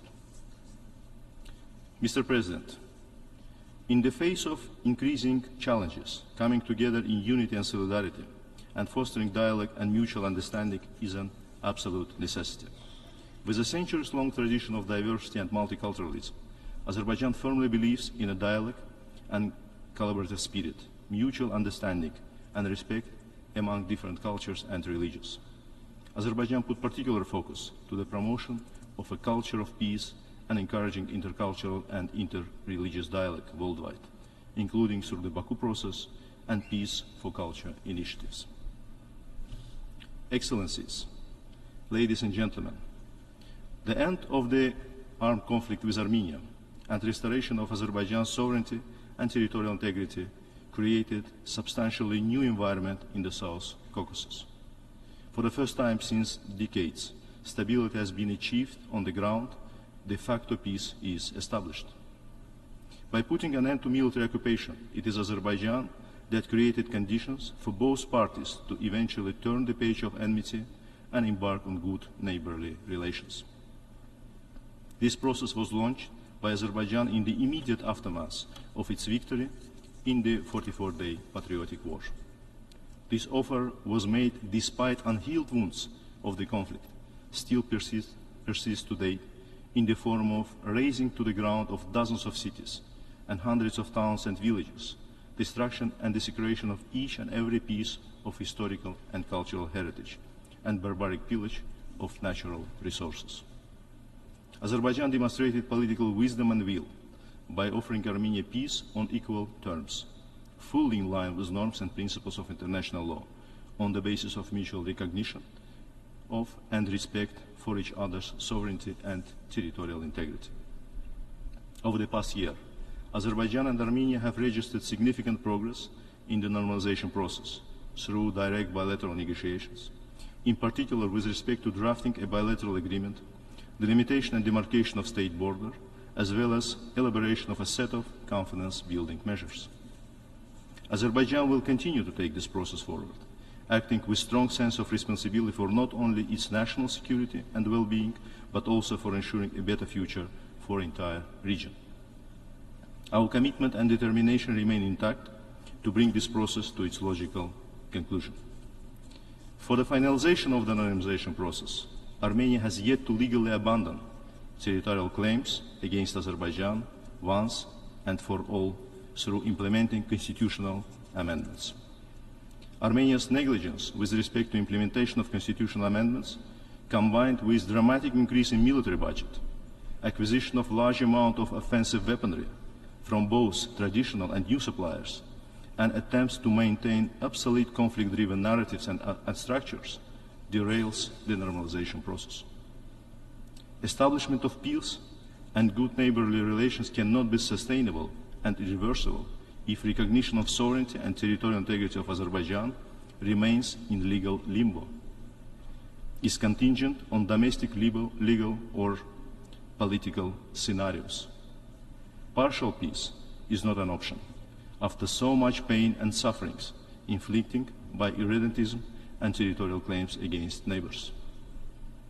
At this critical moment, Azerbaijan calls for expeditious steps to address remaining impediments for finalization of the normalization process with full sense of responsibility.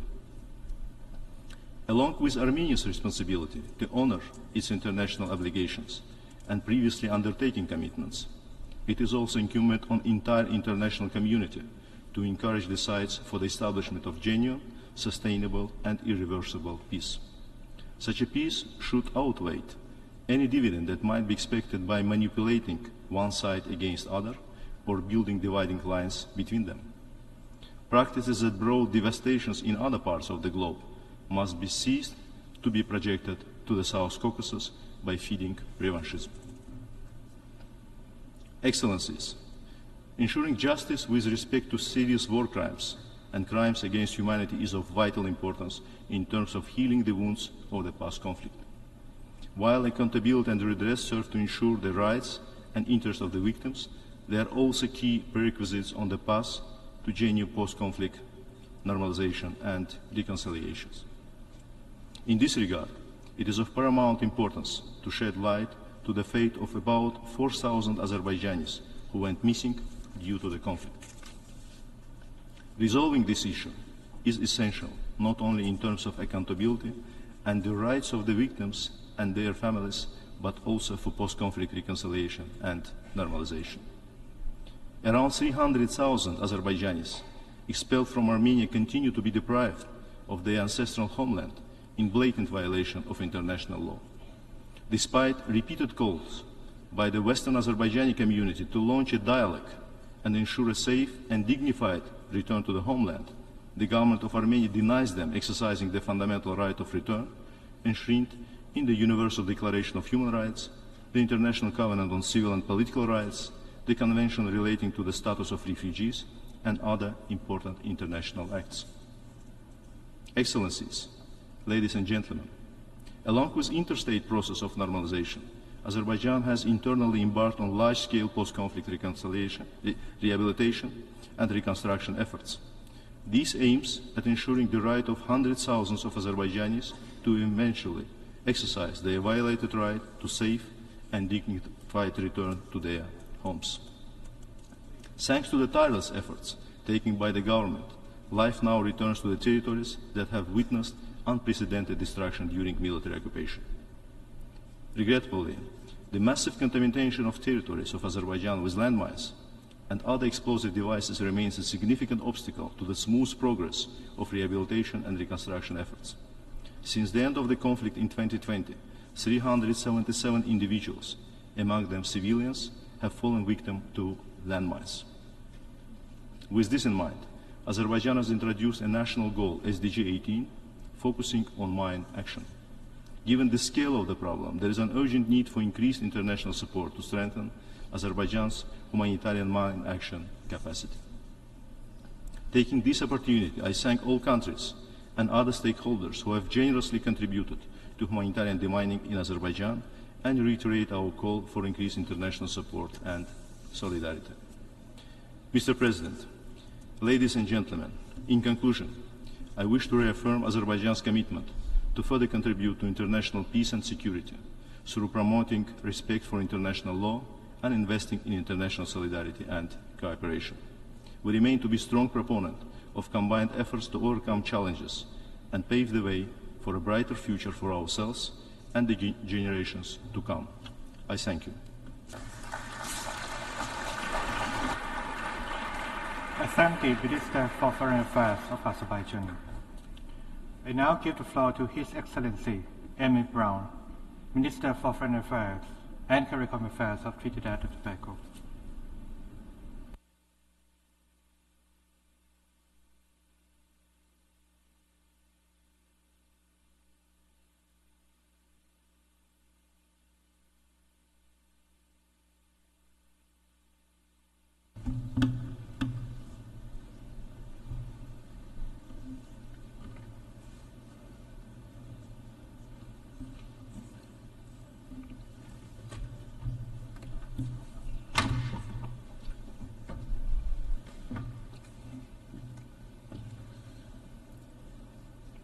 Mr. President, permit me to first extend to you congratulations on behalf of the government and people of the Republic of Trinidad and Tobago on your election as President of this session of the United Nations General Assembly.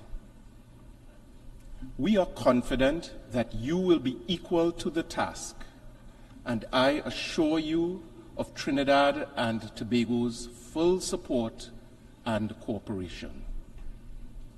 Allow me to also extend, on behalf of the proud people and government of Trinidad and Tobago, our sincerest appreciation to your predecessor and our fellow countryman, His Excellency Dennis Francis, for his astute and exemplary leadership as President of the 78th session, which was underpinned by the principles of peace, prosperity, progress, and sustainability.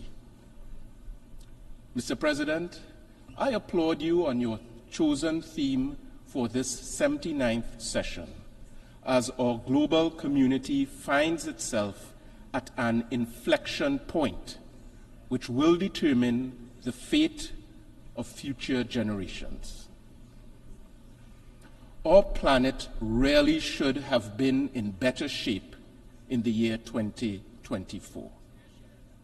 But instead, we are deeply disturbed and dismayed by fresh divisions, the flouting of international law, gross violations of human rights, and the flourishing of illegal settlements and oppression, which threaten peace and security around the world. Further, the alarm bells on the climate crisis have long been sounded, and yet we race toward a point of no return. The dream of ending persistent inequality remains a challenge to the global community, and hard-earned progress on gender equality appears to have stagnated in some parts of the world. It is for these reasons, Mr. President, that Trinidad and Tobago welcomed the convening of the Summit of the Future and joined with the international community in the adoption of the Pact for the Future. The adoption of this pact represents a renewal of our commitment as member states to multilateralism as the best way forward. Mr. President, since the dawn of civilization, humankind has endeavored to become an improved version of itself in the pursuit of a better quality of life, human rights, equality, dignity, and prosperity. Our ingenuity as human beings has paved the way for some of the world's greatest inventions and advancements. Regrettably, in our quest to find the best version of ourselves, we have discovered some of the worst aspects of humanity. Our planet and its people have been subjected to misuse and abuse, the effects of which have placed the majority of the global population facing some version of a doomsday scenario. Now more than ever, we must summon a spirit of cooperation and collectively put our shoulders to the wheel for the benefit of all humanity. We used to say that our future depends on it, but now we have to say that our existence depends on it. It is very well established and accepted that there can be no sustainable development without peace. If we fail to find credible solutions to the global challenges, humanitarian crises, and conflicts around the world, the international community would have squandered its responsibility and would have perpetuated a vicious downward cycle of repression. One example is the Russia-Ukraine war, which is still ongoing almost 3 years after Russia's initial invasion, which we condemned, with profound implications to the world order. Mr. President, Trinidad and Tobago is deeply troubled by the escalation of conflict and tensions in the Middle East. We remain distressed by the ongoing war on Gaza and by the chilling flashpoints of expansion that are being deployed on a daily basis. Only someone absolutely bereft of humanity would think that it is lawful and just and even godly to respond to atrocities committed on one awful day of terror by in turn committing atrocities after atrocities. How else are we to describe the killing of over 200 UN staff members, the highest death toll in United Nations history, and the deaths of tens of thousands of civilians, including women and children? And this is not being done in secret. The entire world is watching, and the Global South in particular is appalled. The question remains, if innocent civilians, including women, children, and United Nations staff, were being killed at this record rate in the developed world, how would the world's big powers have reacted? Not likely with euphemisms and platitudes. The double standards and continued resourcing of these ongoing violations of international law send a chilling message to the global south. And that message is this: there are some powerful people in this world who are of the view that a Palestinian child is less worthy of defense, protection, food, water, and life than another child. I am not of that view. The people of my country are not of that view. CARICOM is not of that view. And decent people all over the world, including in Israel, are not of that view. International law is not a tool of mere convenience to be muted for friends and trumpeted against enemies. Mr. President, international law is not a tool of mere convenience to be muted for our friends and trumpeted against our enemies. In this regard, Trinidad and Tobago has joined the call for an immediate, full, and complete ceasefire, and for the unconditional release of every single hostage. The truth is, there is no military solution to this conflict, as peace will only be achieved through negotiations in good faith and constructive dialogue among all concerned parties. Trinidad and Tobago has consistently expressed our support for a two-state solution where Israelis can live without the daily threat of terror and Palestinians can live without the daily weight of occupation, coexisting side by side as responsible members of the international community. We firmly believe that this is the only credible pathway to end this cycle of violence, culminating in the establishment of a sovereign and peaceful state of Palestine alongside a sovereign and peaceful state of Israel within secure borders. Rooted in this belief, Trinidad and Tobago took the decision to recognize the state of Palestine in our contribution to the two-state solution and in support of the legitimate aspirations of the Palestinian people for self-determination. I can report that just 6 days ago, Trinidad and Tobago and the State of Palestine officially established diplomatic relations. We look forward to the day when the State of Palestine would be welcomed to take its seat in the General Assembly as a full member of the United Nations. Mr. President, I now turn to the issue affecting the International Criminal Court.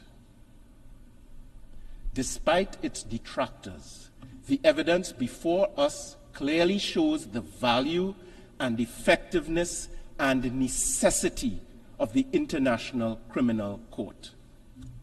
As a country that advocated for the establishment of the ICC via the tireless work of our former Prime Minister and President, A.N.R. Robinson, Trinidad and Tobago remains resolute in our support of the court's mandate to help put an end to impunity for the perpetrators of the most heinous crimes and to provide a glimmer of hope to all victims of those crimes seeking justice within the jurisdiction of the court. To this end, we continue to encourage all states that have not yet done so to ratify and fully implement the Rome Statute of the ICC. It was the late Reverend Dr. Martin Luther King Jr. who once said, "It is not possible to be in favor of justice for some people and not be in favor of justice for all people." For this reason, Mr. President, Trinidad and Tobago condemns, rejects, and repudiates any and all attempts to impede, intimidate, or improperly influence the court and its very courageous officials. Mr. President, we are mindful that the illicit trafficking in small arms and light weapons in our own region poses an intolerable threat to national security and to the lives of our citizens. The proliferation of illegal arms and ammunition has contributed to unacceptable increases in the level of gun-related violence and fatalities in our small society and indeed across CARICOM. In addition to our own efforts domestically, we continue to work with regional and international partners to free our citizens from the horrific human cost associated with the easy access to small arms and light weapons and their vicious use against citizens and families. Following the hosting by Trinidad and Tobago of our first regional symposium on crime and violence as a public health safety issue in 2023, CARICOM heads met in Guyana earlier this year to further elaborate innovative strategies on this matter of grave regional concern. Trinidad and Tobago welcomes the renewed efforts of our partners, including the United States of America in particular, to work with us constructively to help solve this deadly challenge which respects no borders. Mr. President, we also remain deeply concerned by the humanitarian and security crisis affecting the nation of Haiti. Earlier this year, from this very rostrum, Professor Sir Hilary Beckles, chairman of the CARICOM Reparations Commission, stated, and I quote, "We are calling for justice for the people of Haiti, who should have been held aloft for being the first nation to end the evil of slavery. They should have been held aloft for being the most noble exemplars of freedom and the celebration of democratic possibilities in Western modernity. Instead, for their audacity of action, they were punished by the Western world and demonized rather than deified." End quote. We acknowledge that the path toward a stable and secure Haiti requires indigenous, Haitian-led, Haitian-owned solutions that are ably supported by the United Nations and the international community. In this regard, we welcome the news of the appointment of an interim Prime Minister and Cabinet. We believe that these are important steps in confronting the political, security, and humanitarian challenges in Haiti, and I salute the role of CARICOM, its hard-working secretariat, and the eminent persons group in helping the Haitians to achieve some of this progress for themselves. Trinidad and Tobago also joins in commending the Kenyan government for its deployment and leadership of the multinational security support mission, and we extend our appreciation to all states that have contributed to that operation, including Jamaica, the Bahamas, and several others in our region. But an essential component for the success of this multinational security support mission is funding. In this regard, the government of the United States of America has led by example and has contributed the lion's share.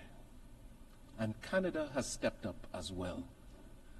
But some relatively wealthy countries have either contributed drips and drabs or nothing at all.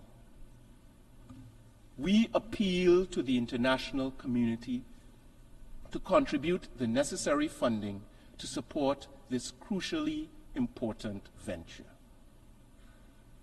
Mr. President, our quest to achieve human dignity within the context of sustainable development cannot be divorced from the legitimate calls for reparatory justice for the history of chattel slavery and native genocide in the Caribbean and elsewhere.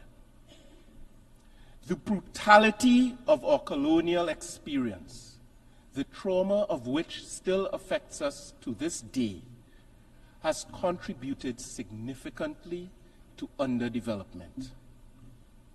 Our foreparents were rooted out and dehumanized, and their blood and sweat and tears and labor were extracted to build empires and beautiful castles and bridges and treasures, which some of us pay money today to visit and photograph and admire.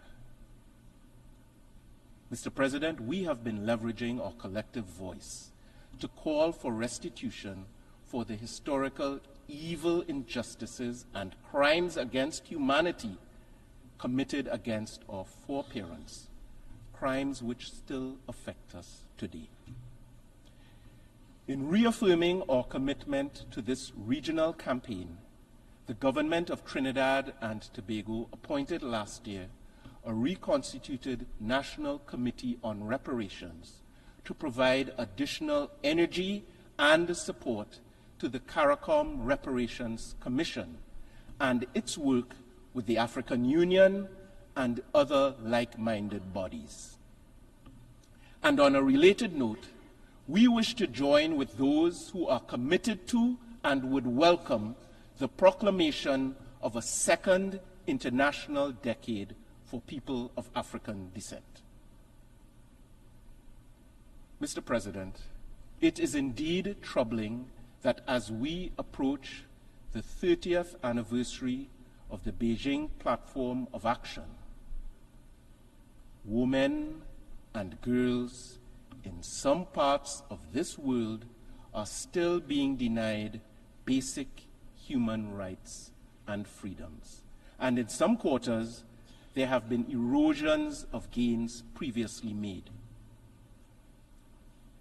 Trinidad and Tobago continues to be a strong advocate for the meaningful participation of women and girls in all aspects of society, as we recognize and value their critical role in the promotion and protection of human rights and the building of peaceful and sustainable societies. This is important to us, and as we have done biennially since the year 2010, Trinidad and Tobago will table in the first committee this year our resolution on women, disarmament, non-proliferation, and arms control, and we encourage member states to support this forward-looking resolution. Mr. President, the 4th International Conference on Small Island Developing States was held in Antigua earlier this year and underscored the critical nature of the next decade for SIDS. We are very proud of what our fellow CARICOM member state achieved in successfully hosting that impactful conference. Trinidad and Tobago anticipates that the robust implementation of the Antigua and Barbuda agenda for SIDS will bring us closer to sustainable development with the necessary means of support from the international community. Mr. President, we all acknowledge the adverse effects of climate change. We anticipate decisive outcomes regarding the new collective quantified goal at the upcoming COP29 in Baku, Azerbaijan, which should catalyze much-needed reform of the international financial architecture.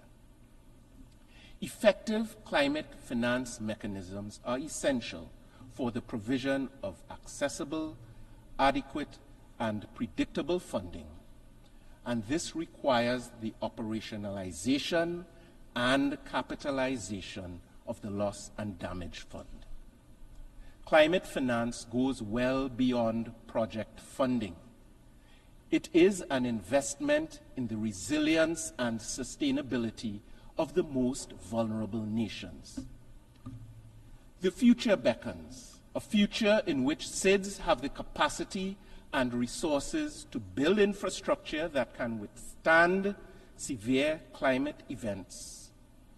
That future would enable a just transition to renewable energy sources and the full protection of our natural ecosystems. Mr. President, like many others, Trinidad and Tobago has long called for the application of new multidimensional parameters for decision-making on access to financing. In this regard, we welcome the recent adoption by the General Assembly of the resolution on the Multidimensional Vulnerability Index. We encourage the international community and the relevant financial and development institutions to utilize the MVI as it takes into account the realities that undermine sustainable development. Mr. President, Trinidad and Tobago stands in full solidarity with the people of Cuba who have been subjected to an unjust embargo for more than 6 decades. This embargo severely undermines Cuba's prospects for attaining economic stability, growth, and sustainable development. Whatever the objectives may have been 60 years ago, these measures have clearly not achieved any desirable results. Only the pain and suffering of ordinary Cuban people. The collective punishment of an entire citizenry through unilateral coercive measures is not only unconscionable, but also inconsistent with international law and the Charter of the United Nations. Trinidad and Tobago therefore renews its call for the unconditional lifting of the economic, commercial, and financial embargo against Cuba. Additionally, we have seen no justification for the designation of Cuba as a state sponsor of terrorism. We call for the removal of that unjust categorization as well. So, Mr. President, I conclude as I started. This world, our world, is at a point of inflection. With tension and division rising to a crescendo, small states have to be clear-eyed about their future. Trinidad and Tobago is small, but we are proud of that which makes us unique and special. We may not be a superpower, but we have super powers. And these are our creativity and our diversity.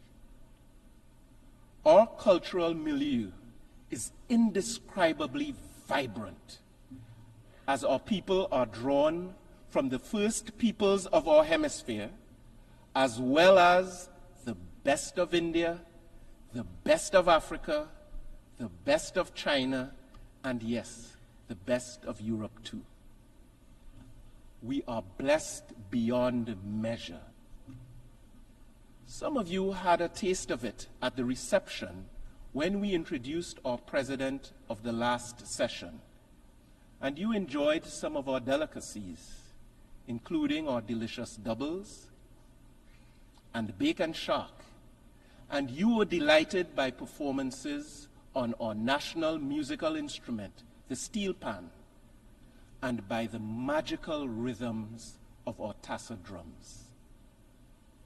We have proven that we can be great leaders, including leaders of this very assembly, and we will continue to give more value to this world than we extract from it. We are strong, proud, staunch advocates of the UN system and multilateralism. In the end, unity and togetherness is the key for these United Nations as well as for my own society. Om Shanti, Shanti, Shanti. Assalamu alaikum. Shalom alaikum. And may God richly bless you and your families. Mr. President, I thank you.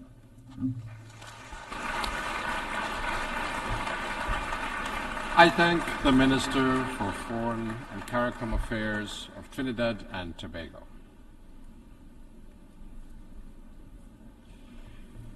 I now give the floor to His Excellency Francis Fonseca, Minister for Foreign Affairs and Foreign Trade of Belize.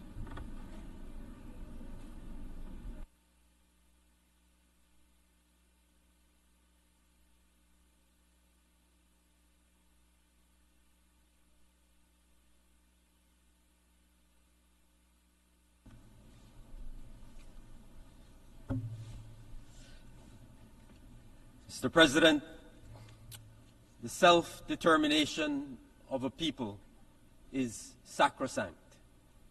It is because of the exercise of that right to self-determination that each nation enjoys the privilege of sitting in this hall.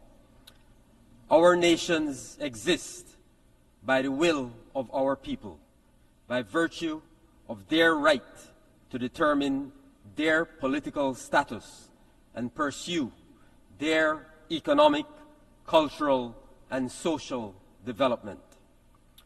To borrow words from Nelson Mandela, our people are the real makers of history.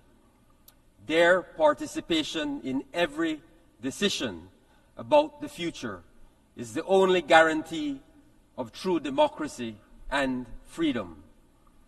If we look at the challenges that our people confront today, we must ask whether that sacrosanct principle of self-determination is in fact secure. Belize is a member of the Alliance of Small Island States, AOSIS, one of 39 countries that have been on the front lines of the climate crisis. The genesis of this crisis lies with the industrialized nations. Its perpetuation and acceleration rest with the wider membership of the Group of 20. Currently, the G20 accounts for some 80% of global emissions. AOSIS members contribute less than 1% of global emissions. This is a tale of two worlds. but we only have one planet to share. The extent to which G20 economies are advancing and contributing to global economic output and world trade is impressive and promising for their people. It is important that their growth should be calibrated to a world where SIDS also have a secure future. This is still possible, but it is urgent. As SIDS, our people's livelihoods have long depended on traditional sectors such as agriculture, fisheries, and tourism, which are climate sensitive. Opportunities for diversification have been limited given our size, population, and location. Climate change is forcing us to break with tradition and to transition despite the limited options to do so. Each step forward is met with yet another hurdle to overcome, and with increasing probability, we face the likelihood of setbacks as climate change impacts worsen. The costs are multiplying, fiscal space is shrinking, and the opportunities to equitably share in global prosperity are diminishing. The right of SIDS to define their own future must be protected and secured. The severe impacts of sea level rise have irreversible consequences for SIDS. Our people have gone beyond their duty to protect and preserve our environment, yet some are being forced to relocate from their homelands. To this, we reiterate that no matter the physical changes that climate change may bring to our territory, our sovereignty and our right to self-determination remain intact. Mr. President, the perpetual suffering of a people can never just be a matter of national concern.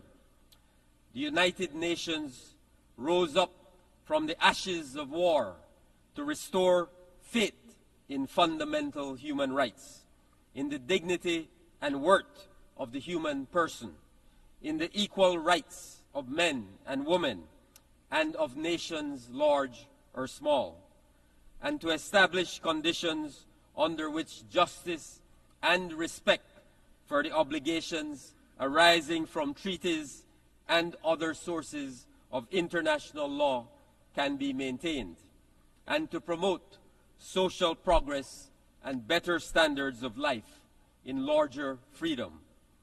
All members of the United Nations have a duty to give effect to these words. Conflicts should not be allowed to fester.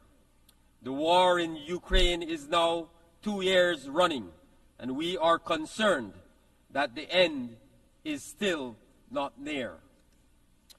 Haiti has seized our attention once again. For Belize, the international response must be enduring for long-lasting peace and security of our sister country. We are working through the Caribbean community to reinforce and strengthen Haiti, and we commend the Haitian people in their resolve to define their own pathway forward. We are pleased to be contributing personnel to the multinational security support mission. Belize is extremely worried that up to now, the international community has not fully delivered on its commitments for the MSS, nor the UN humanitarian needs and response plan for Haiti. This jeopardizes all the efforts towards establishing political stability, but more than that, puts the future of Haiti at substantial risk. Mr. President, Cuba should no longer be subject to an unjust and illegal economic embargo imposed by the United States. it is imperative that Cuba be removed from the list of state sponsors of terrorism. This arbitrary and unilateral designation has created an unnecessary barrier to global cooperation, constructive engagement, and the promotion of peace and stability in our region.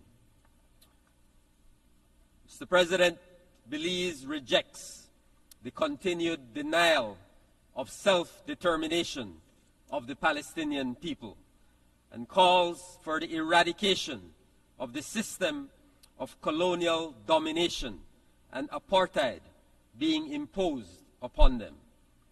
As Belize stated to the International Court of Justice in the recent advisory opinion, Israel cannot be permitted to continue flouting one of the most fundamental principles of international law with impunity. Impunity breeds inhumanity.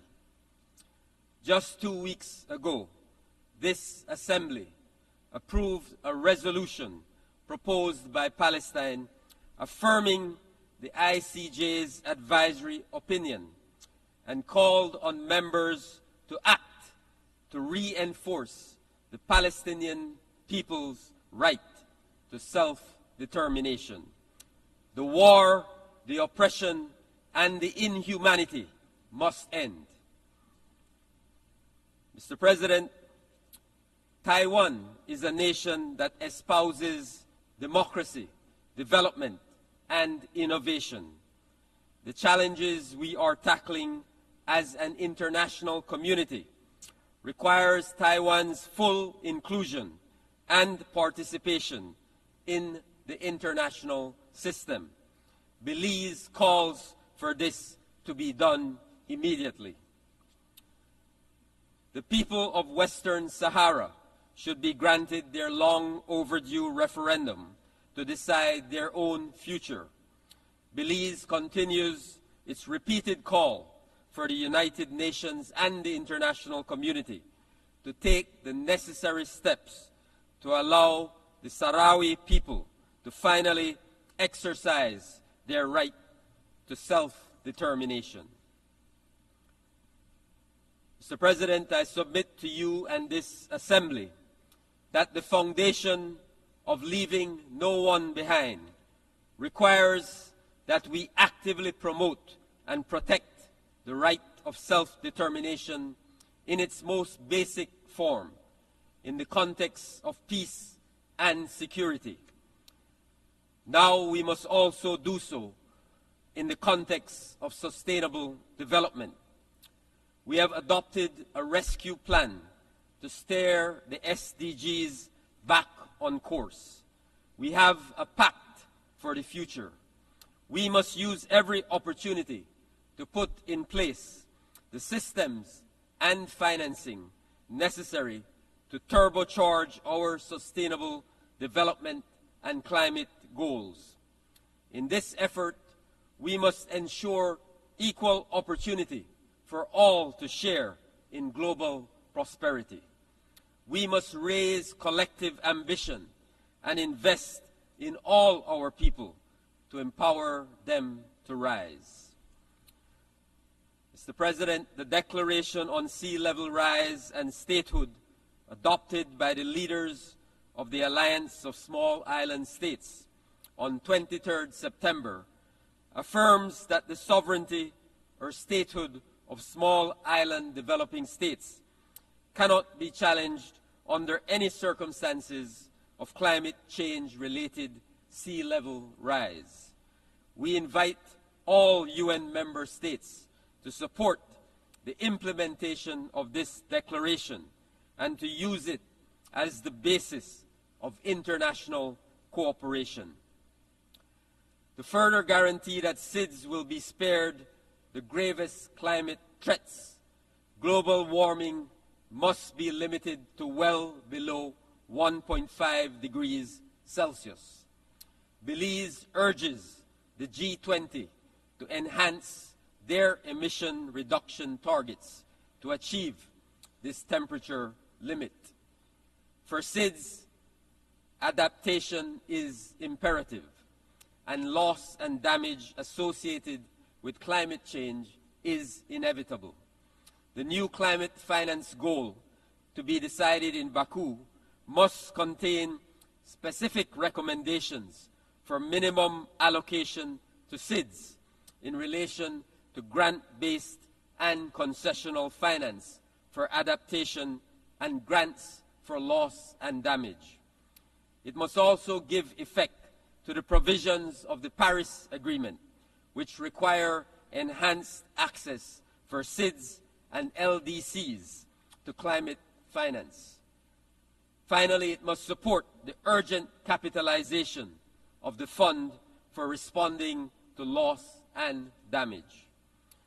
Mr. President, with the adoption of the Antigua and Barbuda Agenda for SIDS, the UN must now ensure its implementation. SIDS must be at the table in global economic and international financial institutions. The Multidimensional Vulnerability Index should be incorporated into existing practices and policies for debt sustainability and development support to expand SIDS access to effective development finance. Mr. President, Belize is moving ahead. We are on a transformative development trajectory. We have dramatically improved our credit profile through the Belize Blue Bond Project, a debt for marine conservation swap. We are reforming and modernizing our legislative and policy frameworks for investments and activating our orange and blue economies, including beyond our national jurisdiction.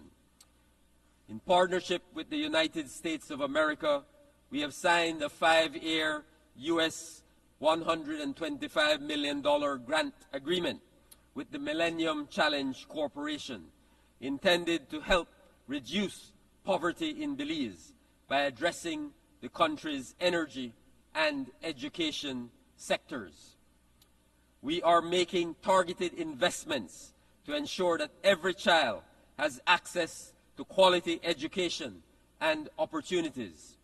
One key example is the Belize Education Upliftment Project, Together We Rise, which provides half of Belizean secondary school students with the resources they need to succeed, including free tuition, uniforms, school supplies, and healthy meals. Belize has extended the compulsory school age to 16 years to improve school retention rates and increase the likelihood of transitioning to higher education. We are working tirelessly to expand vocational training, digital access, and life skills development, ensuring that young people are prepared for the evolving job market and capable of driving innovation in sectors such as agriculture, climate change, and technology. We are aggressively closing the digital divide as technology holds the promise of progress. But we depend on multilateral efforts to ensure that all nations, regardless of size or wealth, have the infrastructure and capacity to participate in the digital economy. Education and capacity building alone are not enough. Addressing inequalities and fostering inclusion are equally critical to achieving lasting change. The achievement of gender equality and the empowerment of women and girls is central to this effort. Belize has made important progress in this area, marked by the recent launch of its revised National Gender Policy 2024-2030, which aims to end discrimination and violence against women while promoting their full participation in all aspects of society, social, economic, and political. Belize continues its work to ensure that every Belizean has access to high-quality, affordable, and efficient health care services. By January 2025, we will achieve full national health insurance coverage. We are also strengthening our mental health support systems with the goal of improving and expanding access to quality care, addressing the stigma surrounding mental health, and enhancing outreach programs, particularly in rural and underserved areas. Mr. President, Belize is committed to the final settlement of Guatemala's territorial, insular, and maritime claim. We welcome Guatemala's stated commitment to respecting and abiding by the ruling of the International Court of Justice. At the political level, we are actively engaged with Guatemala to strengthen our bilateral relationship.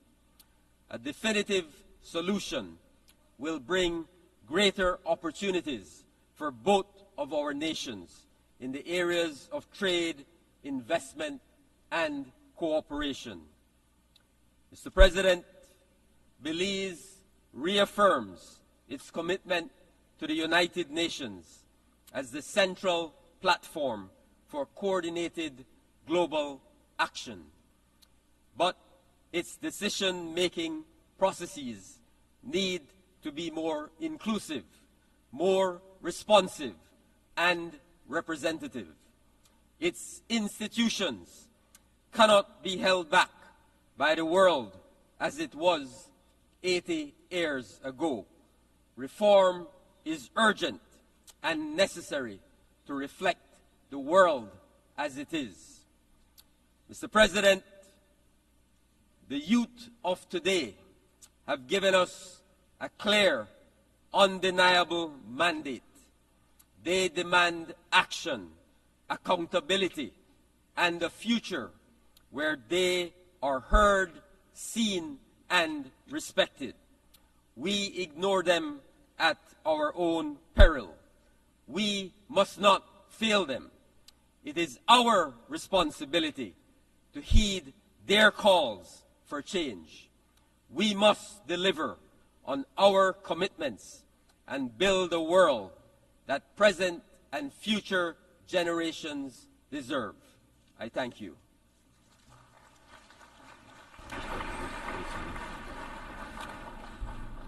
I thank the Minister for Foreign Affairs and Foreign Trade of Belize.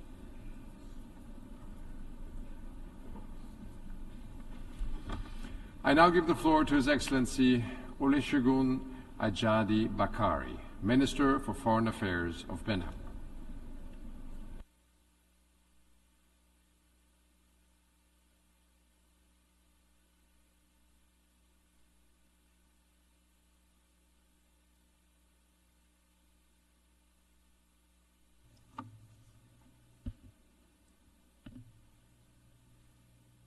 Monsieur le Président, Mesdames et Messieurs les chefs d'État, de gouvernement et de délégation, Mesdames et Messieurs, c'est avec un immense honneur que je me tiens devant vous aujourd'hui à cette tribune emblématique des Nations Unies au nom de son Excellence le Président Patrice Talon, Président de la République du Bénin. Permettez-moi, à l'entame de ce propos, de réaffirmer l'attachement indéfectible du peuple béninois à la démocratie, à la stabilité politique et au principe de conquête pacifique du pouvoir. Depuis l'historique conférence Since nationale the des forces historic vives national de février conference involving all 1990, stakeholders le in Bénin February a choisi le 1990, chemin de la Benin démocratie. has chosen the path of Et sous le democracy. leadership successif de Under nos anciens the présidents et successive du président leadership Patrice Talon, of our nous successive avons su presidents and préserver President Patrice et Talon, renforcer we nos have been able institutions. to preserve Nos and forces de strengthen our défense et de sécurité, institutions. avec Our courage defense and et security sens forces républicain, courageously and continuent chaque upholding the jour de values of our protéger notre republic territoire continue to protect et our nos territory institutions. and our Toute institutions velléité each day. de Any déstabilisation attempt at intérieure ou destabilization, extérieure be sera them vaincue. from within Notre or marche without, vers le will be développement est overcome. désormais Our journey irréversible. towards development Monsieur le is Président, now Mesdames et irreversible. Messieurs, aujourd'hui, Ladies and gentlemen, le Mr. monde President, est ladies and gentlemen, confronté today the à world des is tensions confronted croissantes with et growing l'incertitude tensions, devient une and constante de uncertainty notre époque. becomes an everyday Nous feature observons of chaque our jour un times. accroissement de la Each day polarisation we can avec des see crises an increase in qui partout polarization sapent la with cohésion crises mondiale et that hypothèquent undermine l'avenir de social l'humanité. cohesion Que everywhere ce soit au and Sahel, mortgage off the future au of our Soudan, humanity, be en this in the Ukraine, Sahel, en in mer de Sudan, Chine ou au in Ukraine, Moyen-Orient, in the South les China conflits Sea, qui or in the surgissent Middle East, mettent en péril conflicts which la crop paix up et la undermine stabilité mondiale. peace and Cette global tension stability. n'apporte que These souffrance tensions et bring désolation, but suffering provoquant and des vagues de despair, pauvreté causing qui touchent waves les of économies les plus poverty fragiles that affect et the aggravent la most fragile vulnérabilité des economies populations.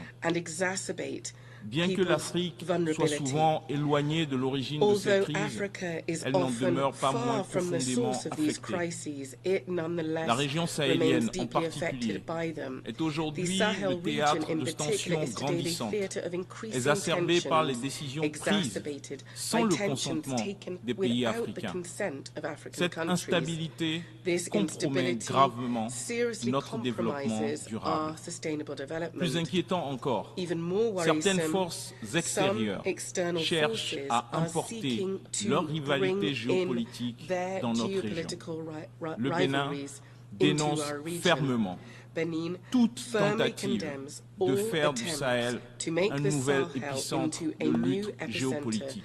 of geopolitical Ces struggle. ingérences This nourrissent le type terreau du of terrorisme, interference une abomination provides que nous fertile condamnons ground sans for réserve. terrorism. Terrorism Que is ce an soit abomination en that we Afrique unreservedly ou condemn. ailleurs, Be this le in Africa terrorisme or est elsewhere, inacceptable. terrorism is Aucune cause unacceptable.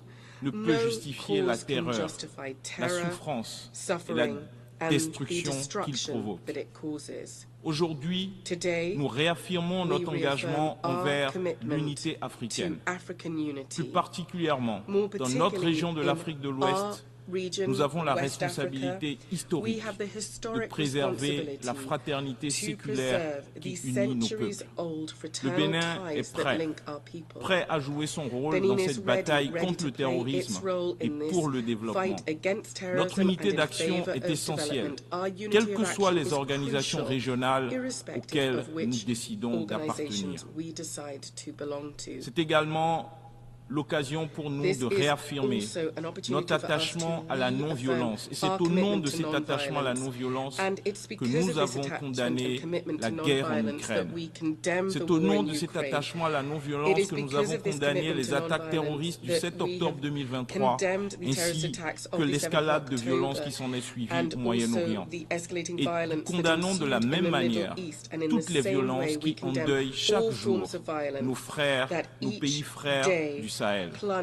Nous appelons la communauté internationale à intensifier ses efforts pour ramener la stabilité à travers le dialogue, que ce soit au Moyen-Orient, où la solution à deux États demeure la seule voie viable, ou en Ukraine, dans la région des Grands Lacs, au Soudan, en Libye ou encore dans la République sœur d'Haïti. Monsieur le Président, Mesdames et Messieurs, en dépit de ces foyers de tension, nous ne devons jamais perdre de vue un autre défi majeur qui menace l'avenir de notre monde, la pauvreté sous toutes ses formes. À 5 ans de l'échéance de 2030, il est douloureusement clair de constater que nous n'atteindrons pas les objectifs du développement durable. Mais nous ne devons pas abandonner la lutte. Le combat contre la pauvreté reste l'un des plus grands défis de notre époque. Sans ce combat, il n'y aura ni paix véritable, ni stabilité durable. L'Afrique, mesdames et messieurs, est l'avenir du monde. Dans quelques décennies, notre continent sera le foyer d'un quart de l'humanité. Nos jeunes, porteurs d'une créativité immense, et nos ressources naturelles constituent un atout indispensable pour l'avenir de la planète. Mais pour que ce potentiel devienne réalité, nous devons éradiquer la pauvreté sur notre continent. Il est urgent d'agir, car chaque année de retard compromet cet avenir. Dans 25 ans, lorsque nos États auront pour la plupart un siècle d'existence, serons-nous encore à débattre de l'accès à l'eau potable, à l'électricité, à la santé ou à l'éducation? Ou aurons-nous enfin franchi le cap qui permettra à chaque Africain de vivre dans la dignité? Voilà les questions essentielles auxquelles nous devons répondre. Le temps de l'action est venu. Depuis 2016, le Bénin a emprunté la voie du progrès sous le leadership du président Patrice Talon. Nous avons pris notre destin en main et initié des réformes majeures, que ce soit dans l'éducation, la santé ou les infrastructures sociales. Aujourd'hui, nous sommes engagés sur une trajectoire de transformation et de développement. Il est important que le monde reconnaisse les efforts des nations, comme la mienne, comme celle du Bénin, qui œuvrent pour leur avenir et prennent leur destin en main. Monsieur le Président, Mesdames et Messieurs, pour que l'Afrique prenne son envol, elle doit aussi se réconcilier avec son histoire et son identité profonde. Comme il est impossible de comprendre l'Europe sans prendre en compte l'influence de l'Église chrétienne, ou qu'il est impossible de comprendre le Moyen-Orient sans comprendre et chercher à comprendre l'islam, il est tout aussi impossible de saisir l'essence de l'Afrique sans embrasser pleinement ses croyances, ses traditions, sa civilisation. C'est dans cet esprit que le Bénin, terre mère de la culture vaudou, a pris l'initiative de corriger les perceptions négatives sur cette culture, notre culture. Nous voulons révéler au monde la richesse de notre civilisation. En connaissant et en respectant notre histoire, nos croyances et notre culture, le monde pourra comprendre qui nous sommes et pourquoi l'Afrique est essentielle à l'équilibre et au développement global. Mais le respect de l'Afrique ne s'arrête pas à la reconnaissance de son passé. Il passe également par un panafricanisme moderne, tourné vers l'action. Un panafricanisme engagé dans la réduction de la pauvreté, dans la construction d'un continent prospère, un panafricanisme qui va au-delà des mots et qui passe à l'action. Ce panafricanisme doit se traduire par des actions concrètes. Comment pouvons-nous prôner l'unité africaine quand il est aujourd'hui plus facile pour un Européen de voyager à travers le continent africain que pour un Africain lui-même? Le Bénin a fait un choix audacieux, courageux, panafricain, en supprimant dès 2017 les visas pour tous les ressortissants africains. Ce geste n'est pas simplement symbolique, il reflète notre engagement à bâtir une Afrique où chaque Africain puisse se sentir chez lui, partout sur le continent. Monsieur le Président, Mesdames et Messieurs, plus que jamais, le respect de l'Afrique passe aussi par la reconnaissance de ses enfants dispersés à travers le monde. Nos frères et sœurs de la diaspora, déracinés de force lors des heures sombres de la traite transatlantique, doivent retrouver leur place au sein de la communauté africaine. Il est temps de guérir ces blessures, de recréer ce lien sacré avec ceux qui, bien que physiquement éloignés, portent l'Afrique dans leur cœur.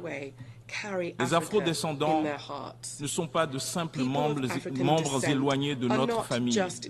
Ils sont nos enfants, ils sont nos frères, elles sont nos sœurs. Ils incarnent une part essentielle de notre identité collective.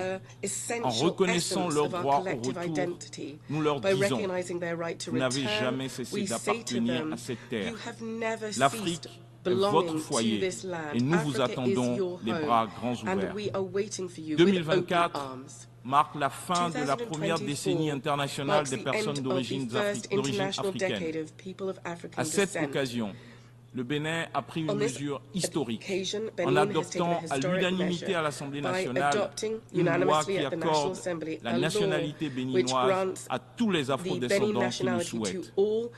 Cet acte est bien plus qu'un simple geste symbolique. Il est une invitation à un avenir commun, un appel vibrant à l'unité et à la solidarité.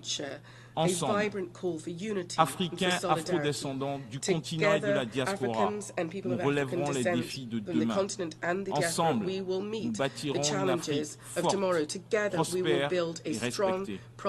Monsieur le Président, Mesdames et Messieurs, le Bénin est prêt à tracer la voie vers une Afrique unie, une Afrique dynamique et ouverte sur le monde, une Afrique qui se prend en charge, une Afrique engagée pour réaliser son avenir. Le siècle de l'Afrique est à portée de main. Il dépend de notre capacité à saisir cette opportunité, à bâtir une Afrique où chaque citoyen, qu'il soit né sur le continent ou qu'il fasse partie de la diaspora, joue un rôle clé dans notre renaissance commune. Nous sommes prêts.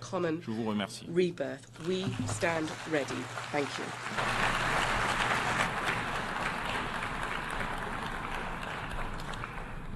I thank the Minister for Foreign Affairs of Benin. I now give the floor to His Excellency Yamazaki Katsuyuki, Chair of the Delegation of Japan.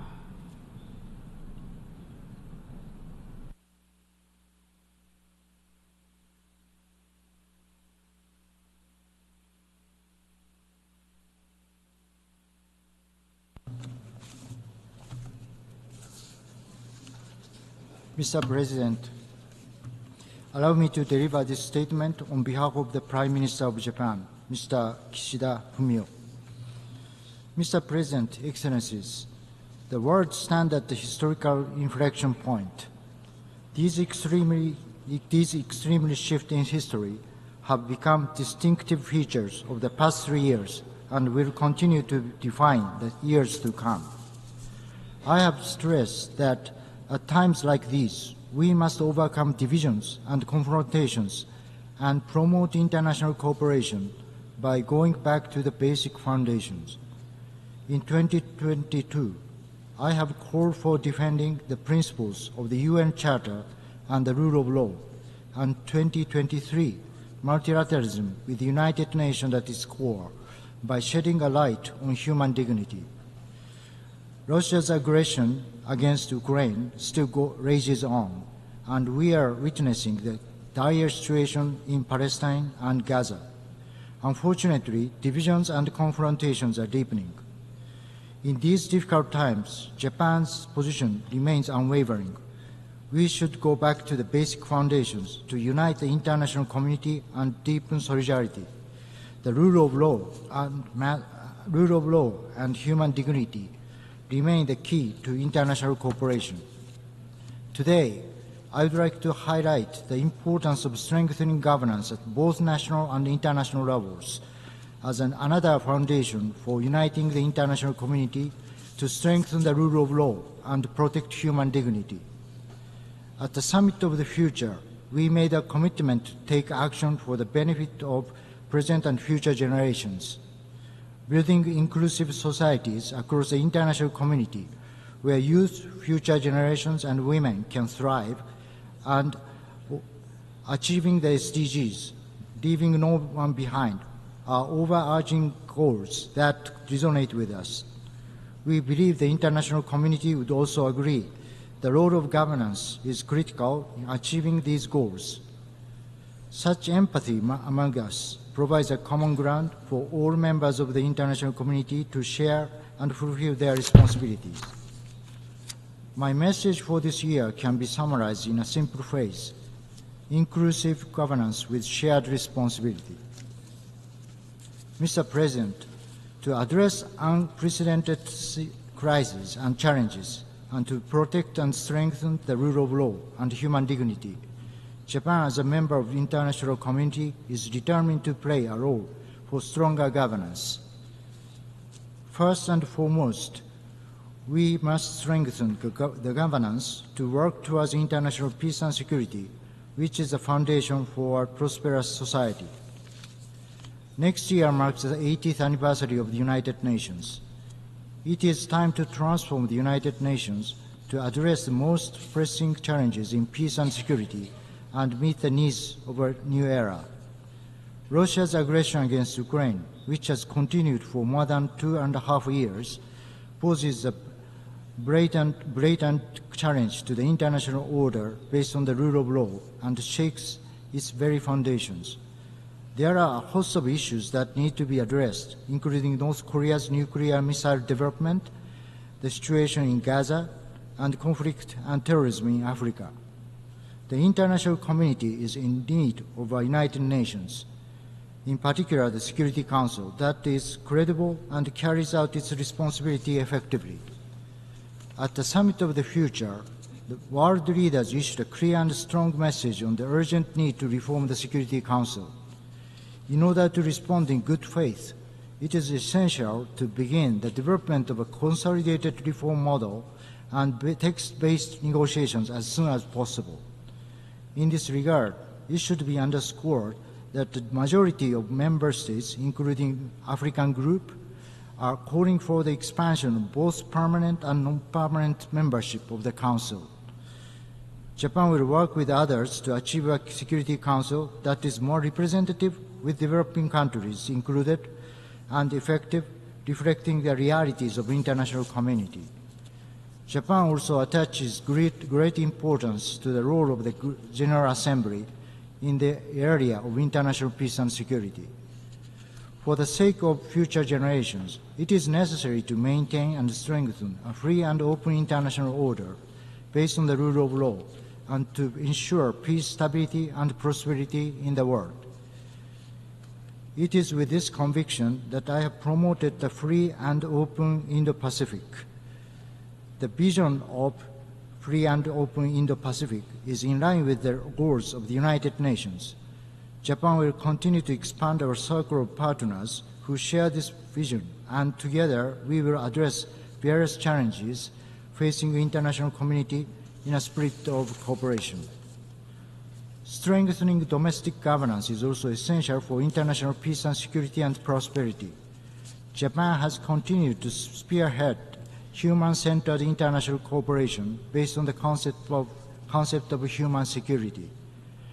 We need to accelerate the efforts of the international community as a whole towards achieving the SDGs.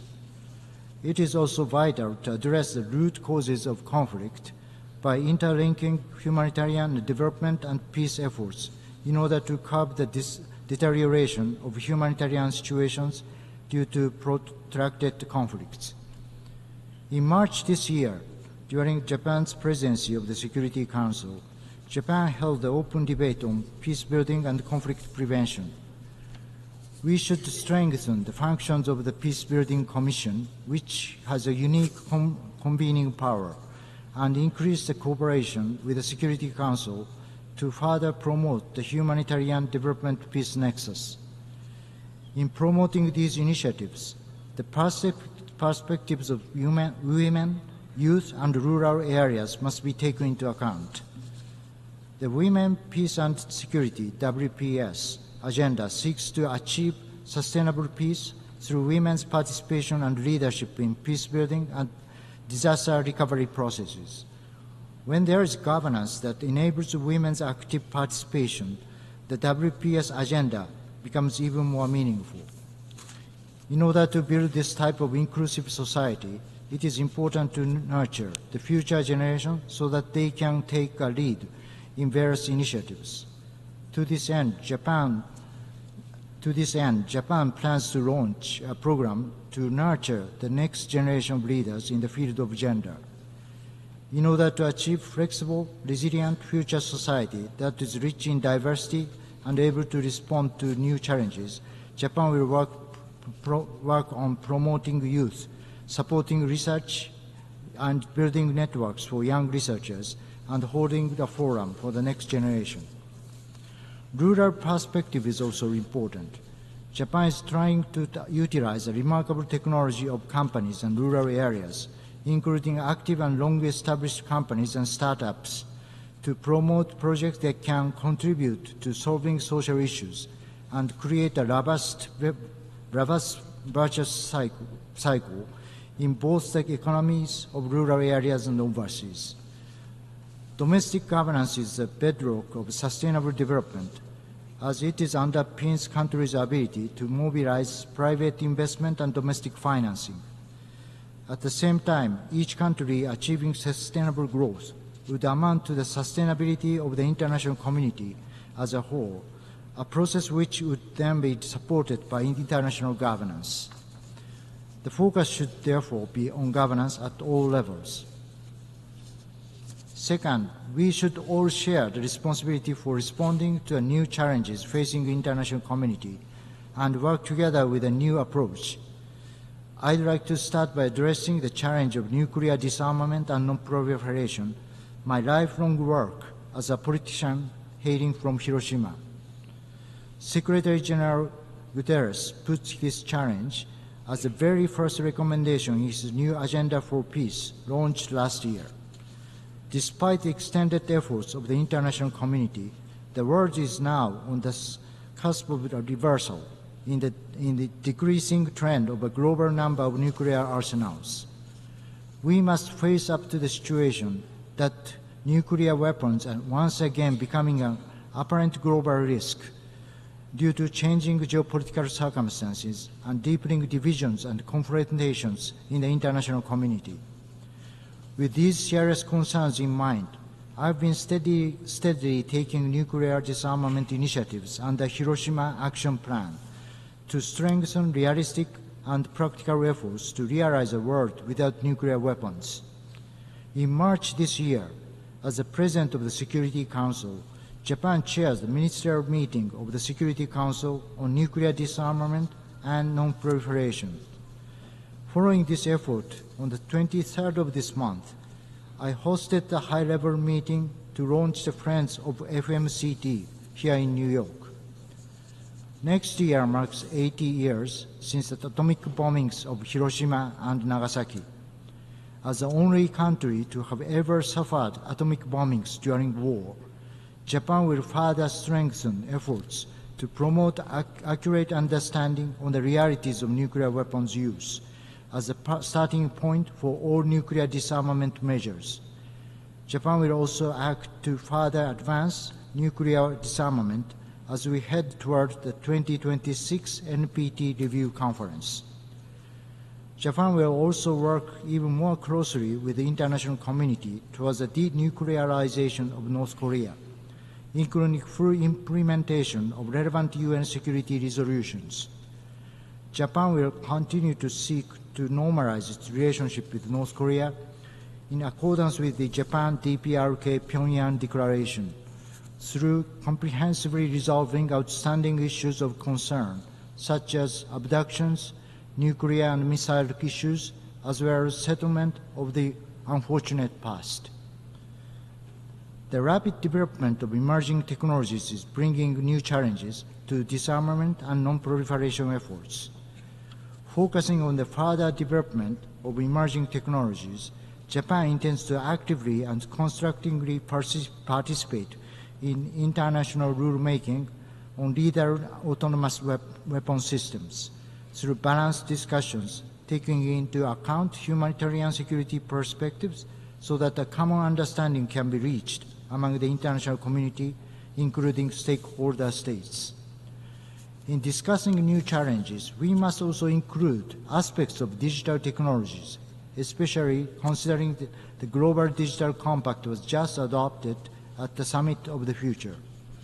Digital technologies have the power to transform the future of the world, thereby making digital cooperation an essential part of protecting and enhancing human dignity. Among such digital technologies, there is an urgent need to establish international governance on artificial intelligence in order to maximize opportunities brought by AI while mitigating its risks. Japan has been working through the Hiroshima AI process to achieve safe, secure, and trustworthy AI. We will continue to actively contribute to the discussions of AI at the United Nations. In tackling global issues, the evolution of multilateral development banks has emerged as a new issue. Japan will continue to further progress in the MDB evolution in a way that reflects the specificities of each institution and the discussions of their boards.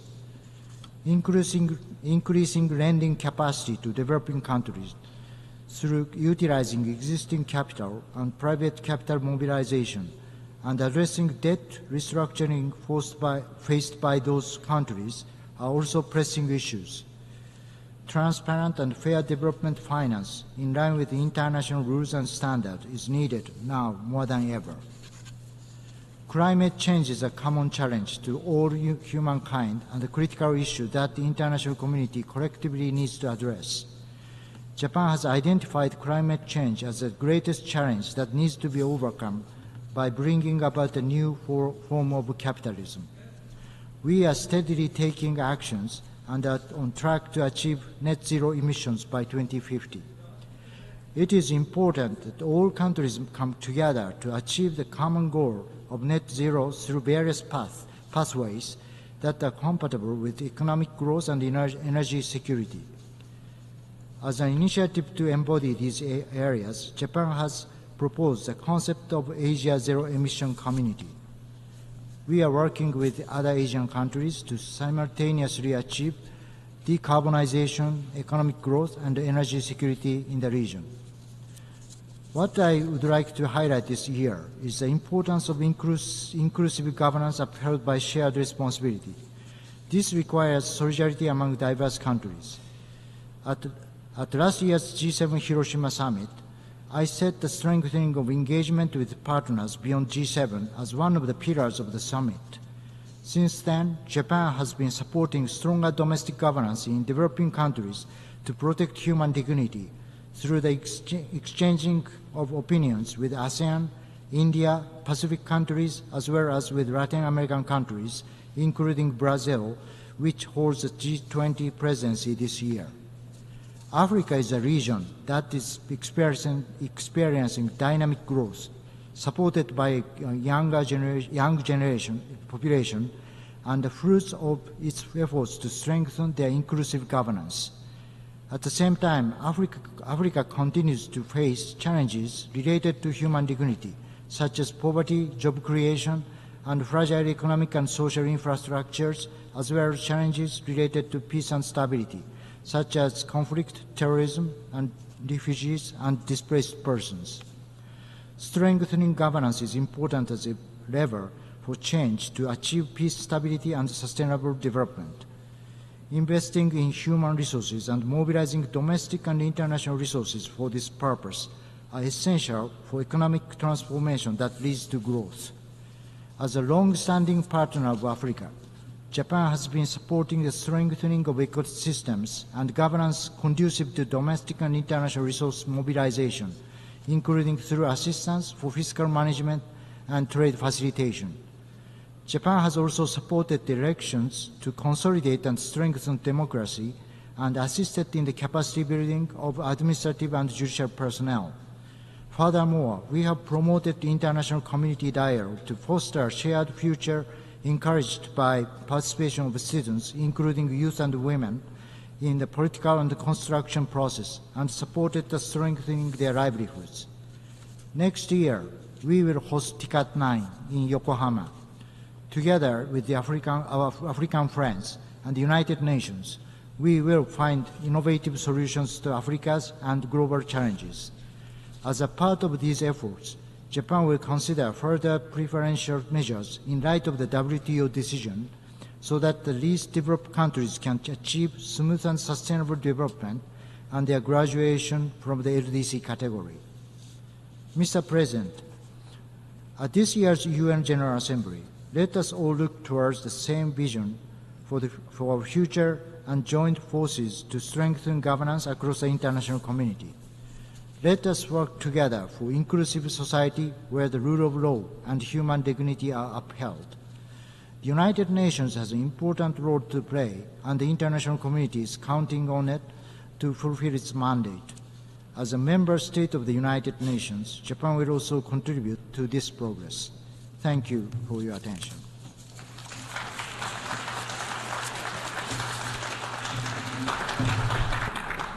I thank the chair of the delegation of Japan. Colleagues, we've heard the last speaker in the general debate for this evening, but before you can all escape and enjoy your Saturday night, the exercise of the right of reply has been requested. May I remind members that statements in the exercise of the right of reply are limited to 10 minutes for the first intervention and to 5 minutes for the second intervention, and should be made by delegations from their seats. The next speaker exercising the right of reply is Ecuador. You have the floor. Gracias, señor presidente. Mi delegación hace uso del derecho de réplica respecto a la intervención efectuada por la secretaria de Relaciones Exteriores del actual gobierno de México, señora Alicia Bárcenas, en torno al incidente ocurrido en la Embajada de México en Quito el 5 de abril del 2024. El Ecuador es un país respetuoso del derecho internacional y de los principios y valores contenidos en la Carta de las Naciones Unidas, que eso no quepe duda. En su intervención, la secretaria de Relaciones Exteriores del Gobierno de México omitió mencionar que este incidente es objeto de un proceso ante la Corte Internacional de Justicia, en el que la Corte, acogiendo las garantías ofrecidas por el Ecuador, desestimó la solicitud de medidas provisionales solicitadas por México. Se dijeron verdades a medias. Los acontecimientos previos al incidente ocurridos el 5 de abril del 2024 arrojan luz sobre las circunstancias excepcionales en las que las autoridades ecuatorianas se vieron obligadas a ingresar a dicha misión diplomática para arrestar a un prófugo de la justicia, hecho aislado que tuvo por objetivo combatir la impunidad. Hay que decir, el actual gobierno de México permitió que un ciudadano ecuatoriano con 2 sentencias judiciales penales en firme por delitos de asociación ilícita y cohecho y procesos penales adicionales, incluido uno por violencia de género, ingrese y permanezca en su embajada en Quito en calidad de huésped. El actual gobierno mexicano, a pesar de los múltiples esfuerzos diplomáticos del Ecuador, no entregó a este ciudadano prófugo de la justicia a las autoridades ecuatorianas como era su obligación y posteriormente, de manera ilegal, le concedió asilo político. Al proceder de esta manera, el actual gobierno de México incumplió sus obligaciones al amparo de las convenciones internacionales de asilo político de 1933 y de asilo diplomático de 1954, que establecen claramente que no es lícito conceder asilo a personas condenadas o procesadas por delitos comunes y por tribunales ordinarios competentes, como era el caso.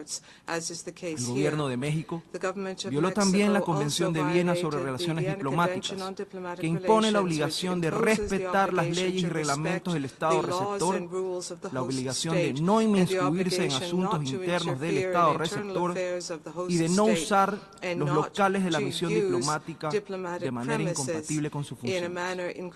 Asimismo, el gobierno de México quebrantó los principios de igualdad soberana, integridad territorial y no intervención en asuntos internos de otros Estados, consagrados en la Carta de las Naciones Unidas, la Carta de la Organización de Estados Americanos y el Derecho Internacional Consuetudinario. El gobierno de México violó además su obligación de cooperar en asuntos de anticorrupción de conformidad con la Convención Interamericana contra la Corrupción de 1996 y la Convención de las Naciones Unidas contra la Corrupción del 2003. Estas violaciones al derecho internacional no pueden ser normalizadas ni olvidadas. Por ello, el Ecuador, el 29 de abril de este año, presentó una demanda en contra de México ante la Corte Internacional de Justicia. Muchas gracias. I thank the delegation of Ecuador. Next speaker on my list is China, followed by Pakistan, Ethiopia, and Armenia. I give the floor to China. Mr. President, in response to yesterday's statement by Australia and today's statement by the Philippines, China exercises its right of reply. China always believes that the United Nations is not the appropriate place for discussing the South China Sea issue. However, it is necessary for us to make a solemn response. Given that erroneous remarks have been made, the South China Sea arbitration was unilaterally initiated by the Philippines, which violated the principle of state consent and contravenes international law, including UNCLOS. And the tribunal exceeded its authority and made unjust a ruling, and the award is illegal and invalid. China does not accept or recognize the ruling, nor does it accept any claims or actions based on that. China's territorial sovereignty and maritime rights and interests in the South China Sea are not affected by the ruling under any circumstances. China has indisputable sovereignty over the South China Sea islands and their adjacent waters, and sovereign rights and jurisdiction over the relevant waters. China's regular patrols, law enforcement, and production activities in waters under its jurisdiction are compliant with international law, including UNCLOS. The recent escalation of the South China Sea issue between China and the Philippines is entirely the responsibility of the Philippines. China will continue to resolve the disputes in the South China Sea through negotiations and consultations with directly concerned parties, including the Philippines. On the basis of respecting facts and in accordance with international law, China will also continue to work with ASEAN countries to safeguard peace and stability in the South China Sea. Thank you. Thank you. I now call on the representative of Pakistan.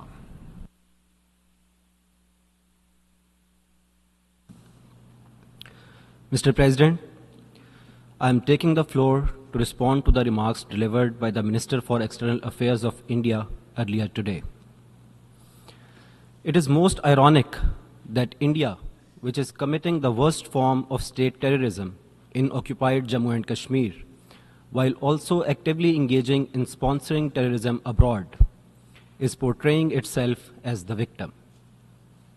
It is a familiar ploy of all occupiers and colonizers to paint legitimate struggles for freedom and liberation as terrorism. India is failing to grasp the enormity of the indigenous Kashmiri resistance against its strange hold and wrongly blaming it on cross-border terrorism. It must introspect and reflect and immediately implement the Security Council resolutions which provide for the Kashmiris to exercise their right to self-determination. It is India which supports and finances terrorism against Pakistan using its proxies. Pakistan has provided irrefutable evidence to the UN Security Council of India's involvement in terrorist activities against my country. India's campaign to damage and destroy Pakistan's economy is no secret, including by impeding the China-Pakistan economic corridor through the sponsorship of terrorist groups such as the Baloch Liberation Army and the Majid Brigade. India is also supporting terrorism in the Balochistan province of Pakistan. Mr. President, India's assassination campaign against its dissidents residing overseas has been exposed in Canada and the United States, while its leaders publicly boast of murdering their citizens abroad. It is India which seeks expansion of territory through unilateral measures to consolidate its occupation of Jammu and Kashmir in gross violation of international law and crass threats to cross the line of control to take over the liberated territory of Azad Jammu and Kashmir. India's military buildup in nuclear, conventional, new and destabilizing weapons are mainly deployed against Pakistan. India is pursuing highly dangerous war-fighting doctrines to engage in a conventional military confrontation with Pakistan under the nuclear overhang. This, despite the humiliation suffered by India during its last ill-advised military adventurism against Pakistan in February 2019, with 2 fighter jets lost and a captured pilot, who was released by Pakistan after Indian pleas. Mr. President, India's quest for regional hegemony is not limited to posturing against Pakistan only, but is also evident by its meddling in the internal affairs of Bangladesh, Sri Lanka, and Maldives. The hubris and the grandiose perception being harbored by India, coupled with its fast-growing aggressive military capabilities, are a clear and present danger for international and regional peace and security. India needs to be reined in before it's too late. India must be held accountable for its violations of international law in occupied Jammu and Kashmir, for state terrorism in the occupied territory, and for sponsoring terrorism against Pakistan. I thank you. Thank you. I now call on the representative of Ethiopia.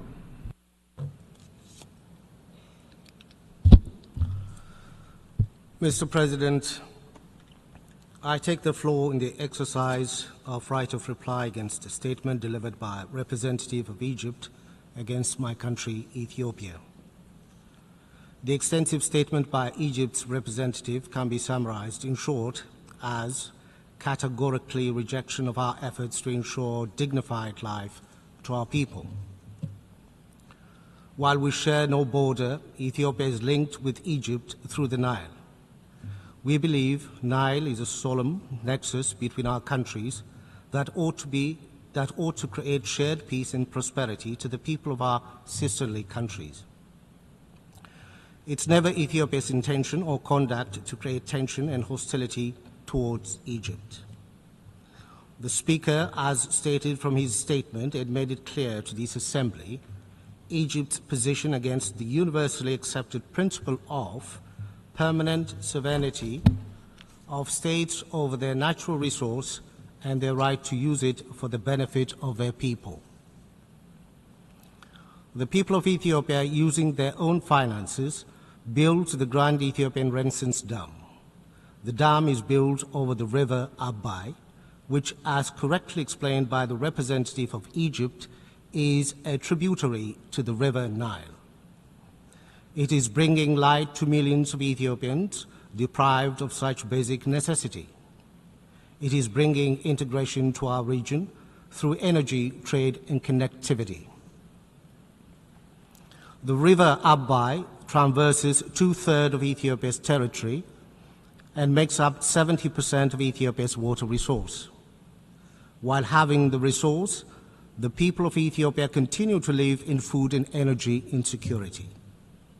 More than half of our 120 million population needs access to clean water and electricity. Ethiopia will not be told to halt its effort to alleviate this unacceptable circumstance. We will not be told our people do not deserve a dignified life. Ethiopia recognizes the River Nile is a transboundary water resource that must be used by all riparian countries based on the principle of equitable and reasonable utilization. Transboundary resources are also best managed based on basin-wide arrangements agreed to by riparian countries. When it comes to these principles of international law, we see paradox in the Nile Basin. Ethiopia, an upper riparian country that contributes 85% of the flow to the Nile, and the other 8 source countries seeks cooperation based on international law. Egypt, the lower riparian country that contributes no flow to the resource, relentlessly works against cooperation and undermines international principles. It advocates for monopoly based on colonial era arrangements, seeks a veto over the water development efforts of the countries that originate the water. Ethiopia will continue pursuing its development on the river Abai on the basis of equitable and reasonable utilization of the resource. It is our hope, through time, Egypt will reorient its colonial-based policy on the Nile and work on integrated development on the basis of equity. Time will also come for Egypt to realize its best interest is intertwined with and best served by cooperation with riparian countries of the basin. More importantly, the old playbook that seeks to secure unfettered flow of the Nile by preoccupying the source countries with conflict and insurgencies will not work. On this basis, Ethiopia calls on Egypt to immediately stop its destabilization efforts in the Horn of Africa.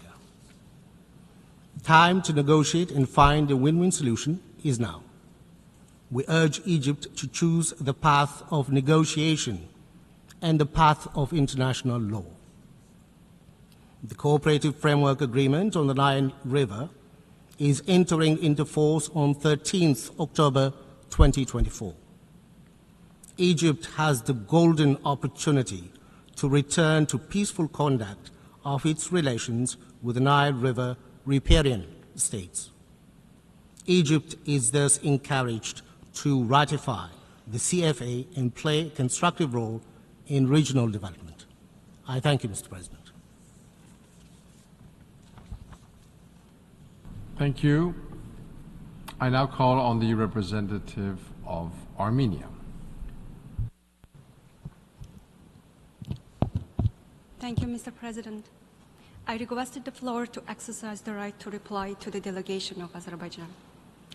We regret that despite the forward-looking call of the Prime Minister of Armenia to normalize relations, despite the recent round of ministerial negotiations that took place just 2 days ago, Azerbaijan used this august body not only to express reluctance on normalizing relations with Armenia, but opted to propagate its usual distortions and allegations.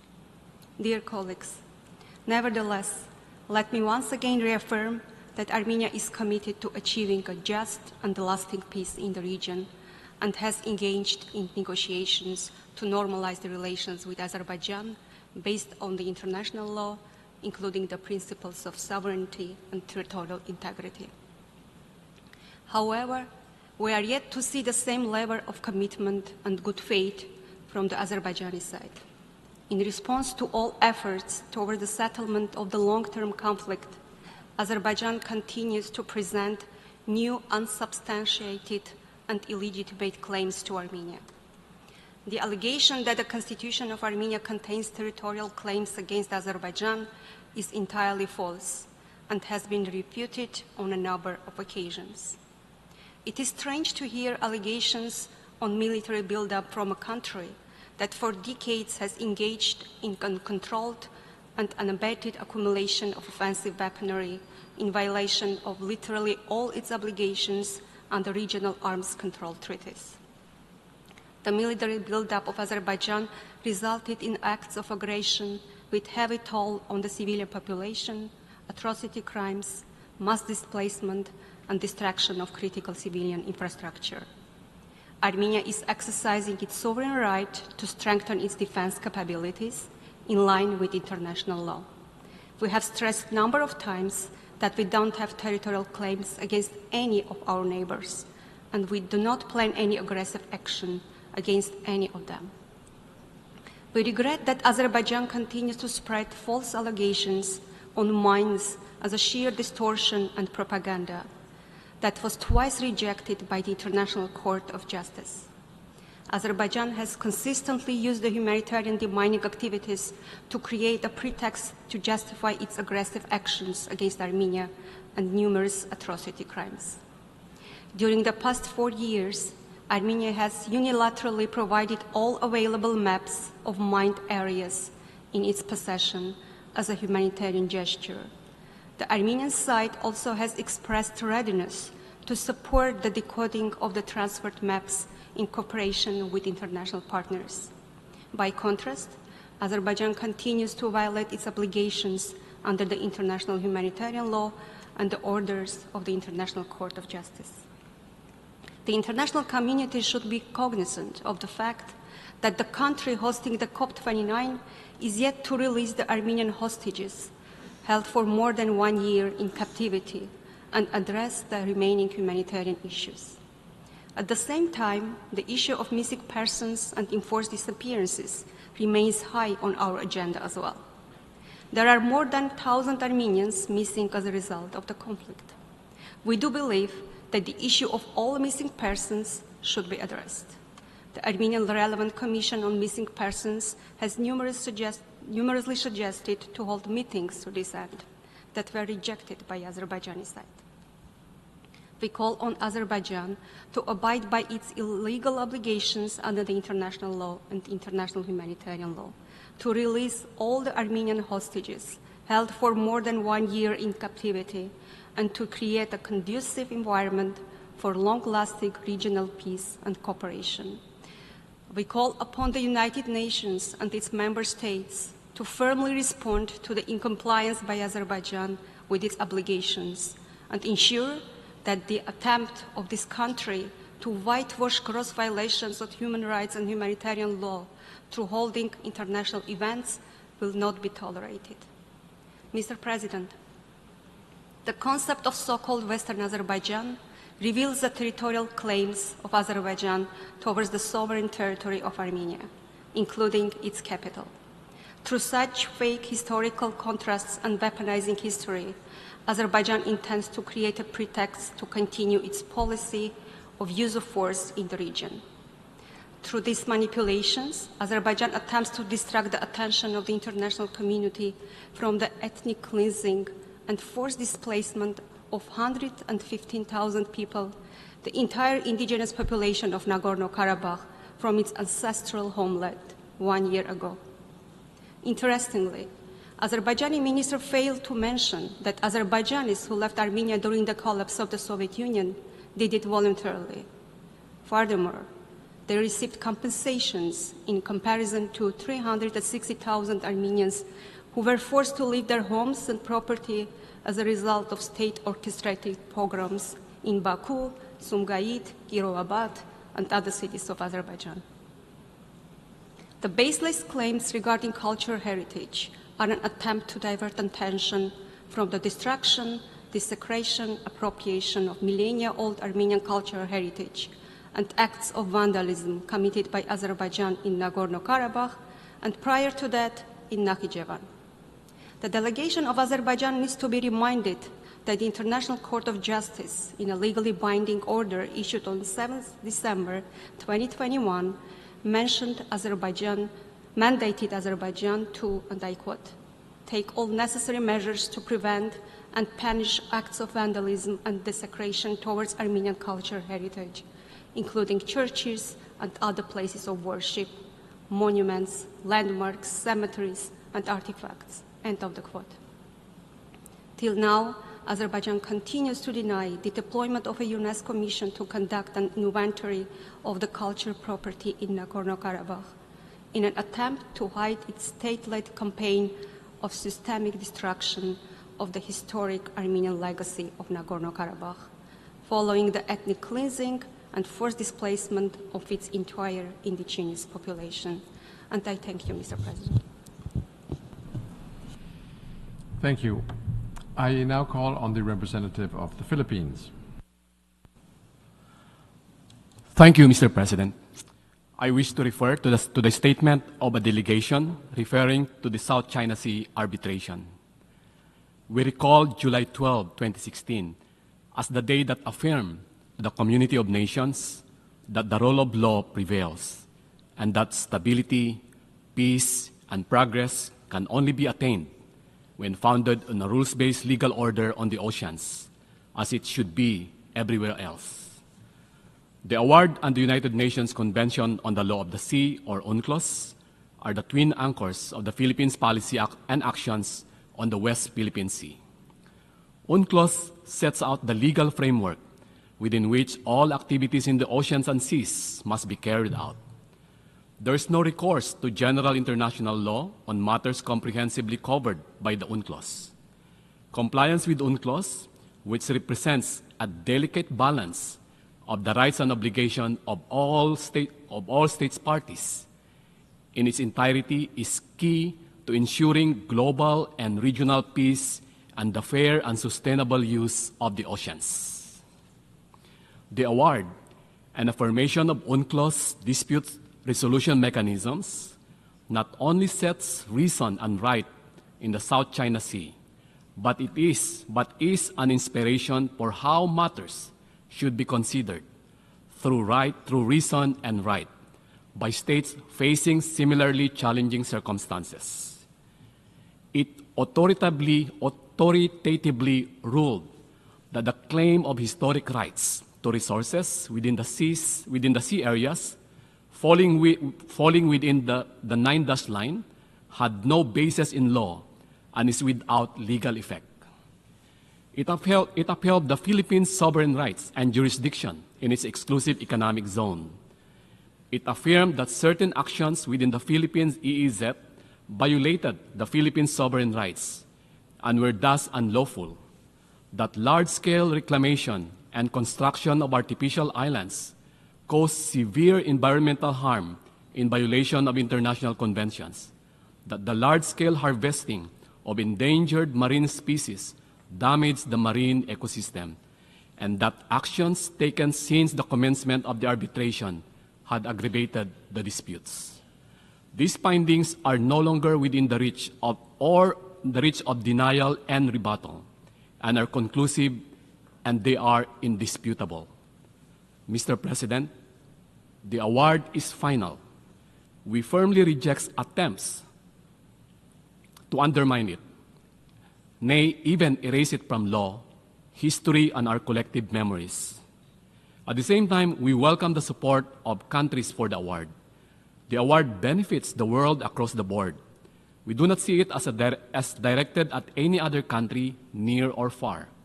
We see it as it should be seen, as favoring all which are similarly situated by clarifying definitively a legal situation beyond the reach of arms to change.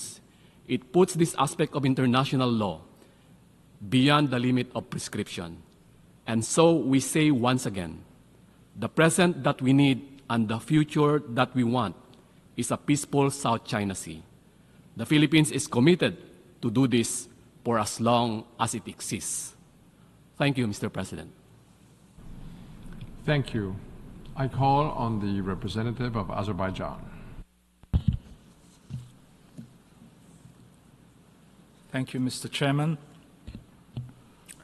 In its speech at this general debate, the delegation of Armenia pointed out that the principle of mutual recognition by their country and Azerbaijan of territorial integrity and inviolability of borders is a fundamental factor for establishing peace.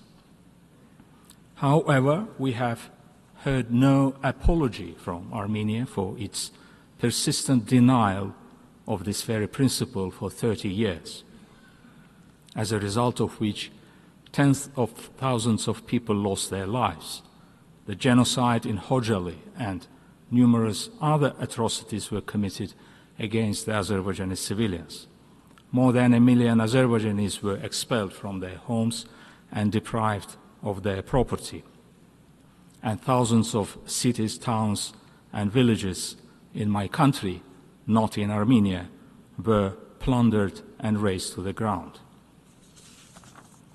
Indeed, it is ironic to hear accusations from Armenia, which violated every norm and principle of international law, and whose agenda throughout the past conflict was to rid the formerly occupied territories of their Azerbaijani inhabitants by force, to prevent their return and to replace them with ethnic Armenians, thereby seeking to colonize these territories by changing their demography and character. The international community condemned these actions, qualifying them as amounting to ethnic cleansing and a scorched earth policy.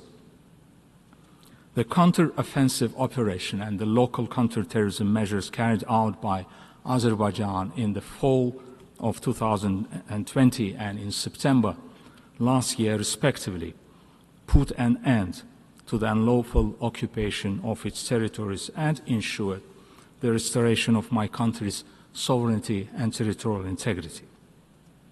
Azerbaijan fought not against a fictitious entity of civilian residents, as Armenia falsely claims, but against the regular armed forces of Armenia, as well as terrorist and mercenary groups under its command and control, deployed in the then occupied territories of Azerbaijan. The common in all actions that Azerbaijan was compelled to take in response to Armenia's repeated unlawful use of force was their compliance with international law, the UN Charter, and the relevant resolutions of the Security Council. As to the residents who decided to migrate to Armenia or other countries, it was their choice, although Azerbaijan, by all available means, encouraged them to stay. If Armenia is genuinely interested in finding out the reasons of this, then it should look for the roots in its notorious doctrine of ethnic incompatibility, which it sought to impose as a model for our peoples to live next to each other, but not together.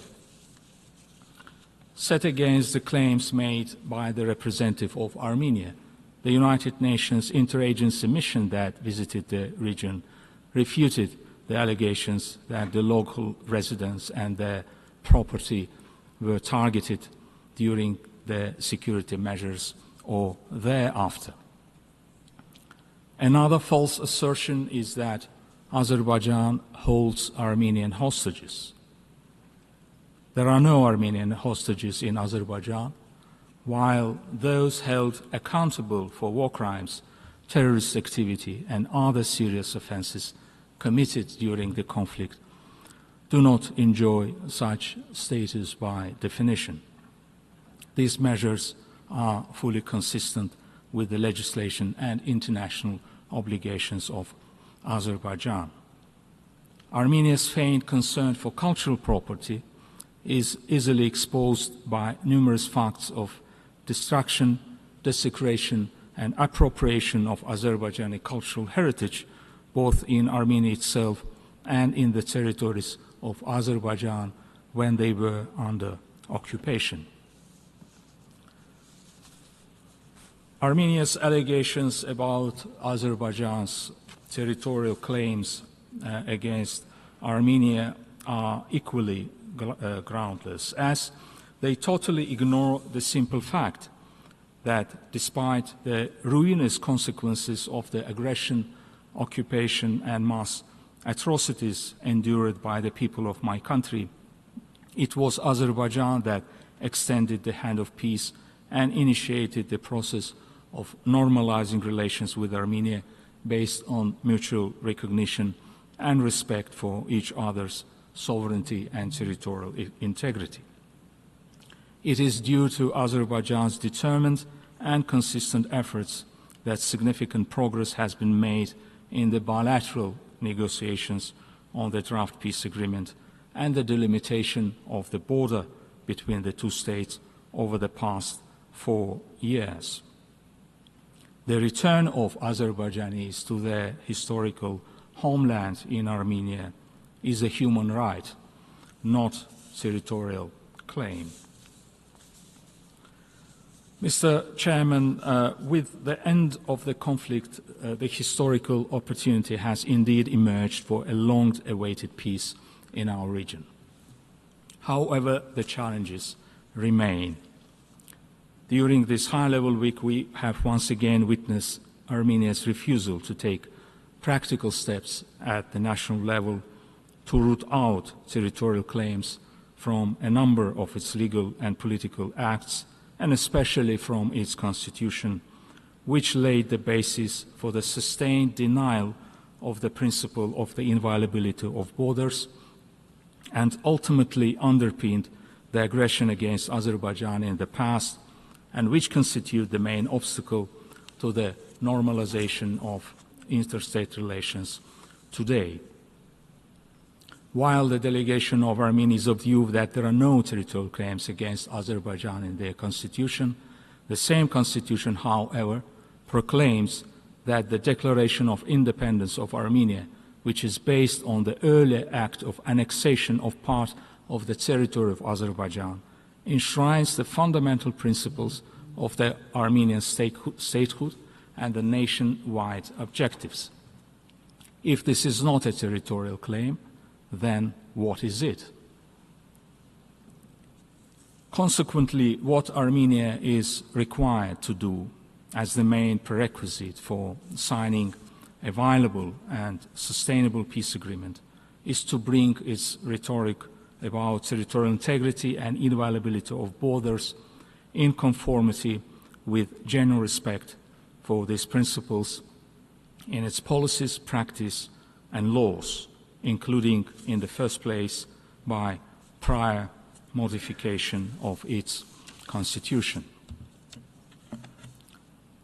The unacceptable comments just made by the representative of Armenia, along with the ongoing anti-Azerbaijan smear campaign, including through some third countries, pseudo-experts, lobbyists, diaspora, and NGOs aligned with shared xenophobic aspirations, clearly contradict Armenia's statements about its interests in creating an environment conducive to moving the peace process forward.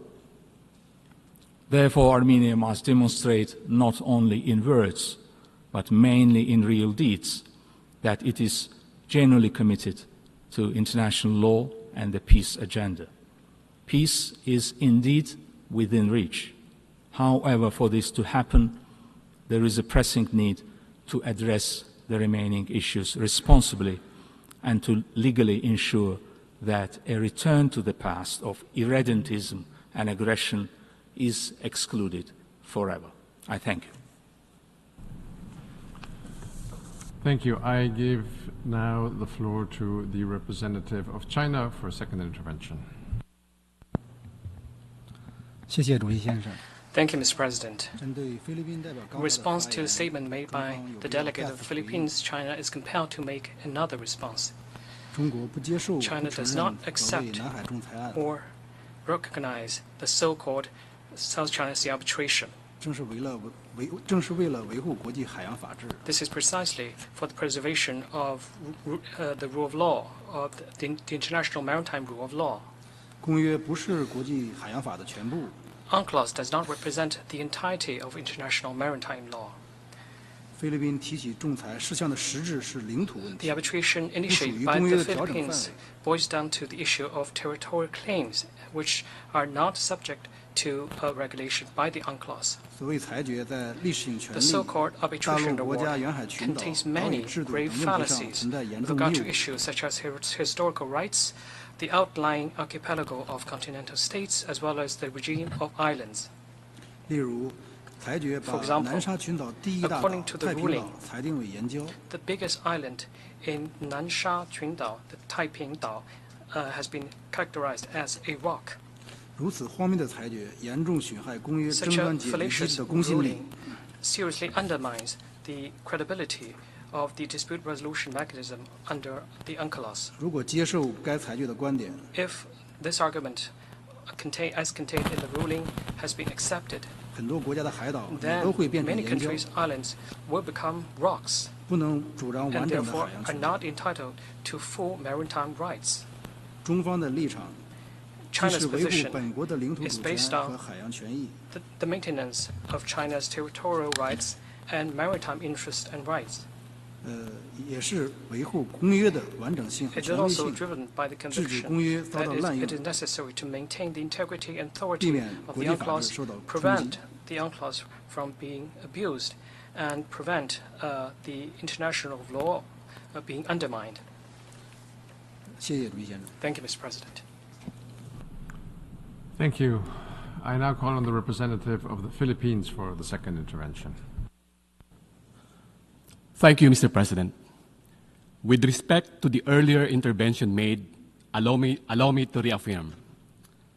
The 2016 South China Sea arbitration is a testament to the Philippines' unwavering commitment to the rule of law and the peaceful settlement of disputes. Over the years, the Philippines has continued to demonstrate this commitment to peace even in the face of the unlawful actions which have caused serious incidents in the South China Sea without ever diminishing our resolve to protect and promote our people's interests and the full and responsible enjoyment of our legally settled maritime entitlements and its accompanying rights and jurisdictions. This determination has only been strengthened by the broadening affirmation of the legal value of the award as a positive and legitimate source of international law. We are encouraged by the expressions of support made by other states that confirm the final and binding status of the award, including the G7's consistent reaffirmation that it is a significant milestone and a useful basis for the peaceful management of and resolution of differences at sea. Thank you, Mr. President. Thank you, colleagues. That was the last statement in the exercise of the right of reply. We will continue the general debate on Monday, 30th of September at 9 a.m. in this hall. Have a good evening. This meeting is adjourned.